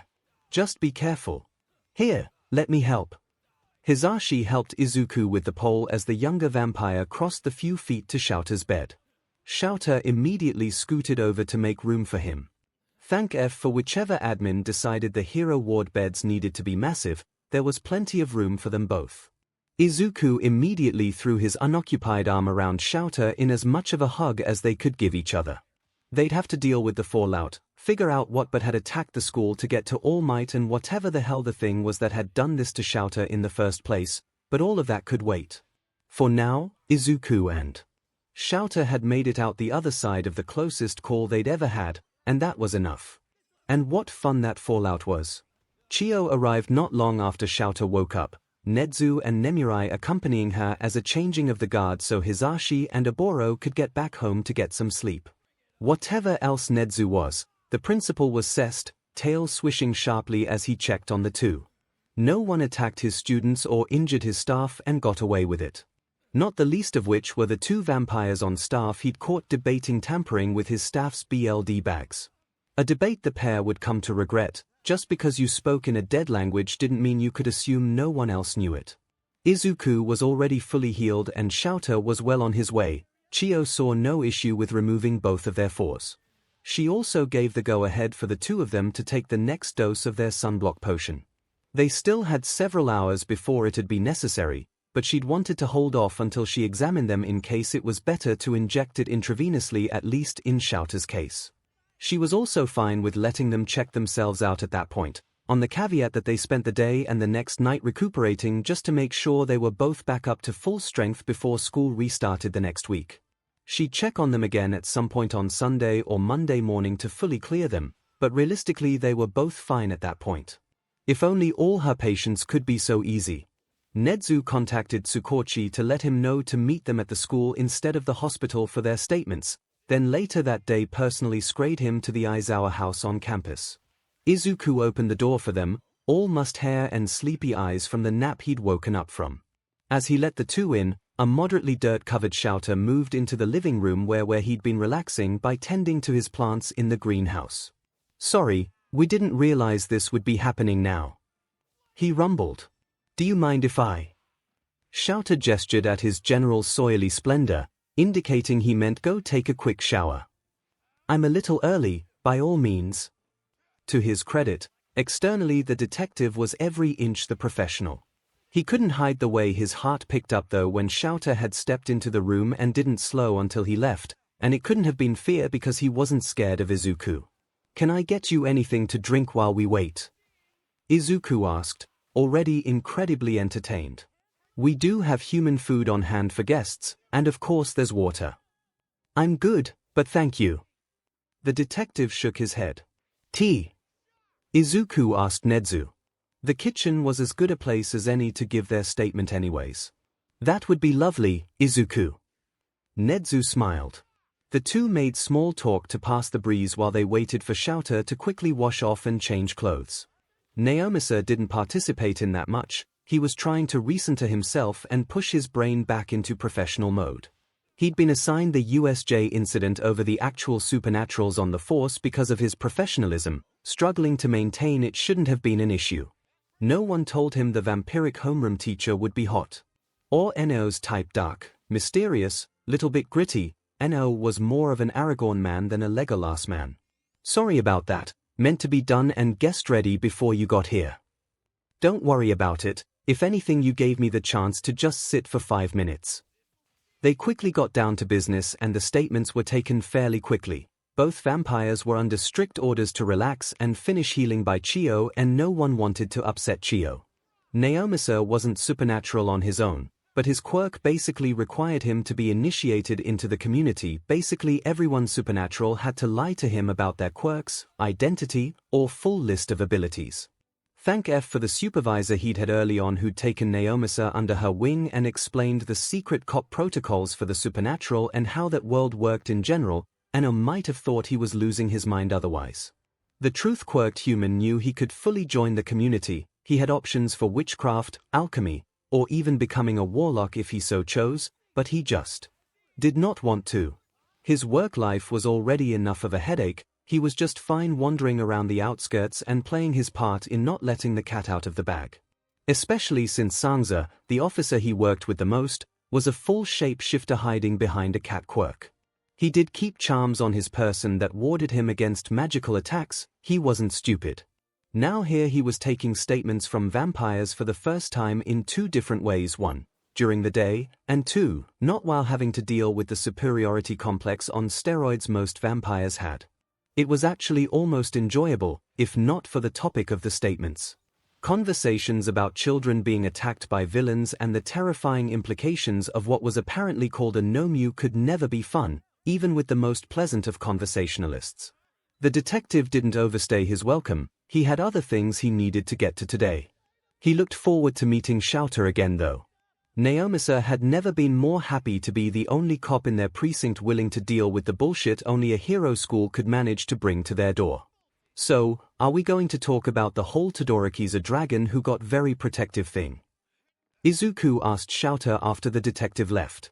The human had been as professional as one could be, but Nezu and Izuku had both clocked the smittenness he'd acquired the second 𝐬𝐻𝐽 walked in. They'd shared eye contact and amused smirks. Izuku was very excited about the friendship he was forming with the principal in particular. To no one's surprise, 𝐬𝐻𝐽 hadn't, so Izuku wasn't going to bring it up yet. "I refuse to deal with that barrel of monkeys until at least noon tomorrow." 𝐬𝐻𝐽 leaned forward against the table, shoving the heels of his palms into his eyes. "He's safe and unharmed, that's good enough for now. I suppose that's fair enough." Izuku frowned, tapping his fingers against the kitchen table. Don't get him wrong, he was glad the student was fine, that all of the students were fine, but the younger vampire had questions and had never done well with not having answers. Especially when the questions involved him and at least part of the fuckery that had happened the day before, specifically the apparent return to basic instincts that resulted in Protective Dragon, seemed to involve Izuku. He didn't know what the F that was and he didn't like it. "Whatever that was, he wasn't attacking us, he got back to himself pretty easily from what you said, and we're all here to figure it out together." $5 says Nezu already has ideas. "Just because you technically met him first doesn't mean I haven't figured out that's probably a sucker's bet." Izuku gave 𝐬𝐻𝐽 a droll look. "No. Worth a shot."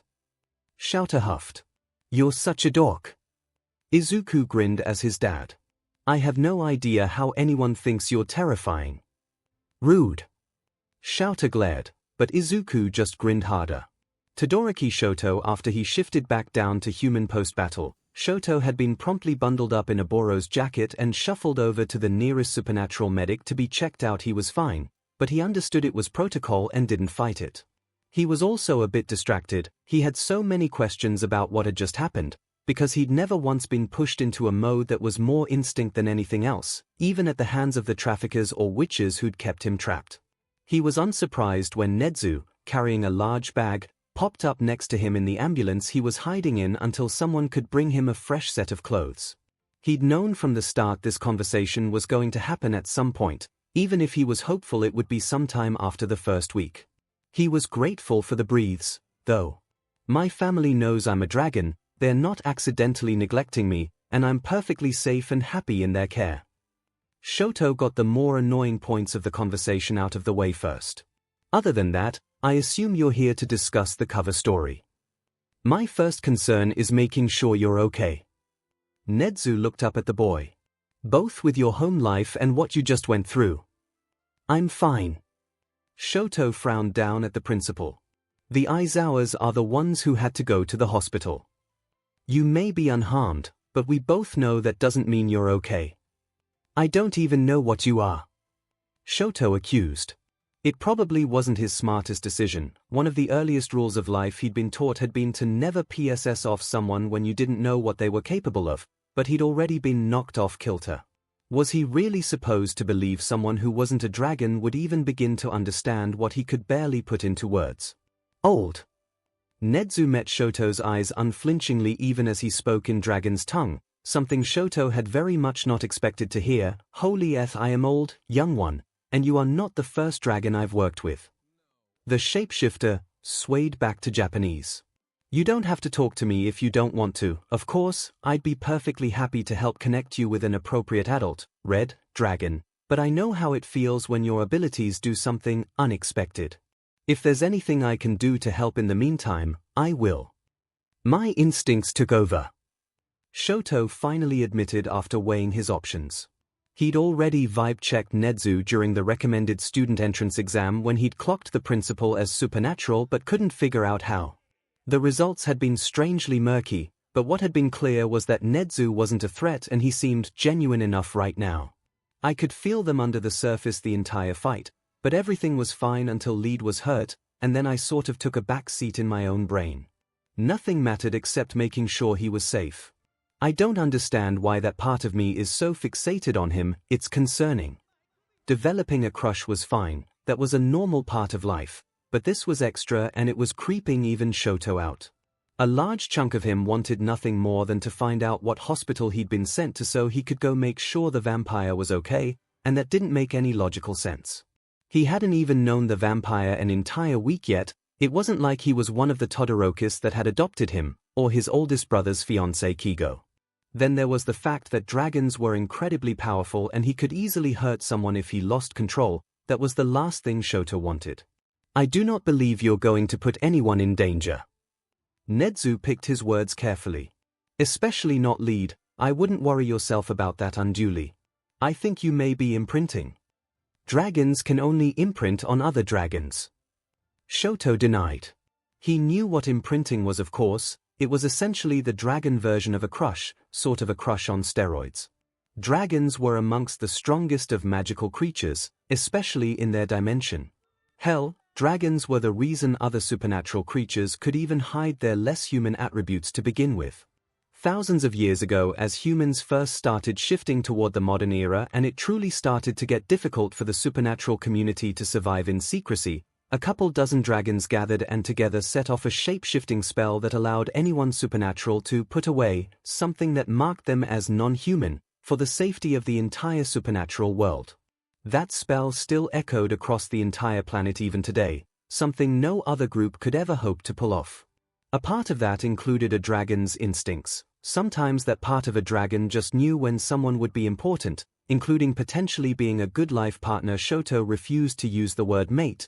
Even if that was how the concept was originally explained to him, it was beyond creepy.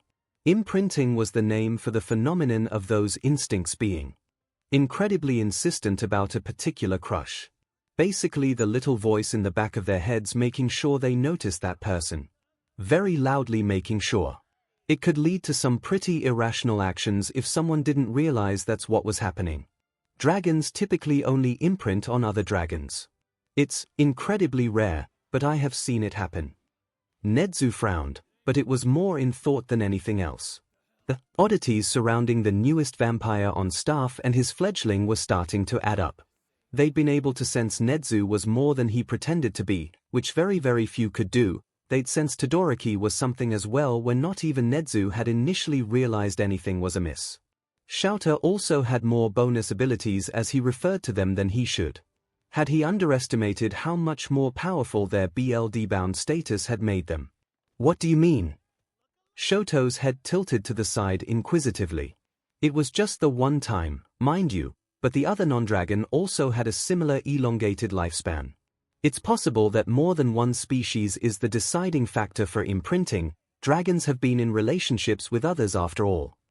Ryukyu was a half-dragon hiding behind a fake dragon quirk, and that was just the first example that came to mind. Hey! Shoto muttered. The concept would make a certain amount of sense, if true. Even better, imprinting could be dealt with once you realize that's what's happening. He'd honestly felt like he was losing his mind a little bit. This was somewhat relieving. As for the cover story, I imagine we'll go with the stress of the moment changing or unlocking more of your quirk.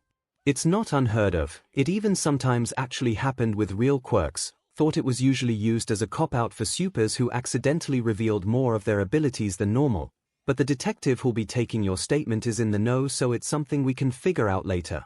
I'll leave you to get changed. Enji should be here in about 10 minutes or so. Thank you, Principal 𝐻𝐻𝐿. Shoto muttered as the rodent jumped out of the ambulance. I assure you, it's no problem. 𝐻𝐻𝐿 squeaked as he departed. He had a lot of things that needed to be done in short order in the aftermath of the attack. Shoto quickly got changed into actual clothes, a school gym uniform, and it wasn't long after that he heard his father's booming voice approaching. Shoto! The number 2 pro aggressively swung the ambulance door out of his way, almost risking breaking it. Are you okay? The man held Shoto out by the shoulders, giving him a once-over even though he'd been told Shoto had already been given the all-clear. Not a scratch. Shoto assured him, huffing a small laugh as Enji pulled him into a tight hug, spying an equally concerned 𝐒𝐲 and 𝐻𝐿A over his shoulder. The rest of the class was absolutely gawking at the arrival of multiple top-rated pros. Can't say the same about the villains. Hope you gave him hell, kid. 𝐒𝐲 sent a few feathers to check Shoto out for himself while 𝐻𝐿Aa moved in for his own hug. Of course. Shoto shot a peeved look in his future brother-in-law's direction before turning back to Enji. We have a lot we need to talk about, though. As long as everyone's around to talk about it, that's all that matters. Enji sighed, at that point still anticipating this being a massive mess and unaware 𝐻𝐻𝐿 already had most of it handled. So what I'm getting here is dragons don't have normal crushes. 𝐻𝐿Aa said around a spoonful of ice cream. We still get normal crushes. Shoto rolled his eyes. Think of it as the dragon side 𝐵𝐵 stamping the crush, but if you don't realize that's what's happening, it can be difficult to manage. Hopefully that means we don't have to be worried about you also having terrible taste in men. 𝐒𝐲 sighed. It's already too late for me. Also, Natsuo. Hey! Natsuo and 𝐻𝐿Aa both protested at the same time, but for different reasons. You're literally talking with food in your mouth. 𝐒𝐲 pointed his spoon at 𝐻𝐿Aa. What about me? Natsuo was still indignant. I love you, Nats, but you have a chronic I can fix him problem. 𝐒𝐲 made pointed eye contact with the middle brother, who grumbled but knew he couldn't argue. I can't wait to meet him, honey. I'm sure he's a nice boy. Rei reached over to squeeze her youngest son's hand. How much would I be mocked if I said you're too young to date? Enji grumbled. Yes. Fuyumi answered, sending her dad a cheeky grin. Shoto was older than the rest of them combined. Forever. We'd never let you live that down. Fine. Enji sighed, spooning his own ice cream into his mouth. Just because I have a crush doesn't mean I have to act on it. Shoto reminded everyone. Imprinting doesn't change that. We're not saying you have to ask him out, sweetie. Rei assured him. But is there any harm in getting to know him better? From what you said, it sounds like you were developing your own crush before you realized the imprinting thing. That wasn't an incorrect observation. Shoto frowned. Would it be a bad thing to get to know the vampires better? Nezu had had a point with the whole lifespan thing earlier that day. Just something to think about, Shoto. Ray smiled at him. Whatever you decide, we'll support you. Shoto nodded, knowing in the end it would be Izuku's decision as much as his. Contrary to what he'd told Izuku, Shoto didn't wait until Sunday noon to deal with the whole Todoroki thing. Don't get him wrong, he really wanted to, but he didn't know if they needed to have a formal sit-down with the student and his parents over the whole thing, or if that needed to happen before Monday. If so, they were on a deadline, so he texted Nezu about it Saturday evening. Nezu, aggravating and mysterious entity that he was, texted Shoto the details for a meeting early the next afternoon less than half an hour later. There would also be a meeting later that afternoon for staff, but Shoto and Izuku's presence wasn't required if they weren't feeling up to it. Nezu said he'd fill them in later if needed.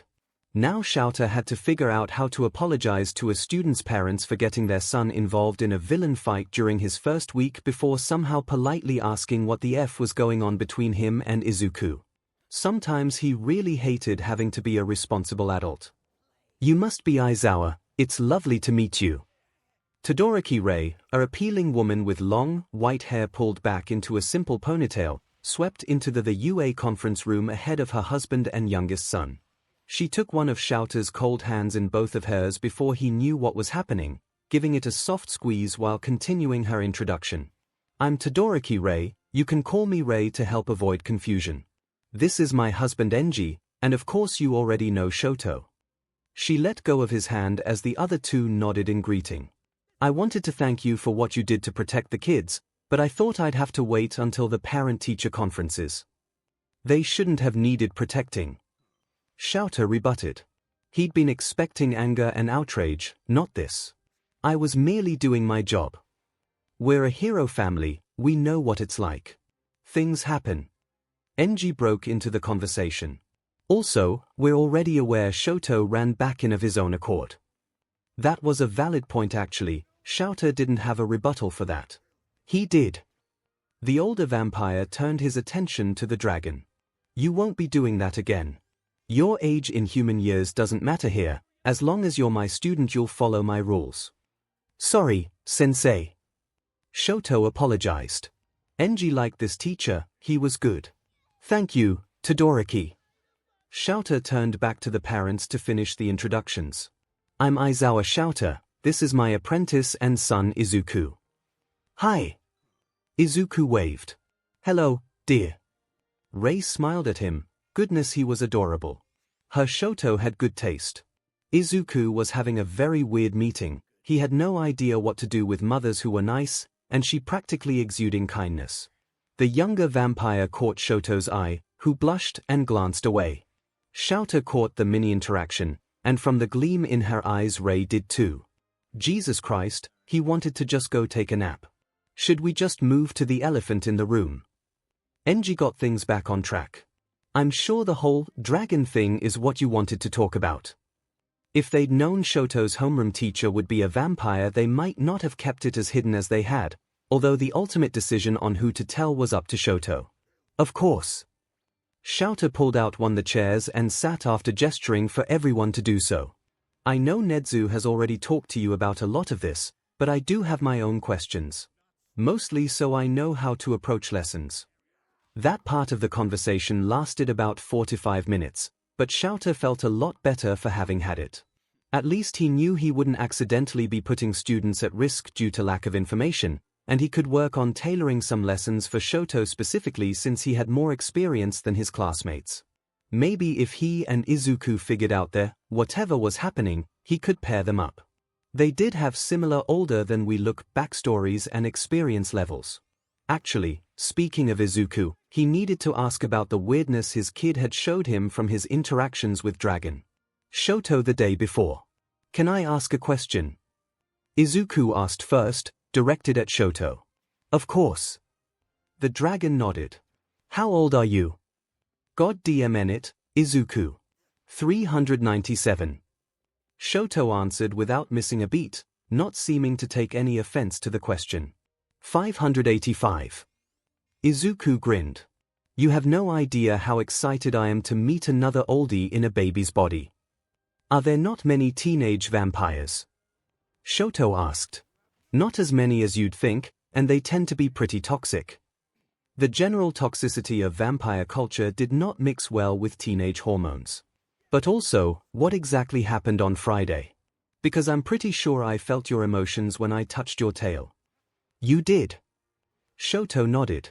The way it was originally explained to me, dragons are one of the oldest and most powerful magic species, and that magic runs deep. A collection of things, including variations of precognition and the ability to sense people's character, are referred to as dragon instincts. Sometimes, in times of stress or if a horde is threatened, those instincts can take over. That's part of what happened yesterday when I turned around and saw you fighting with that one villain. My instincts see you as horde-worthy. The two-toned boy flushed pink again. It was awkward, but it would be better to get everything out in the open now, as much as he didn't really want to. Actually, they see you as a potential life partner. Sometimes when that happens, partners can get what was described to me as impressions of what the other was feeling when touching. I do have a crush on you, but I am unsure if it's because of that or vice versa. Rest assured, I have no intention of acting on it. Instincts don't dictate behavior, especially when we're aware of it. That's a shame. Izuku calmly noted, though Shoto could feel the mischief inside him brimming over. You're pretty cute. What? Shoto asked, sounding like the word just slipped out before he could catch it. Rei was definitely trying not to giggle or coo at him. Shoto wasn't sure which. I said you're pretty cute. Izuku smirked, slightly, at the effect the words had on the boy. Pink was a good color on him. But I don't want to make you uncomfy either. If you're more comfortable just being friends, that's fine too. I just want to talk with someone else who understands what it's like to look like a teen even though you're not one. I thought you would be uncomfortable. Shoto frowned. Isn't it creepy? I'm not inexperienced with mental connections. Izuku chose his words carefully. Shoto just let him take the lead on what he wanted to reveal. So no, I don't find that part of it creepy. We would have to talk about what that means long-term if you wanted to start something, but I'm not opposed to getting to know each other and seeing where that goes, if you want. You said the instincts don't impact actual behavior. Not now that I'm aware that's what's happening. Shoto confirmed, head swimming with confusion. This was not how he expected this conversation to go. Well then, there you go. Izuku gestured lazily with one hand, like that would make everything make sense. You're taking this a lot better than I expected. Shoto reiterated, not sure what else to say. I'm a nearly 600-year-old vampire that was raised as sacrifice by a death cult. Now that I know I'm not actually just losing my mind, I'm chill. Shoto almost choked on his own spit as Izuku's casual trauma dumping. What the F problem, child? He sent through the link, but Izuku ignored him. I missed a 60-year chunk of time because Dad's grandparents held me captive to be used for magic ingredients. Shoto informed the room at large as well, because it felt appropriate after that. Nice. Izuku grinned. None of the parents knew what was happening. Then Shoto realized that this was going to be the next 3 years of his life minimum as the students moved towards graduation, and he nearly defenestrated himself then and there.